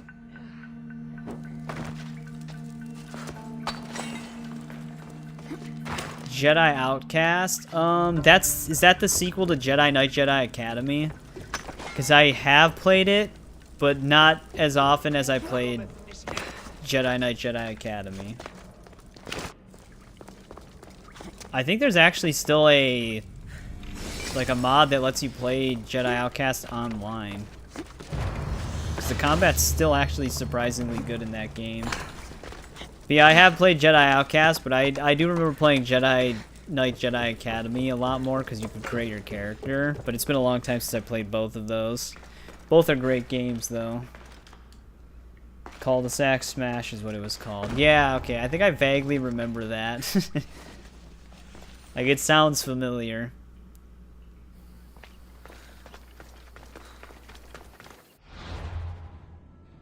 I think that was that fort. Damn it, of course there's question marks up there. Actually, skimming the bottom, if we just keep heading this way, we can just loop back around. Here's the other cultist, though.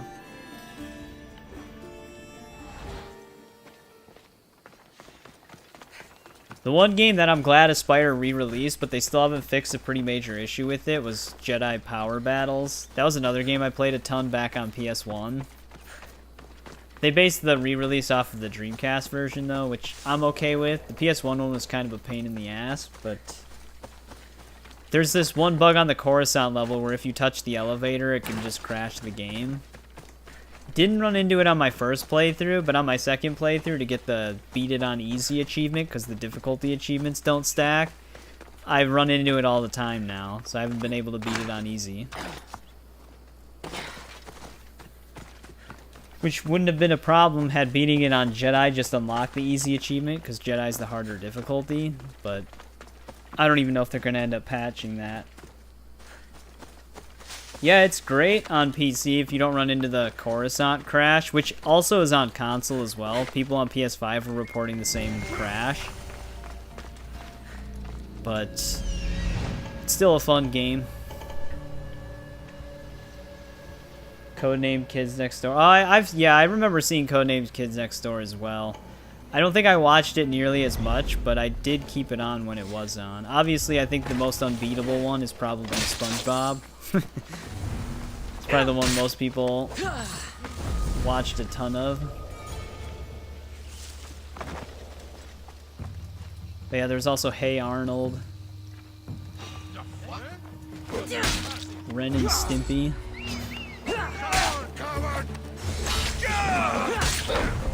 I never really watched Powerpuff Girls much. I did remember watching Dexter's Laboratory.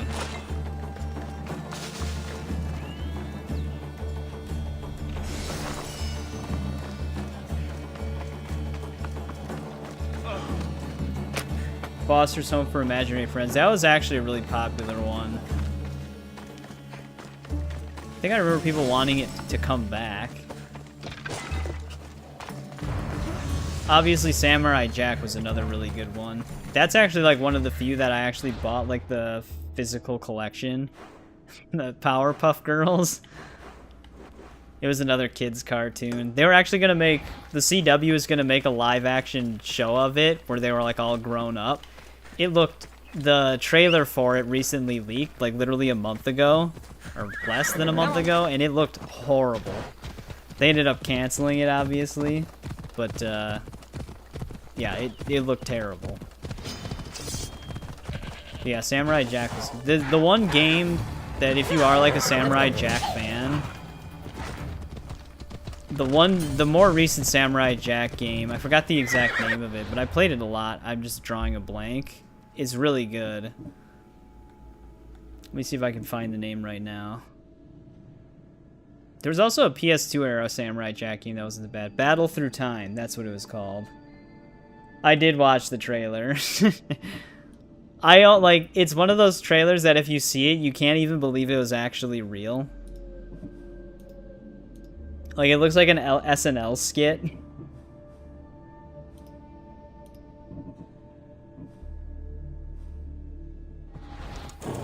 But it was real. But yeah, Samurai Jack Battle Through Time. It's actually a really good linear action-adventure game. I have no idea. There's probably so many shows you can ask that same question to.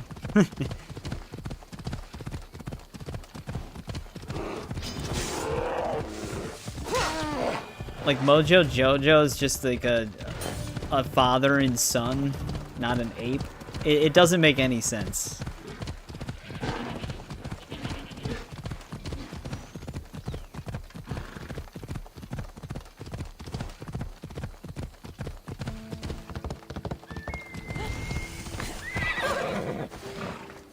And like in the CW world, the cartoon was based off of their lives, but it was like liberties were taken that they had a problem with too. It was so stupid. At least they had the decency to cancel it. Because I don't know who that show was supposed to be for.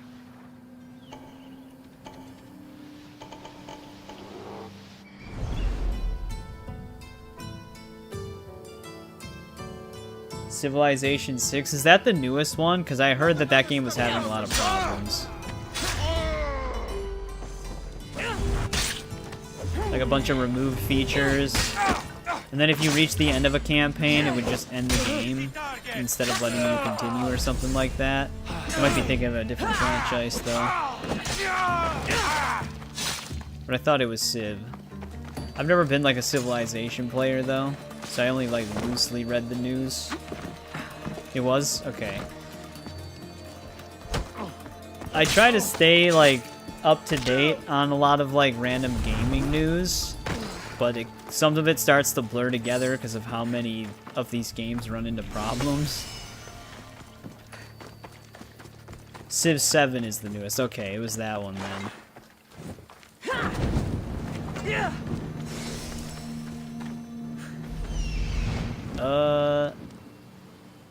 I don't see the cap. There he is. It's kind of far away from all the other people.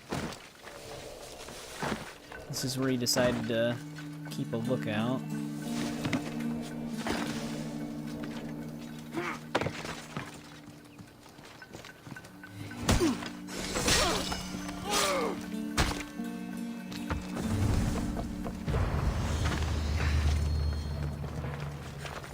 Or Judge Holden. I don't even know if I know who those characters are. Are they from an anime? Because then it's probably a safe bet I don't know them. I've never been like a heavy anime watcher. If Pokemon or Yu-Gi-Oh! Are classified as an anime, those are probably like the too few that I have seen. And I'm talking like classic Pokemon cartoon.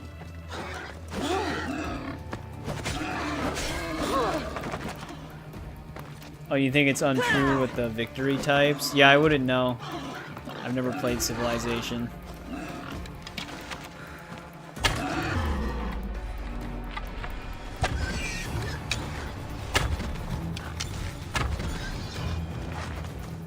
Boars, man. They are aggressive.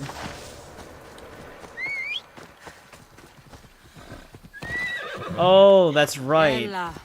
I completely forgot the dude's name. Judge Holden. What's Judge Holden from, then?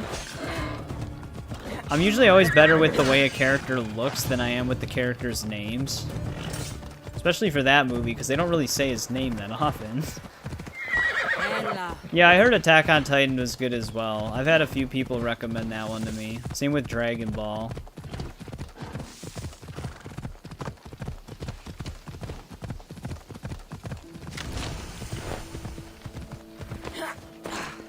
I probably might know who Judge Holden is either, just can't think of him by the name.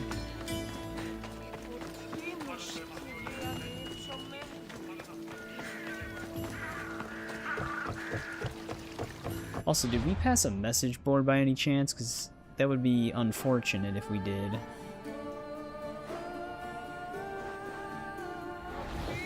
I don't see one.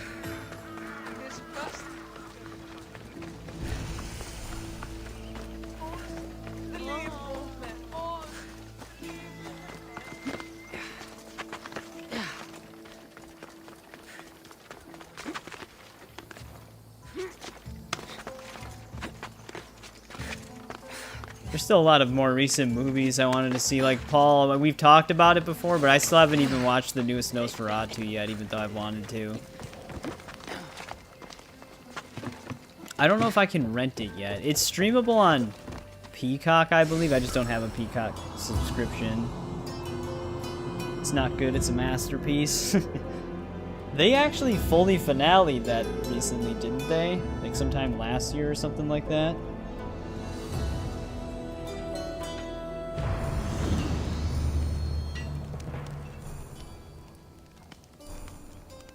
Alright, there's that location. So we just have this one other chunk of Achaea left, and then these question marks here. This is a big area. I always forget that they let you do the epilogue thing this early. Oh, you've seen it 3 times? Nice. Yeah, usually if it's like on a streaming platform I don't have a subscription to, I guess I could just subscribe for 1 month and watch it. But otherwise I'd just like rent it in HD. I'd have to check if they finally made that an option.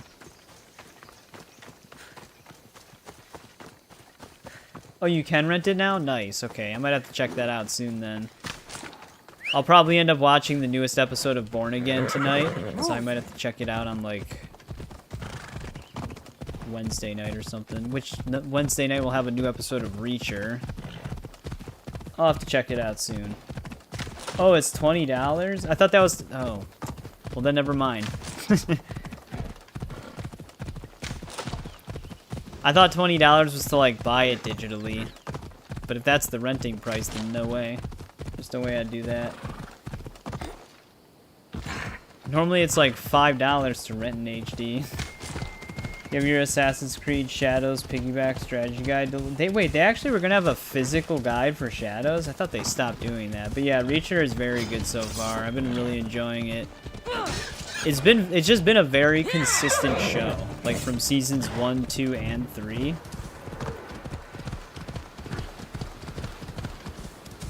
Like it just feels like one continuous thing. Just like different stories that he's like running into. That's what it said online. Yeah, I thought, cause like I know that was the page on Prime says rent. It says rent these movies or these titles, and Nosferatu is in the section. But then when you click on it, it just only asks you to buy it. So I think like the renting thing was just a placeholder at the time, but it's not actually rentable yet.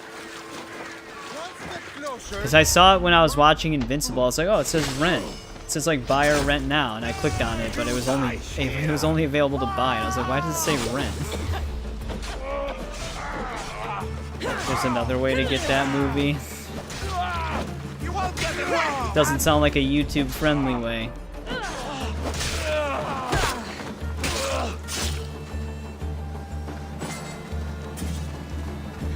That's what Disney Plus was trying to avoid by capping resolutions to 720p on PC.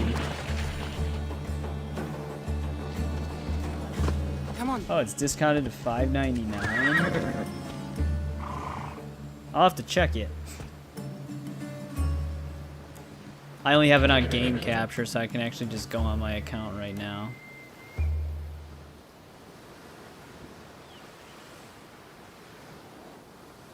Oh yeah, for $5.99 to rent, for $9.99 to buy. Oh yeah, you're right though. The original renting asking price was $20. It is $5 right, or $6 right now. You can also just buy it in UHD for $10. That's crazy. What the hell? You know, it's probably not even a discount. They're probably just shifting it from like the non-premium like price. But yeah, I liked Invincible a lot too. The finale, IGN gave the finale a 4. I don't put much stock in IGN reviews. I just think they're funny. But they gave the finale a 4, and there's no way, in like any conceivable way, is that episode a 4 out of 10.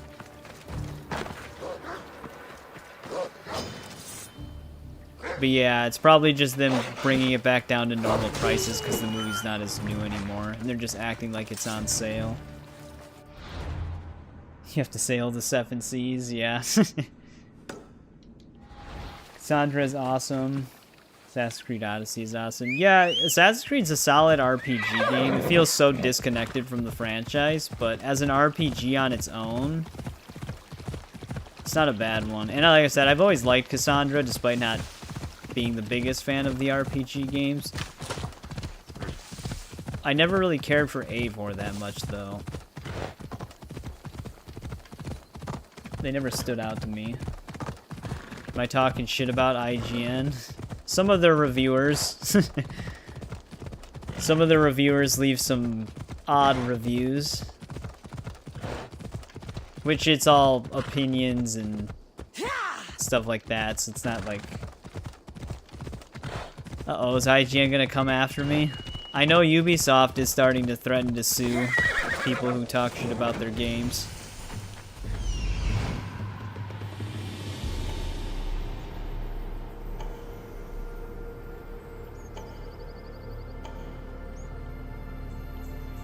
Yeah, Jeffrey Dean Morgan as Conquest was a good choice. I've never really heard Jeffrey Dean Morgan voice in a lot of cartoons. Maybe I have, I just didn't know it was him, but he does a really good job. Like, you can always tell that there's, like, some actors who don't do voice acting that often, but they're usually really good in live action.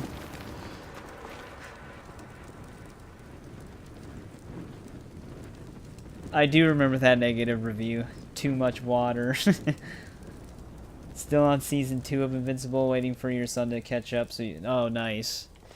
Yeah, Season 2, I liked Season 2, but the mid-season break was such an odd choice, because it was like a really long mid-season break. It was like half a year or some shit. It was ridiculous.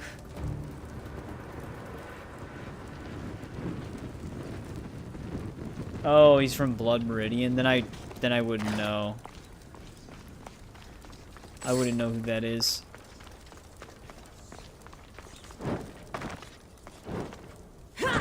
Yeah, some reviews... I think that's why IGN shied away from doing likes and dislike categories. Is because, like, they would put things in their dislikes that you wouldn't think would drag the score down much, but then you read the review and they have a lot more negatives than that.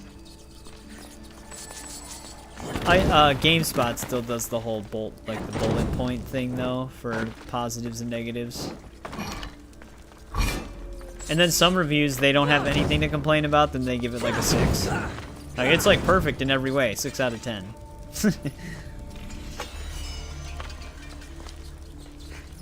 That's actually one thing I don't know if this is what you're talking about, but I didn't watch the Adam Eve short, like her animated short series. I actually still have to watch that. I always forget about it.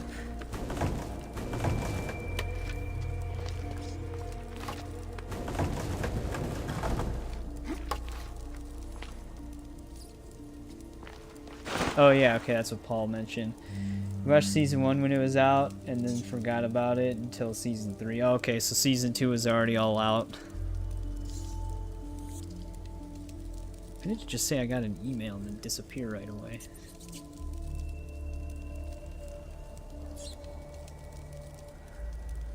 Oh shit, Isaac, you're streaming on Twitch right now? Some Odyssey? Fuck that chick. I'm focusing on myself, bro.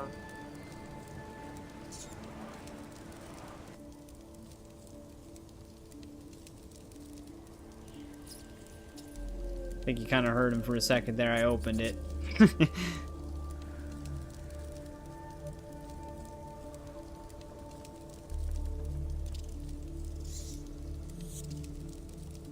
I can't tell if one of these emails I got is a scam email. I don't know why I'm looking at this right now. The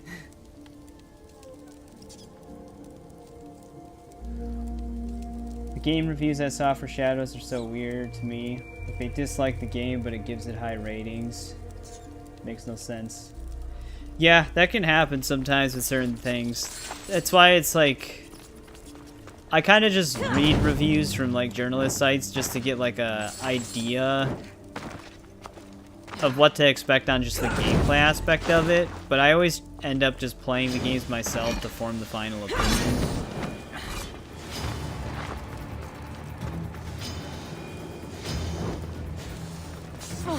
Yeah, that's usually how it goes to promotion and stuff like that. Sometimes I think they also just do certain reviews a certain way to just try to have like a very high engagement for it being controversial, because that's how they really thrive. It's just people clicking on the article. So if they can just get people in, even if they don't believe in what they say, if they get enough people to click on the article, they'll make money off of it. So sometimes it turns into that kind of game. I think that's what Kotaku likes to do a lot.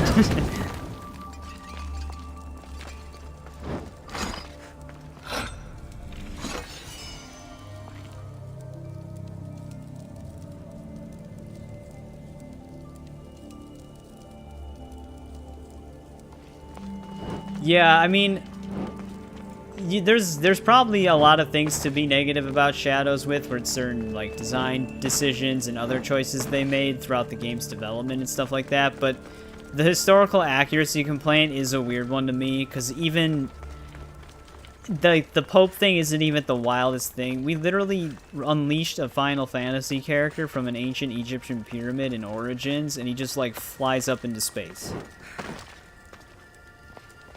And yeah, that's true too. Like, there's not a single protagonist that's even a historical figure.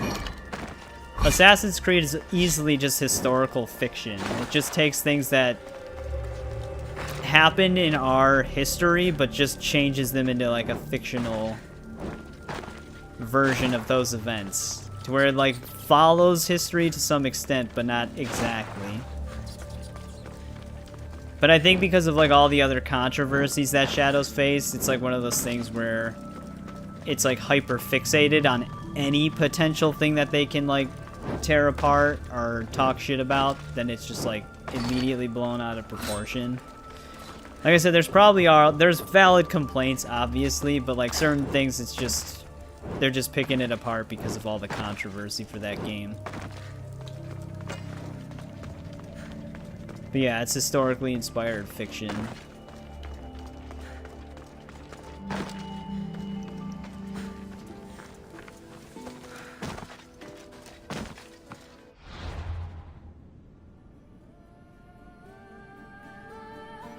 Yeah, Cesare shoves a poison apple down his mouth.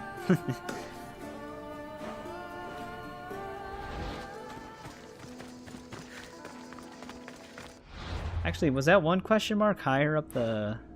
No, okay, it's down the mountain. This sword hilt we found has to belong to someone down here.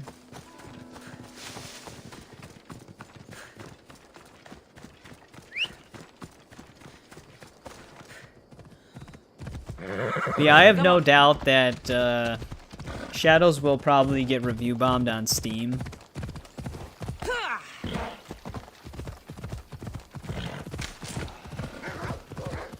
There will be like a mix of valid complaints probably that has to do with like the game's optimization if there's problems. Then there'll just be a lot of things that just mention all the thing you see in media.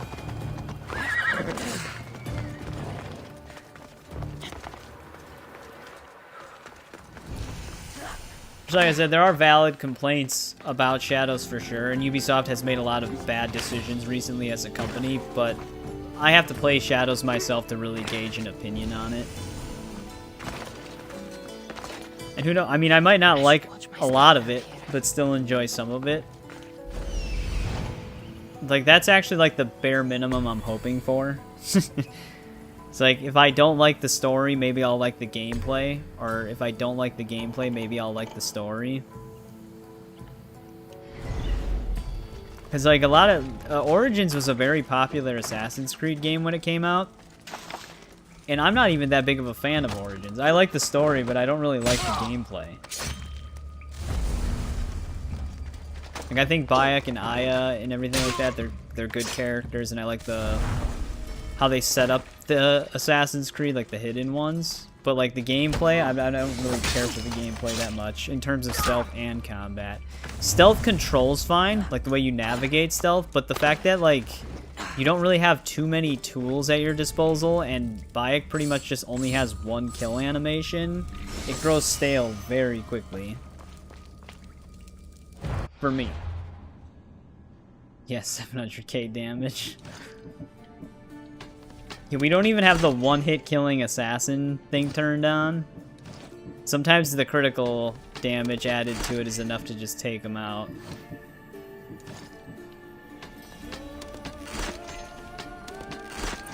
Like, Odyssey adding the combat abilities makes the combat passable for me. I still don't, like, think it's the greatest. But it's more entertaining than Origins, where you kind of only had the specific weapon rage type mode.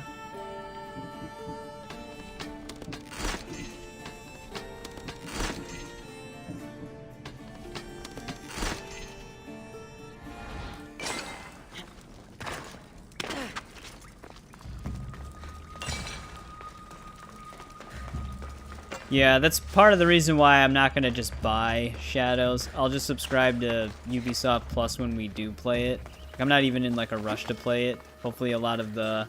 If the game does have a lot of issues, by the time we get to it, some of those will be patched up.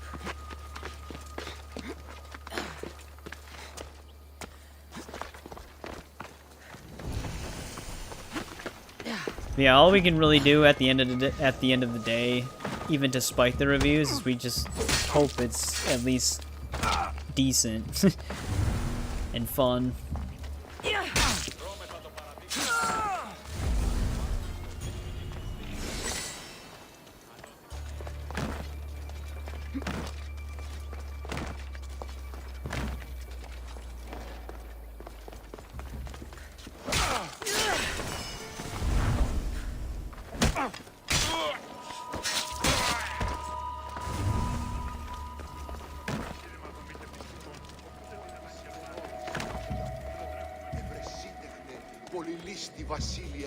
You have any performance issues?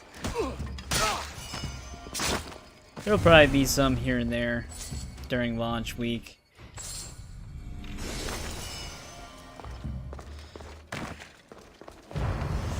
Especially for an open world game. Usually every RPG Assassin's Creed that comes out, there's usually some form of stuttering and stuff like that. Even Witcher 3 had a ton of stutter issues when it first launched.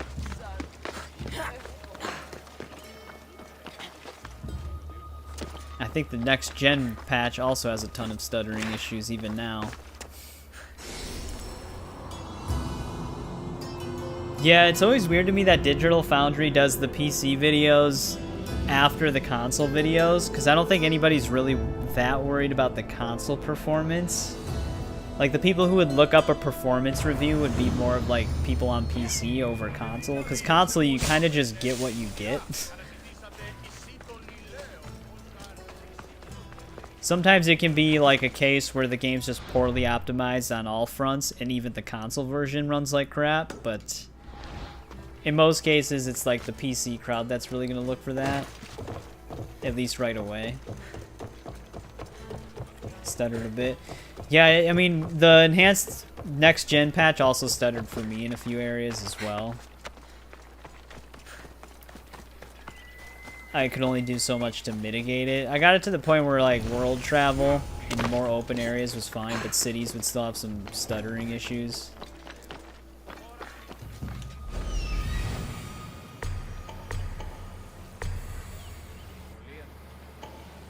Obviously, the first step was to just turn off every possible setting for ray tracing. You have a 3080 Ti. I have a 3090. So we're like very close in terms of our GPU power. The 3080 Ti was like basically just a 3090.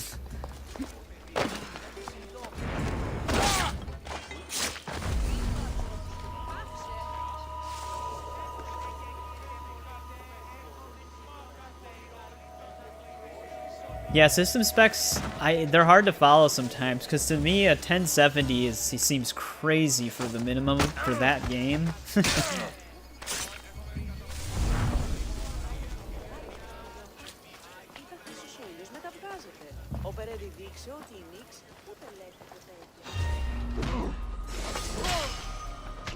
get an upgrade. Yeah, the technology moved so fast from the 10 series to the 20, then to immediately the 30 series. From the 40 to the 50 series, it seems kind of stagnant, though. The 50 series doesn't seem like it has too much more to offer over the 40 series without just, like, more AI-based settings. But yeah, I'd be very curious if someone puts out a 1070 video just to benchmark that game, just to see how it actually runs on a 1070. I know they probably put in the system specs that like 1070 is minimum for like 1080p medium, 30 FPS maybe. Sometimes they like put that in like small writing. But it still will be interesting to see a 1070 try to run that game.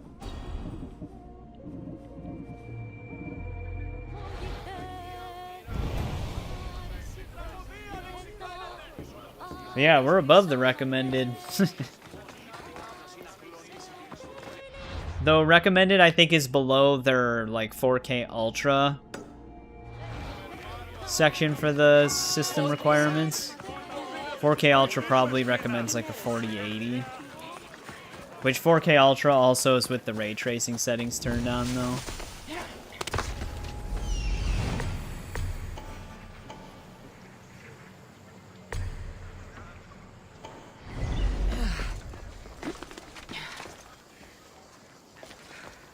Yeah, no problem, Dylan. Normally, I mean, sometimes I do stream this long. Normally, I wouldn't stream as long. I don't know if I'm actually going to go until 5 a.m. That was kind of just like, if I added the 7 hours of the missed 3 hours. But normally, I do end around this time myself. But we're just going to go a little bit longer because of the Mortal Kombat stream. But I appreciate you hanging out pretty much the whole time. and for engaging in the chat. But yeah, I'll be back on Thursday, where we'll just be playing more Odyssey again. So hopefully you join us then if you're not busy.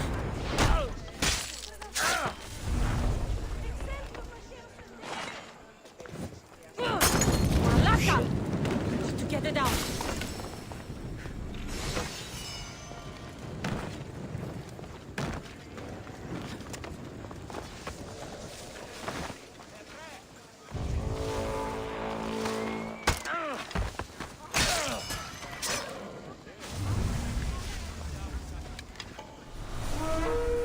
There's a mercenary trying to hunt us.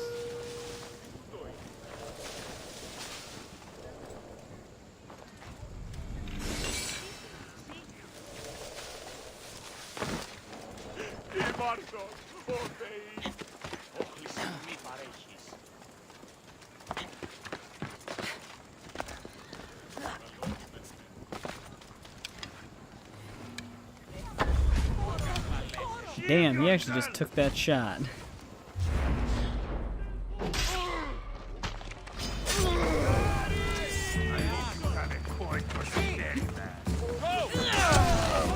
That was actually a very good bomb throw.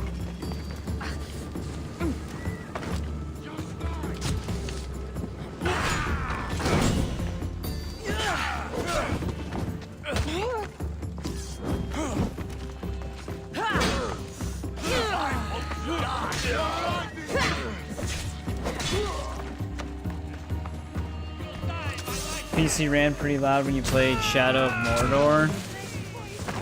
There are some games that just run a lot hotter for some reason. For some reason, for me, it's simulator games. Like when I play House Flipper, my PC runs really hot, but when I play Red Dead 2, it's fine. It's kind of strange. It's been a while since I've actually... I don't even know if I've ever played Shadow of Mordor on the 3090. I think the last time I played it, I was on the 1080 Ti.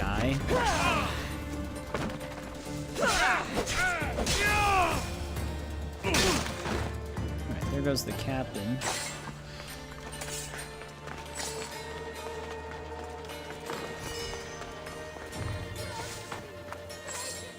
But yeah, it's like the games that I least expect to run the GPU hot are the ones that always do it. What is with all these bloodthirsty, innocent people? That one just died from me deflecting the attack. It's just a random dog attacking. Now a lynx. What is happening here?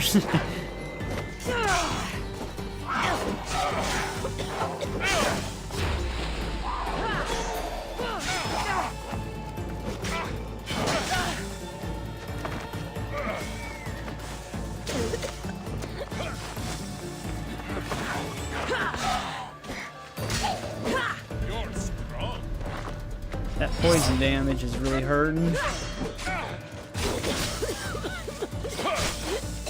Oh, really? Yeah, Indiana Jones, I'm still skeptical to see how it runs on my computer. You have a 3080 Ti. How did it run? Because I know that game has forced ray tracing. I haven't started it yet. I'm planning on starting it potentially tomorrow. Well, I guess later today. It's technically Wednesday right now.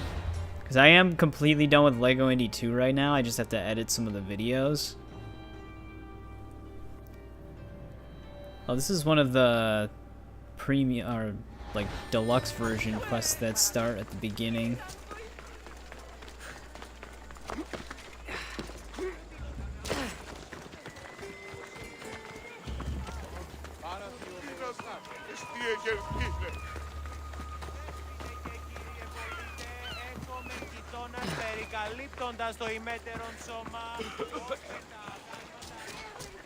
Although I might have to update my drivers. It's been a bit since I got a game ready driver.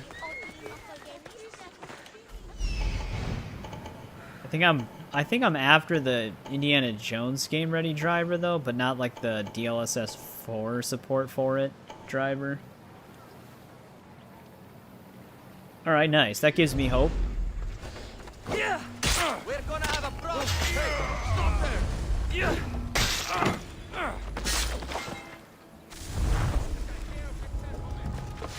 So I've been really looking forward to playing that game. I didn't really outright expect there to be issues, but with a game that forces ray tracing, I just wasn't sure exactly how it'd react. I know you can probably do like low, medium, high presets for ray tracing, but yeah, I wasn't sure. The other game that gave me hope though was GTA 5 Enhanced. I can actually run the ray tracing on high to very high, and it runs perfectly fine with all of them, which surprised me. Granted, that's a much older game, but usually ray tracing even on old games is still pretty demanding. But I would imagine that if it's built with ray tracing baked in, that it's probably a little bit more optimized than your average game with ray tracing. That's the hope. So it sounds like Great Circle might at least be the case that it's just optimized for it.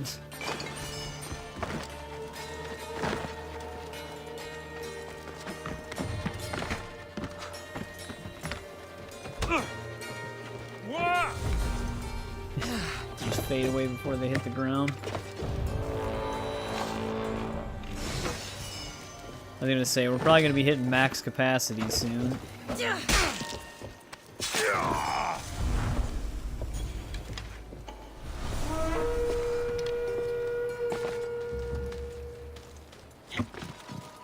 gotta get to the ship so we can store some of the other stuff that we picked up that we're not gonna dismantle.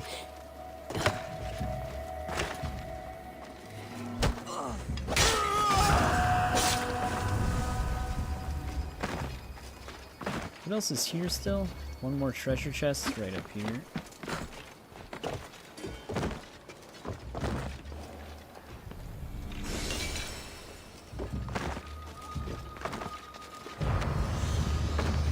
Yeah, it's going to be very interesting to see if some of these things are real. Like the Hogwarts Legacy Director's Cut, whatever they're going to call it. The God of War remasters. Which might just be the first game remaster or the whole trilogy. The rumors kind of split. And then also the Skyrim remake / remaster. I'm very curious to see if any of those are real. Starfield, Indiana Jones are great on your PC. Starfield is a little boring. I actually do own Starfield. Slice by Gaming, my friend who also does, well, he did some YouTube stuff until kind of recently. He got me it for one of my birthdays. I have yet to play it, but he did a 24-hour stream for it, and yeah, it looked pretty boring. It doesn't really look like the type of Bethesda game that Bethesda usually makes. It has like that same fundamental to it, but just executed in a way that doesn't look very well executed. I'll probably end up streaming through Starfield at one point, because that's definitely a game I'd rather stream through than pre-record. However, that's not like in an immediate planned thing, so I don't know when that'd be.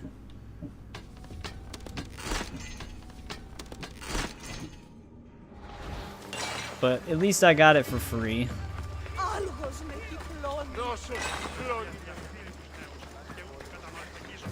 He also gifted me Black Myth Wukong on one of my other birthdays. I have yet to play that too.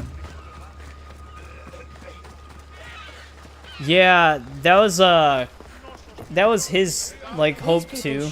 It being a Bethesda game, he was excited for like the maps and stuff like that, and the way you interact with the world and all of the characters and stuff. But that's just that's like where the game fell short. I always had my skepticism for it, especially when they said that like there's only a certain amount of handcrafted worlds and the rest of them were procedurally generated. That's when I was kind of like, ooh, I don't know if I'm gonna like that, because that just seems like it would just basically be empty worlds with nothing to them. That is kind of what ended up happening. But who knows? Maybe by the time I play it, it'll have all of its updates and DLCs, and it'll be a slightly better experience. You still need to play Wukong, just don't have the hardware. Yeah, I know that even on like the 5090 benchmarks, Black Myth Wukong has a lower average FPS than most games. So I think it's just a lot of that game's optimization that requires a heavy amount of horsepower. Obviously on a 5090 it's over 60, but like I think on a 5090 with like max settings, it runs at like 80 average, which for a 5090, how much that costs, 80 FPS isn't really that crazy. That's actually kind of low. That would be more than enough for me. I usually... Oh, that was the cultist we saw. He's hanging out up here. But yeah, that game I think just has some optimization issues still. I think it's worth one playthrough. Well, I'll eventually play through it. I just don't know when. Because I do have the game, I might as well. The other game that I gotta eventually play through is Cyberpunk 2077. That's another game I've had that was also gifted to me. I played it for like the first week. Well, not the whole week. I played it the first day it came out, but I got out of like the intro and then stopped. Because I was just having like really weird issues with the game because it was completely busted at launch. Hey, what's going on, James? It has been a bit. How are things going? Welcome back. Alright, that's everything explorable here. You heard it, Cook's PC. I think it's fine now. But yeah, if you have all of like the Psycho ray tracing options on, there's no doubt it probably runs extremely hot. Though I wouldn't even turn those on. Those settings are definitely made for PCs that aren't even available yet.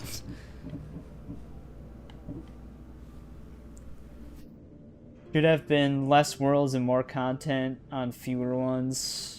Yeah, no, I know. That was my whole thing. And there's like there's the rumor that Elder Scrolls 6 might follow the same blueprint as Starfield, where you have like a ship that you can set sail on and it procedurally generates land. I really hope that that rumor is not true, because that sounds like it'd be horrible. The handcrafted experiences are obviously much better. It's like, I'd rather just have a slightly smaller world that is handcrafted than all of this, like, random vastness that has no content to it.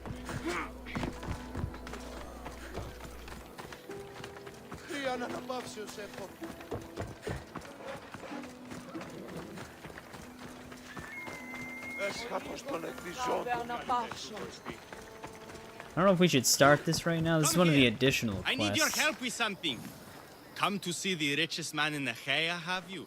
You don't look rich. The richest person in any land is the one He's who already wants such for a great the guy. least. And I want for nothing at all. 56 hours just for the story alone. Hey, easy. I'm already not looking forward to Valhalla.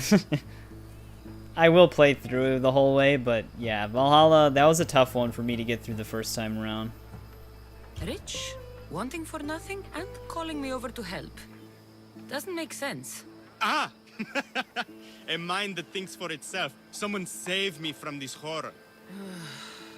Relax, relax. The name's Democritus. Lets out a sigh. Renowned thinker of thoughts, writer of rights, and questioner of answers. I'm Kassandra. And I've never heard of you. Probably says more about you than me, Kassandra. Now you came here to help. Most of the time, So yes. happens, I've uncovered the I whereabouts do of play three games divine in a mathematical row. discoveries. Like, the full Mathematical series are discoveries. in chronological order Really? if I can. Yes, really. The theorems, when combined with my own, will unlock the greatest mystery in the universe. Especially on the which, as you channel, know, because is I a have a place lot of, where like... mysteries thrive Since my to channel's develop. newer, there's a lot of Bring games these I don't three have theorems played to on me, it, even though I and played them will before. reward you handsomely. So, you get the theorems, and I get a reward. From a man who seems completely disinterested in Drachmi. Drachmi is for idiots. What I offer is far greater than that.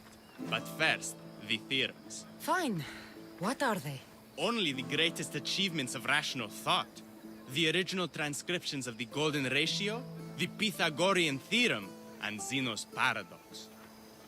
Tell me about Zeno's Paradox. For Indiana Myself Jones, I didn't go all the way excluded. back to play the 2D Zeno games. of Elea was the world's I started at the brightest oldest philosopher, 3D game, known though. for writing paradoxes that could stump anyone. His work was thought destroyed, but I happen to know the priests in Locris Because there's like saved. a shit ton of 2D games. About the golden ratio. Ah, the divine number. It's a guiding principle in architecture, sculpture, and is found in nature too. The original is wasting away in the dirty hands of sculptors in Argos. It should be with a mathematician. Like me. Yeah, I think that's Where kind am I of the going to find norm. the Pythagorean theorem? A lot of the It's all people, around like a you, lot of of my course. friends are the same way. They can only Deceptively play simple, so but many of subtly the same thing for mysterious. so long, The and then they need to equation do was something apparently else. etched in stone. I heard the tale. I it do was get that lost in feeling, but it sunken just takes a ruins bit between longer three for it to islands set that in. form a triangle. I'll find these theorems for you. Come back as soon as you have one. One of the documents Democritus wants. This is Well, we already found one of them. It's a child's fable. But yeah, I think that's more of a normal reaction, because like there's even I think some people have asked me like if I'm getting sick of Assassin's Creed yet. Oh geez, these are all over the place. Which to an extent, there's parts of it that I'm getting sick of for sure. But we're gonna do it anyways.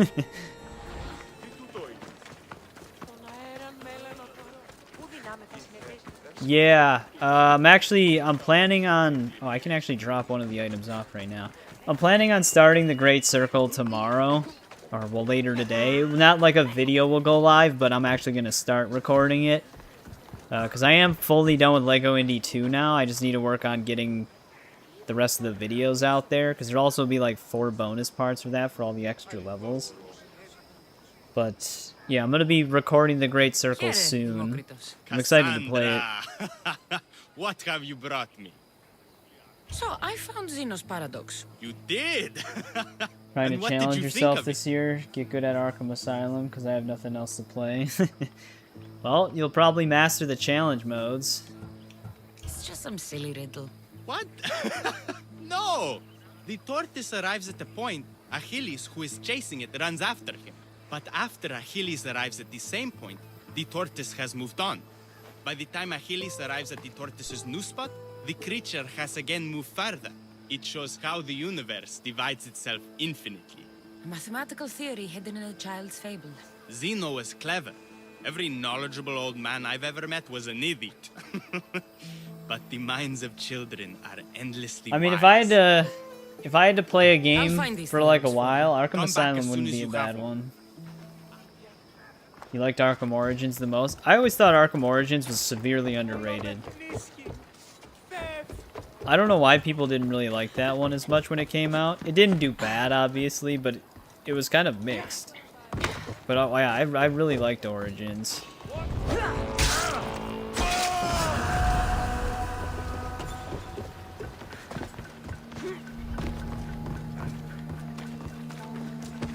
I actually think Origins is like, the way the story is set up is one of the better stories out of the franchise. Then again, I mean, it's actually kind of consistent, because Asylum and City have really good stories. Knights is good too, but I think the setup of the game, the way you, like the order in which you do things can be kind of random, so it kind of does like a disservice to it, especially with the heavy Batmobile sections. Yeah, Origins was like, I played the hell out of it, and I still go back and to play it on occasion just to play the challenge modes. I always thought it was really cool that you could use like Bruce Wayne as one of the characters in the challenge modes. Obviously, Knight has the most characters you can play as in challenge mode, but you can also use Deathstroke in Origins. Move. Though they reuse a lot of Robin's animations, but it's still really cool.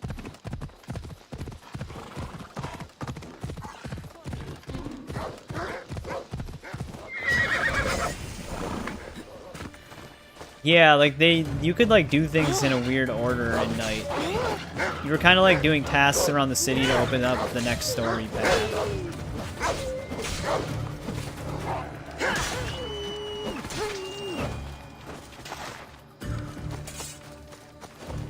But yeah, I mean, I still like Night anyways, but like I think it was the weakest in terms of the way the games were set up and laid out or in the franchise. Maybe obviously besides Arkham Origins Blackgate, the side-scroller, which I actually still like that one too. But yeah, I've always really enjoyed Origins. I still remember the online mode for that too. I think it still works on PC as well, even though they announced it's shut down. Yeah, the Deathstroke fight is still one of my favorite boss fights in the franchise. From Origins. Obviously not Knight, because Knight is just a Batmobile battle. Which, for a character like Deathstroke, seems like a huge missed opportunity.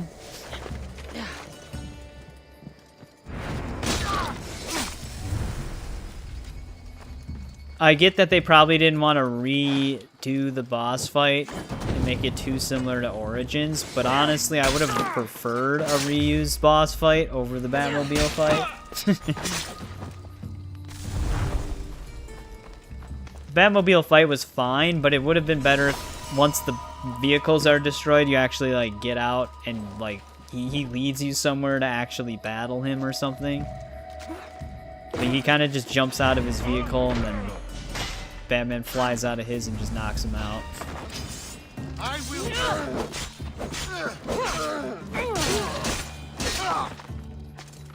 Just made him seem like weaker than he was portrayed in Origins.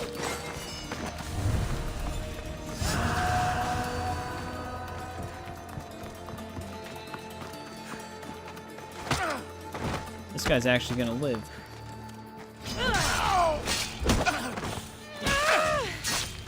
For a little bit. I will say that Origins probably had more launch issues than the other Arkham games, but it wasn't... I didn't run into anything that hindered my experience even on launch. There was just like a few weird hiccups here and there. There was only one time where I did have a pretty severe issue, but on PC I was able to bypass it. And it was in the Cold Cold Heart DLC. You have to like go to that one club that's like down that staircase inside of that one building to interrogate a specific enemy, but you would open the door to go into the club and then you just fall through the map. And it would happen every time. But on PC there was a console command mod and you could type in cell coordinates for parts of the game world and you could just load yourself into the club to get past it. Because the bug was actually a part of the door transition that would glitch out, so if you could just avoid the door, it would work. I don't know if they ended up patching that or if that was just like a random issue on that save. But at least there was a workaround for it on PC. I didn't see a question mark for over here, but I was just getting closer to see if anything would pop up. Because it's got like a circle if you hover over it, like it's an island. But that was like the only major issue I had with that game. Yeah, let's go. Yeah. And it wasn't even on my first playthrough, it was on my like 6th or 7th playthrough.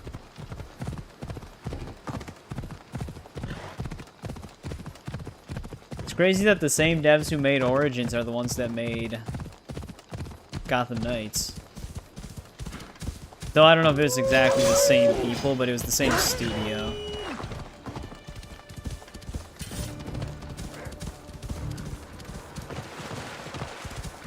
But I guess that doesn't sound so crazy when the studio that brought us Asylum City and Night also brought us Suicide Squad.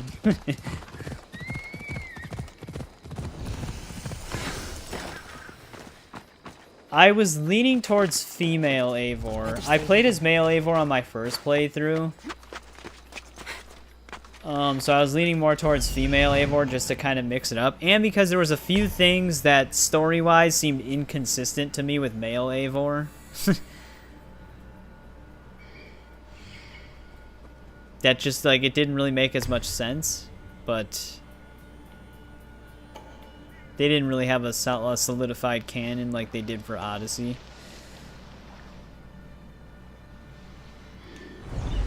The riddles in those games are a lot. Yeah, especially Knight. I think Knight had like 300 plus riddles. Origins actually I think was the most scaled back for riddles type stuff because you had those like antenna things you had to break and then you had to hack the tower. And then I think there was what, Intel? There was a lot less in Origins.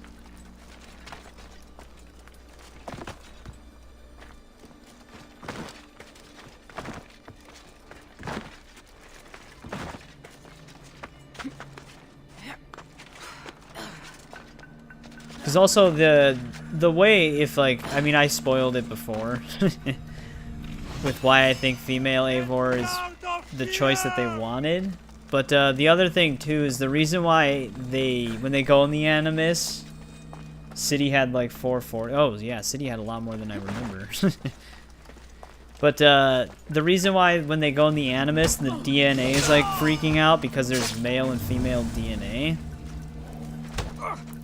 It's the male DNA is because of the Odin side of the character, but if you choose male Eivor, there would be no female DNA in there.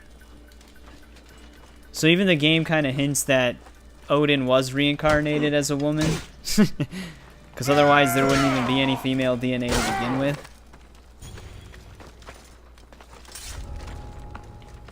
But also, like, the Sims whole thing, trying to track down Odin, but not recognizing him, but him recognizing everybody else.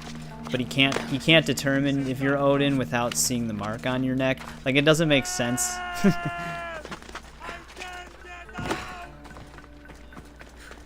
Yeah, like, I always go after the Riddler stuff, especially in Night and City, for the simple fact that I just love beating up Riddler. So I have to do it every time.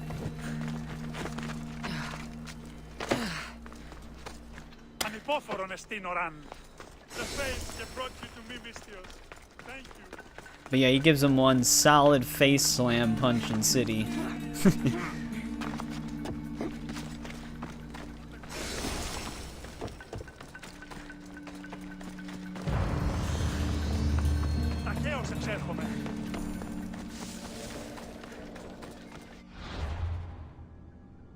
Alright, there's that. We're almost done fully exploring this region. Got this one question mark here. But then there's still all of this. I know. That's why I love knocking him out, or beating all of his riddles. He's just such a jackass the whole time. It's funny having him in the cell with everybody else at night as well. His dialogue with all the other criminals. Because he always tries to act like the smartest person in the room as well. But then everybody just shuts him down right away. Off we go now. I get what you're saying, James. I kind of had the same thought when I first played it. She has a very odd voice. But my main motivation for choosing male Eivor the first time around was because I was like, well, how can I be a Viking and not have a beard? So that was like a driving factor in it. But I'm over that now because Valhalla I didn't really care for the game that much, so then I didn't really care at that point. But yeah, her voice, I think the male actor also just seemingly did a better job from what I was hearing between the two of them. Kind of like with this game, I feel like female Kassandra's voice actor does a better job than the guy who voiced Alexios, personally. But yeah, gotta have a beard. Yeah, it's like Riddler's... The one thing he hates the most is being outsmarted, especially by Batman.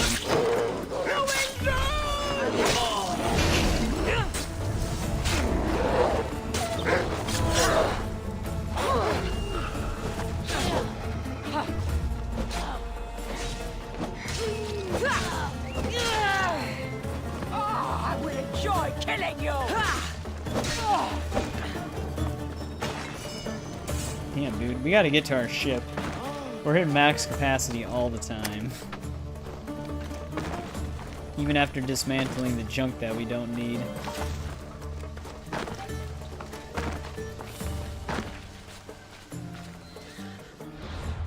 They bring Riddler... Oh, I didn't even search everything there. They bring Riddler back in Suicide Squad as well.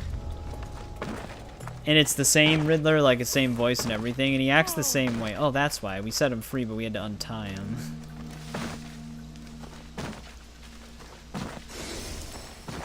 But they, of course, because they had to cut the game short. There was never actually a conclusion to his story arc. So even on the last season for Suicide Squad, he would just say the same thing he says at the end of every other season, where he says he's going to come back with harder riddles. But he can't. Yeah, no problem, JBB. I appreciate you jumping into the chat as well. Sorry if any of the weird drama with Ian and Isaac made anybody feel uncomfortable. That's why I just ended up timing him out, was to just put a stop to it. But hopefully that doesn't deter you from joining into the chat again. I enjoyed talking to you, and I hopefully will see you again on Thursday.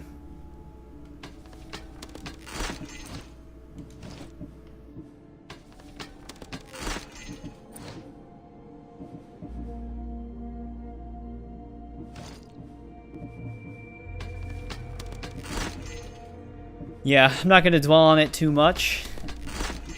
I think moving forward, any hint of drama stirring up will just result in some timeouts. Alright, Rusty Staff was definitely not unique.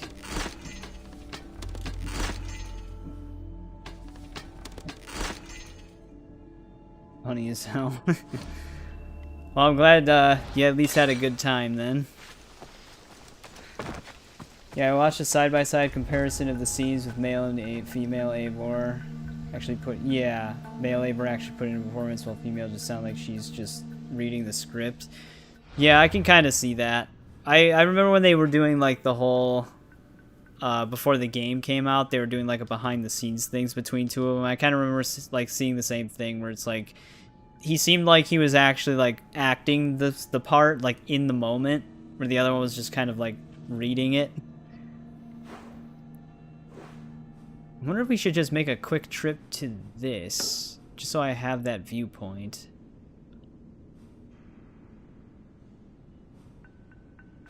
But we are done with Achaea, or whatever, however it's pronounced. We finished exploring that. So even though I didn't tackle the regions I wanted to, we did get to fully explore a few regions I wasn't planning on, like Macedonia and stuff like that. So that's good.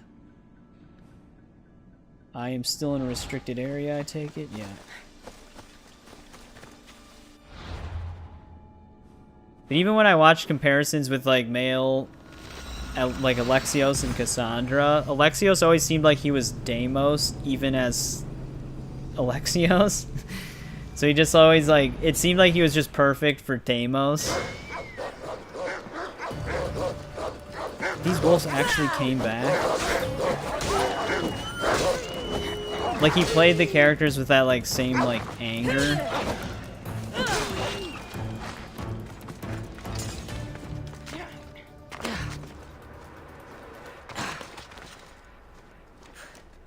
But, I mean, at the end of it, Kassandra became the canon character anyways, so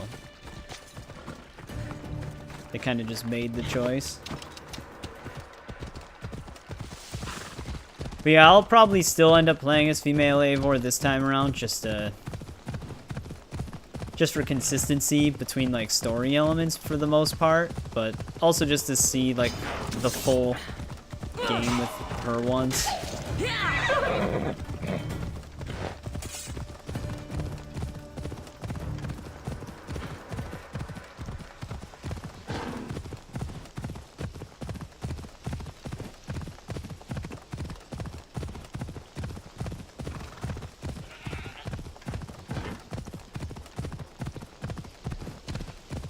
Yeah, my voice is starting to get worn down. I can feel it. I'm making myself sound like female Eivor.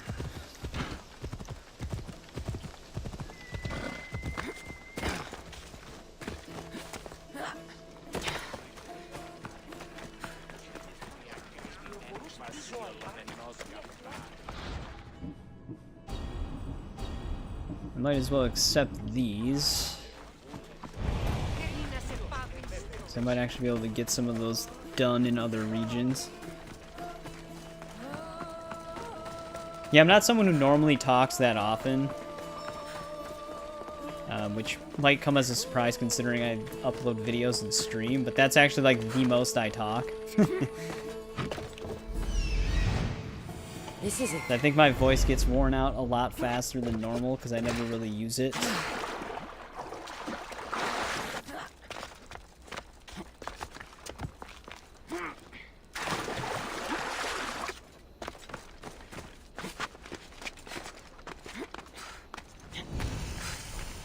I usually communicate through nods and eyebrow lifts.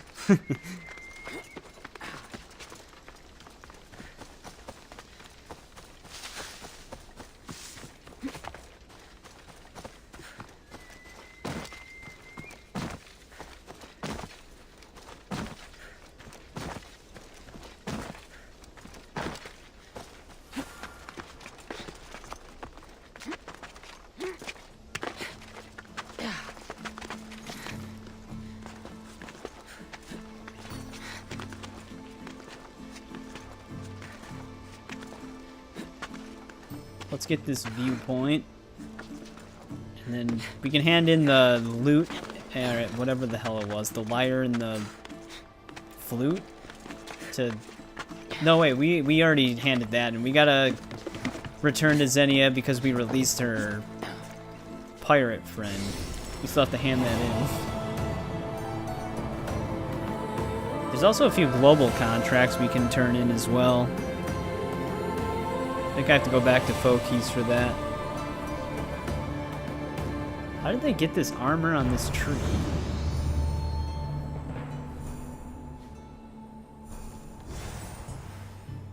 You can also hand... I don't think that's for the Prince of Persia guy. Now we just have a new quest item. We also never... Please killed all of the Stymphalian birds. Oh, she was just saying something. We also can hand in the next, one thing. I forgot what it was.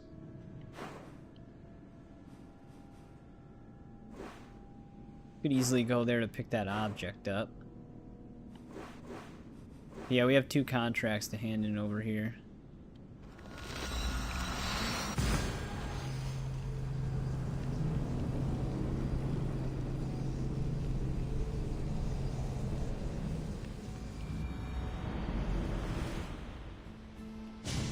Yeah, I'm hoping Great Circle is good. Knowing myself, I'm probably gonna end up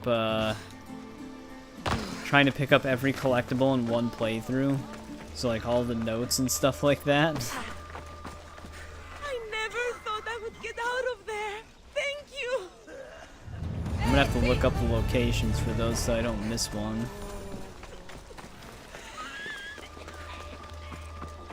Damn, that person was coughing up a lung back there.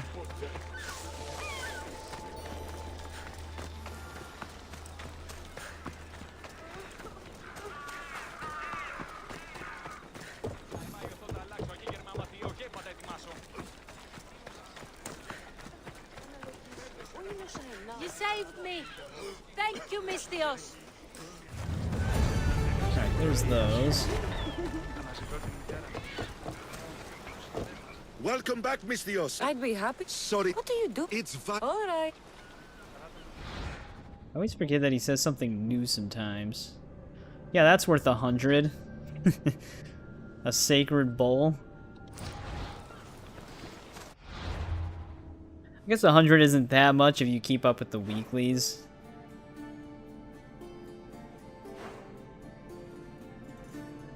Let's go pick this up right away. Because I think each weekly bounty gives you 40 orichalcum, so that's already 80, because you get 2 a week.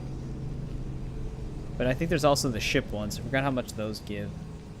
That was one thing that was nice about Origin, well, not Origins anymore, but Odyssey. I forgot if Valhalla gives you a way to earn premium currency. They might. But you could actually just get the premium currency through the weekly bounties and actually have enough to redeem something that would normally cost money.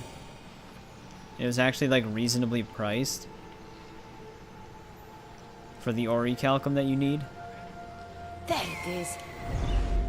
Origins used to do that with P.E.K.K.A. chests, but they turned that off at least on PC. Eric said it still worked on PlayStation. but I wouldn't know.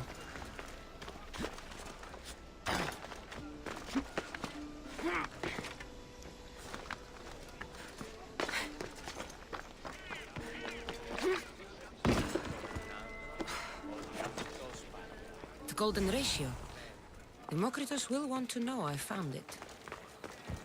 Alright, there's that. We haven't been... Well, actually, the area that the last thing is just out in the water. Yeah, it's just in the middle of the water.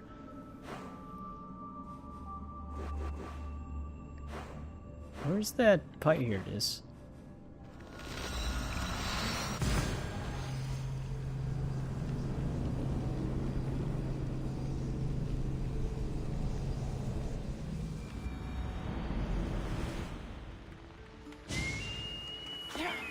Hand her final quest in, and she won't have any more left. You found my coffer and rescued my crew. I know you'll find it ridiculous, but this clay doll was a gift from my mother. A strong figure she was, tough as Ira and clever as Athena. She cared for us after my wretch of a father got himself lost. Or dead. I didn't expect that. No one is only one thing, my West Wind. True.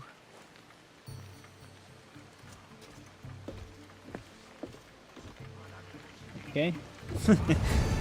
Good talk. Mistios, you've added greatly to my collection of wondrous art. If only I had a kindred spirit to enjoy them with. Maybe one day I'll find another as wild as Merini. Dude, she's just upset that we didn't flirt with her, I guess. Alright, where is the closest thing I can go to sail to this? I think this is actually a bounty. I think it's one of like the mythological creatures. This will probably be our closest dock.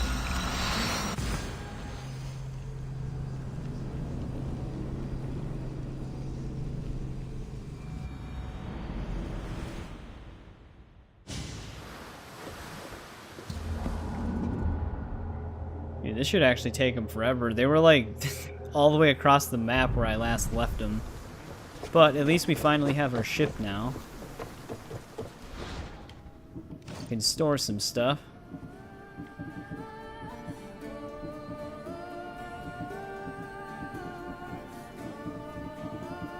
Mainly wanted to store some of the outfit stuff.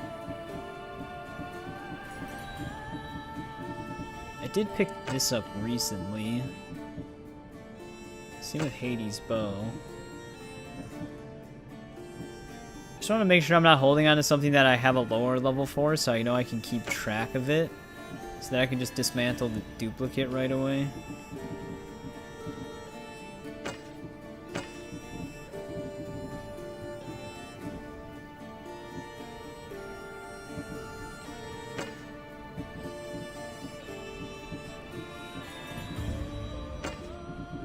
The Agamemnon set was pretty recent.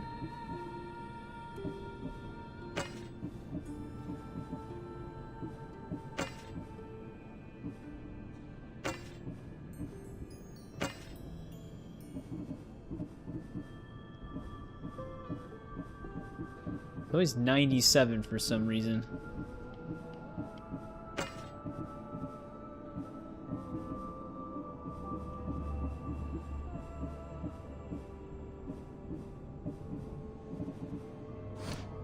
That might be good enough for now. Actually, the other thing I haven't checked in a while. Okay, I wasn't sure if Barnabas posted anything. Alright, let's see if we can get this final piece for this quest.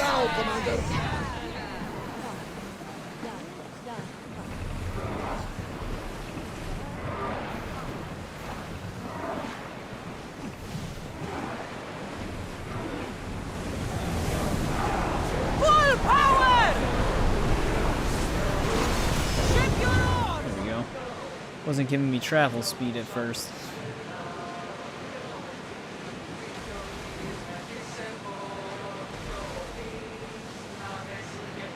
One thing I'm gonna have to make sure I do at some point is bring up like an interactive map to see if there's any ocean locations.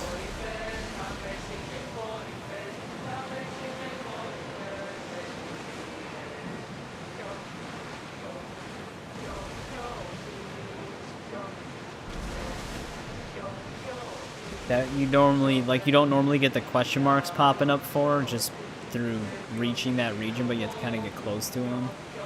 Some of them are like that. And since this game has so much ocean,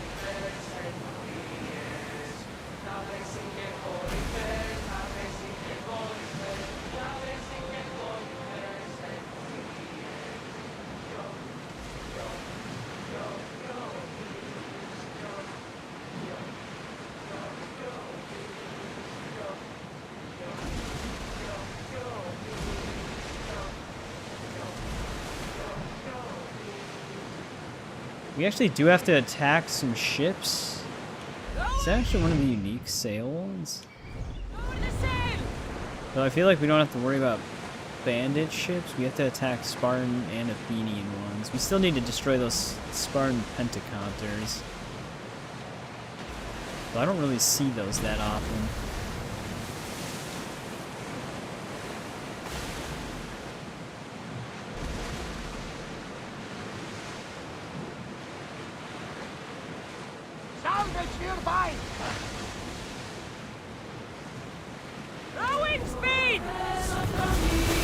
It definitely looks like a bandit ship with a unique sail, though.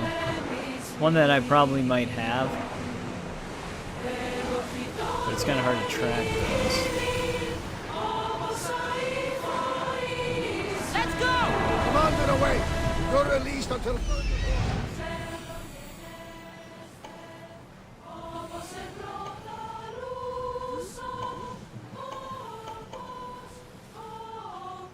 Here it is. Make sure we kill all of these sharks from up here.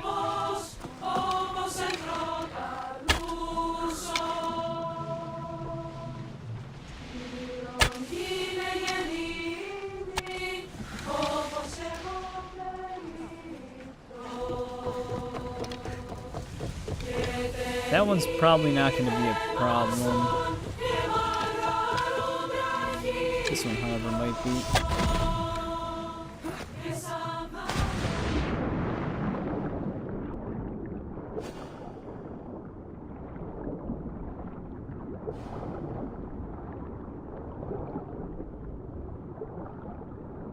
Yeah, Poseidon's staff is kind of like essential to have.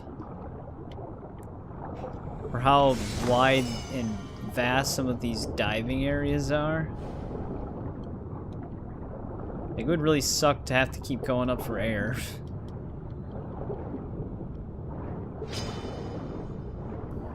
That shark actually caught on to us, huh?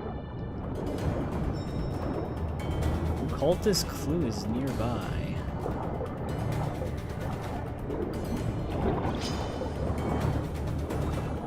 That's blocked off. Ow. Oh, there's actually an extra shark.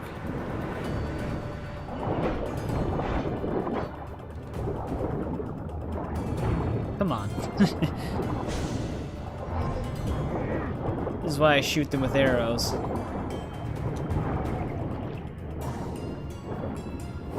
Because they can just kind of hold you here. They're like impossible to attack. I might actually die. I'm like stun locked here. Both keep switching off.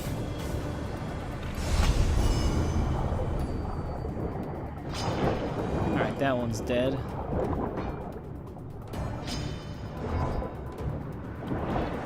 Alright, here we go. Got both of them.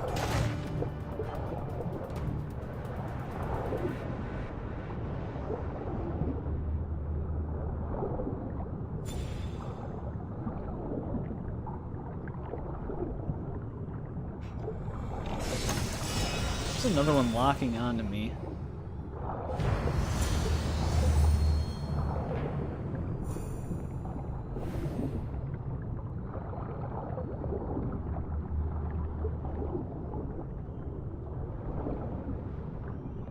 Those are some pretty good findings, though. Occultist clue, and then a legendary weapon.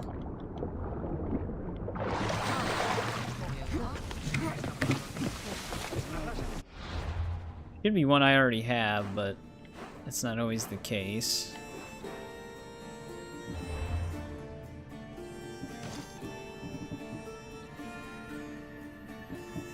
So I may have gotten rid of the original one. Because they didn't always have a storage on the ship.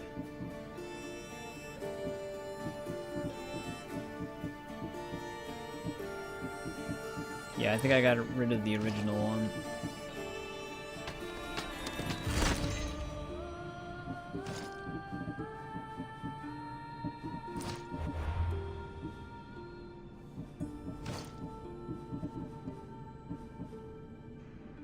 Have the cult as my ship crew. Unveil this dude. The Greek world bows to us. We are the new gods. This guy strikes me as someone who will be on a boat.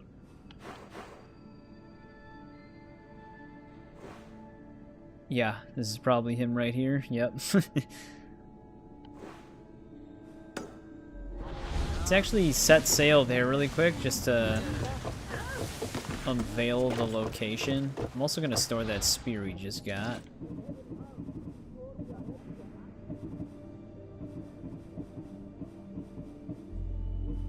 You can actually store that too.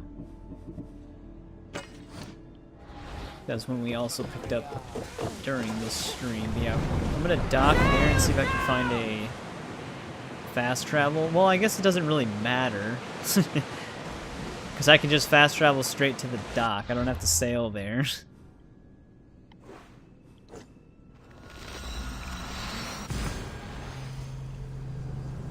kind of wanted to discover it. See what's all on here.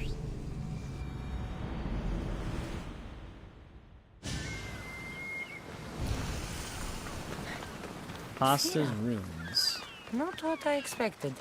This is definitely one of the Isu areas. I don't know if this is the one where you fight Medusa or what.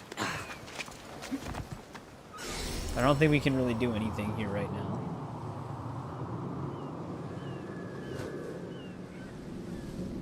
I thought the Medusa one had like stone people around though.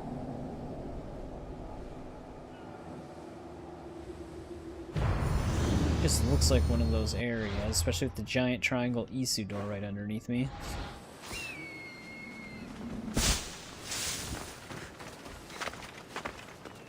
These ruins look old. I wonder who built them and when. Forge of the those World. towers?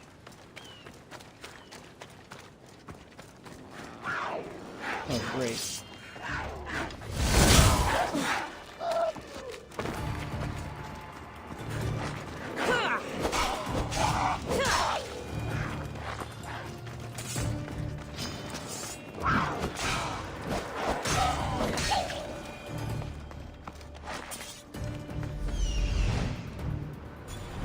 You have a gold question mark. I don't know if we can fight the mythological creature here right now, though, because we aren't able to fight that one that's way back by Kefalonia, because they need some sort of key.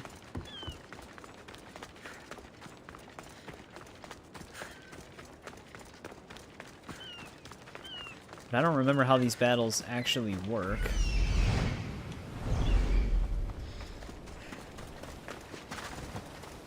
Like how you actually are able to do them. I forgot if it's story-based or something you come across that lets you go after all of them. Also, why is this question mark so far down?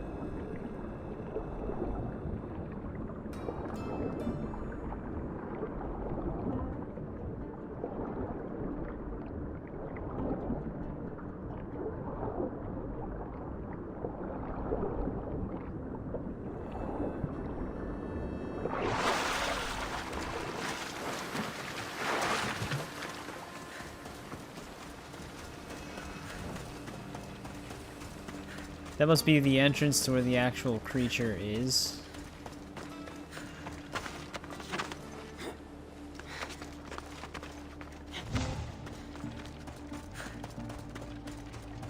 However, I don't think... Did a bounty hunter actually show up on this island? That'd be kind of funny.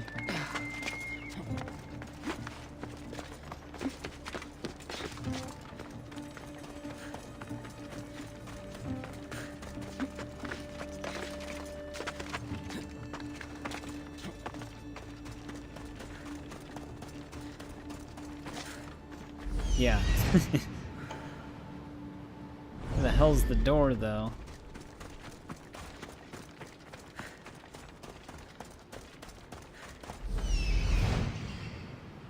That is so far under the ground.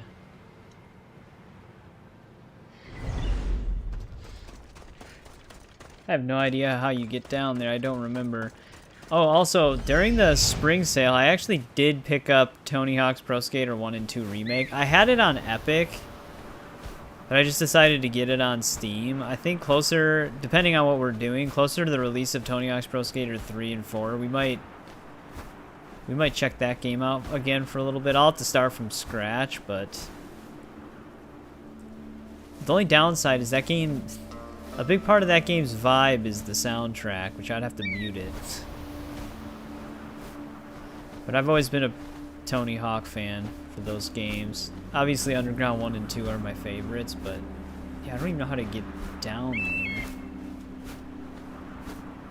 I'm not seeing an entrance anywhere. I don't know if I can even do this right now. I'll have to look that up some other time. But we can fast travel here.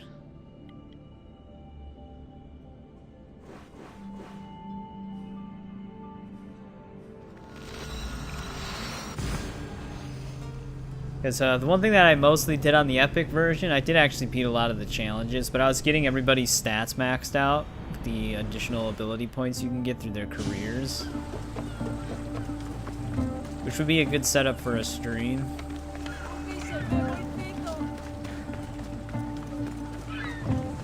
And I just really, now that they announced 3 and 4, although 4 Remake isn't really a remake of 4, it's like a cut down version of it. But my favorite was always Pro Skater 3 at the time, so I'm still excited for that. But yeah, that's making me want to play Tony Hawk again. Here, Demokritos. Kassandra! What have you brought me? I found the original golden ratio. A discovery that will change the course of existence. At first, I didn't think I saw anything special about it, but the sides of this diagram aren't even. The side marked A is almost half of the side marked B. Almost, but not quite. A and B are to A as A is to B. So how can this theory be used? Used? It isn't used, only observed. It is the divine balance occurring naturally in the most measurably beautiful places in the world. For every sentence. It is everywhere. And nowhere.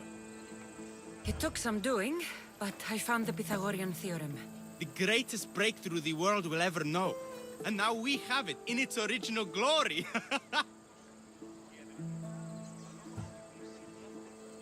I thought it might be about the points of the triangle, but the theorem is about the length of the sides. Astute! You're wiser than you put on. The two shorter sides squared, when added together, are equal to the square of the hypotenuse. That was a lot to take in. But I think I found everything. You did. And with this, I can finally form my grand theory. The theory that simultaneously divides and unites all the universe. What is this theory? Using the theorems as evidence, I intend to prove that the universe is divisible into infinitely smaller parts. As we break reality down, the parts shrink, and the space between them grows. Once you prove your theory, what will you do with it? Although I aim to prove that the universe is divisible, I hope that the theory can be used to unite people. All of this sounds ambitious. One can't achieve greatness by attempting mediocrity. But I confess, I have a personal motivation. Everyone always does. Ha! In another life, you would have made a fine student. When I was a student, I loved a poet. But I was so consumed by study, I never told her. I hope to use these theorems to show her my poetry. And maybe to win her heart. If that's what you want to do, let's do it. What? Well, he actually has Right another now? quest. You missed your chance to tell her once, Demokritos. There's no point in missing it again. Let's go. You're right. This time I will do it properly. I never would have guessed you were a lover. Well, I wasn't. Damn, I can't even run Theory that fast. all atoms exist with a great void between them is a bit like the life I've lived. But not anymore. Now you're filling that void. Maybe. Maybe what fills the void and what draws us together is love. At first I thought it was the little girl. I was like, whoa. It's a good one. I was like, this took a turn. Bandits, stop them! No. Well, that lady didn't survive. Hopefully that wasn't the one he was here for.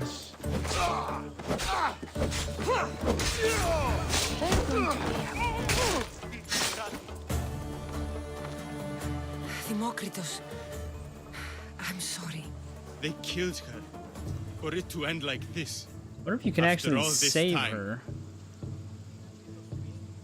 I'm actually curious about something. Oh. I can't reload. You have your theorem.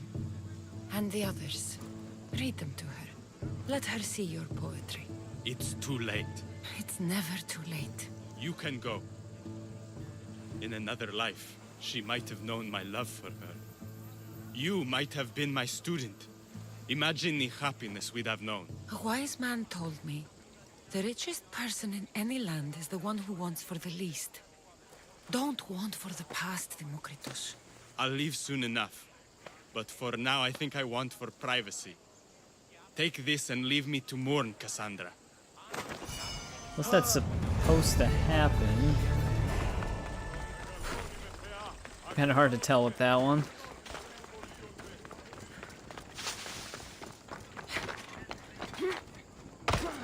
I like how that's the one person in the town that just gets randomly attacked.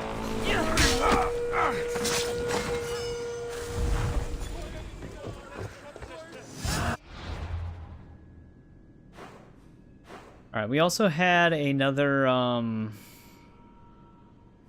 Prince of Persia story extension thing that we could do. I always forget where the hell he's at.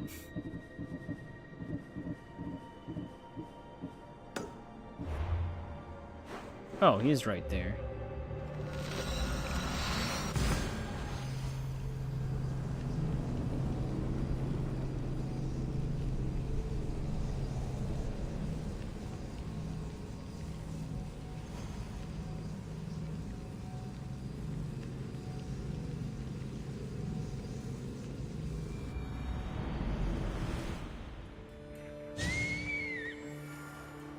Talk to him really quick.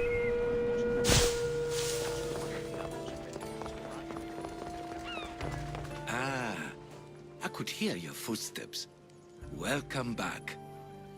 If you'd like to hear about the bird, I could describe it to you.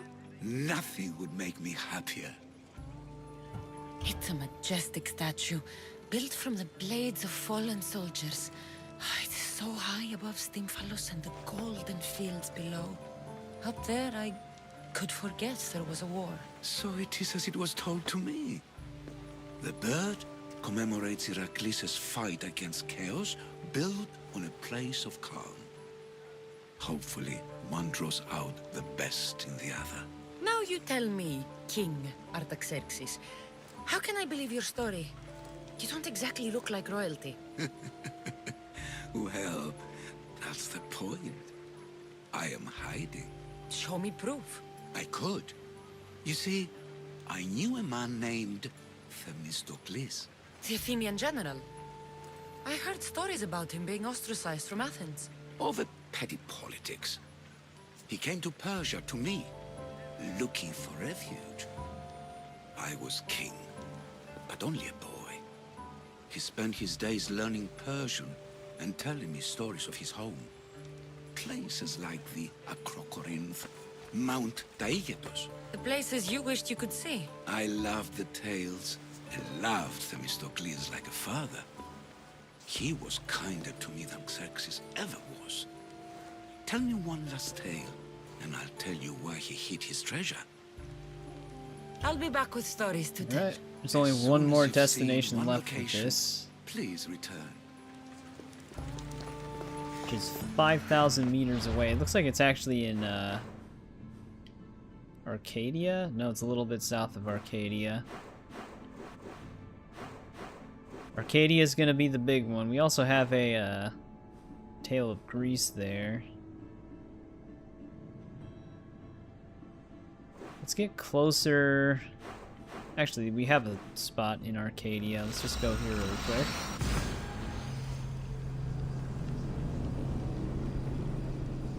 This is probably where we will continue next time. I probably will end part 6 here. All in all, I've streamed for... Actually, how long has this stream even been going for?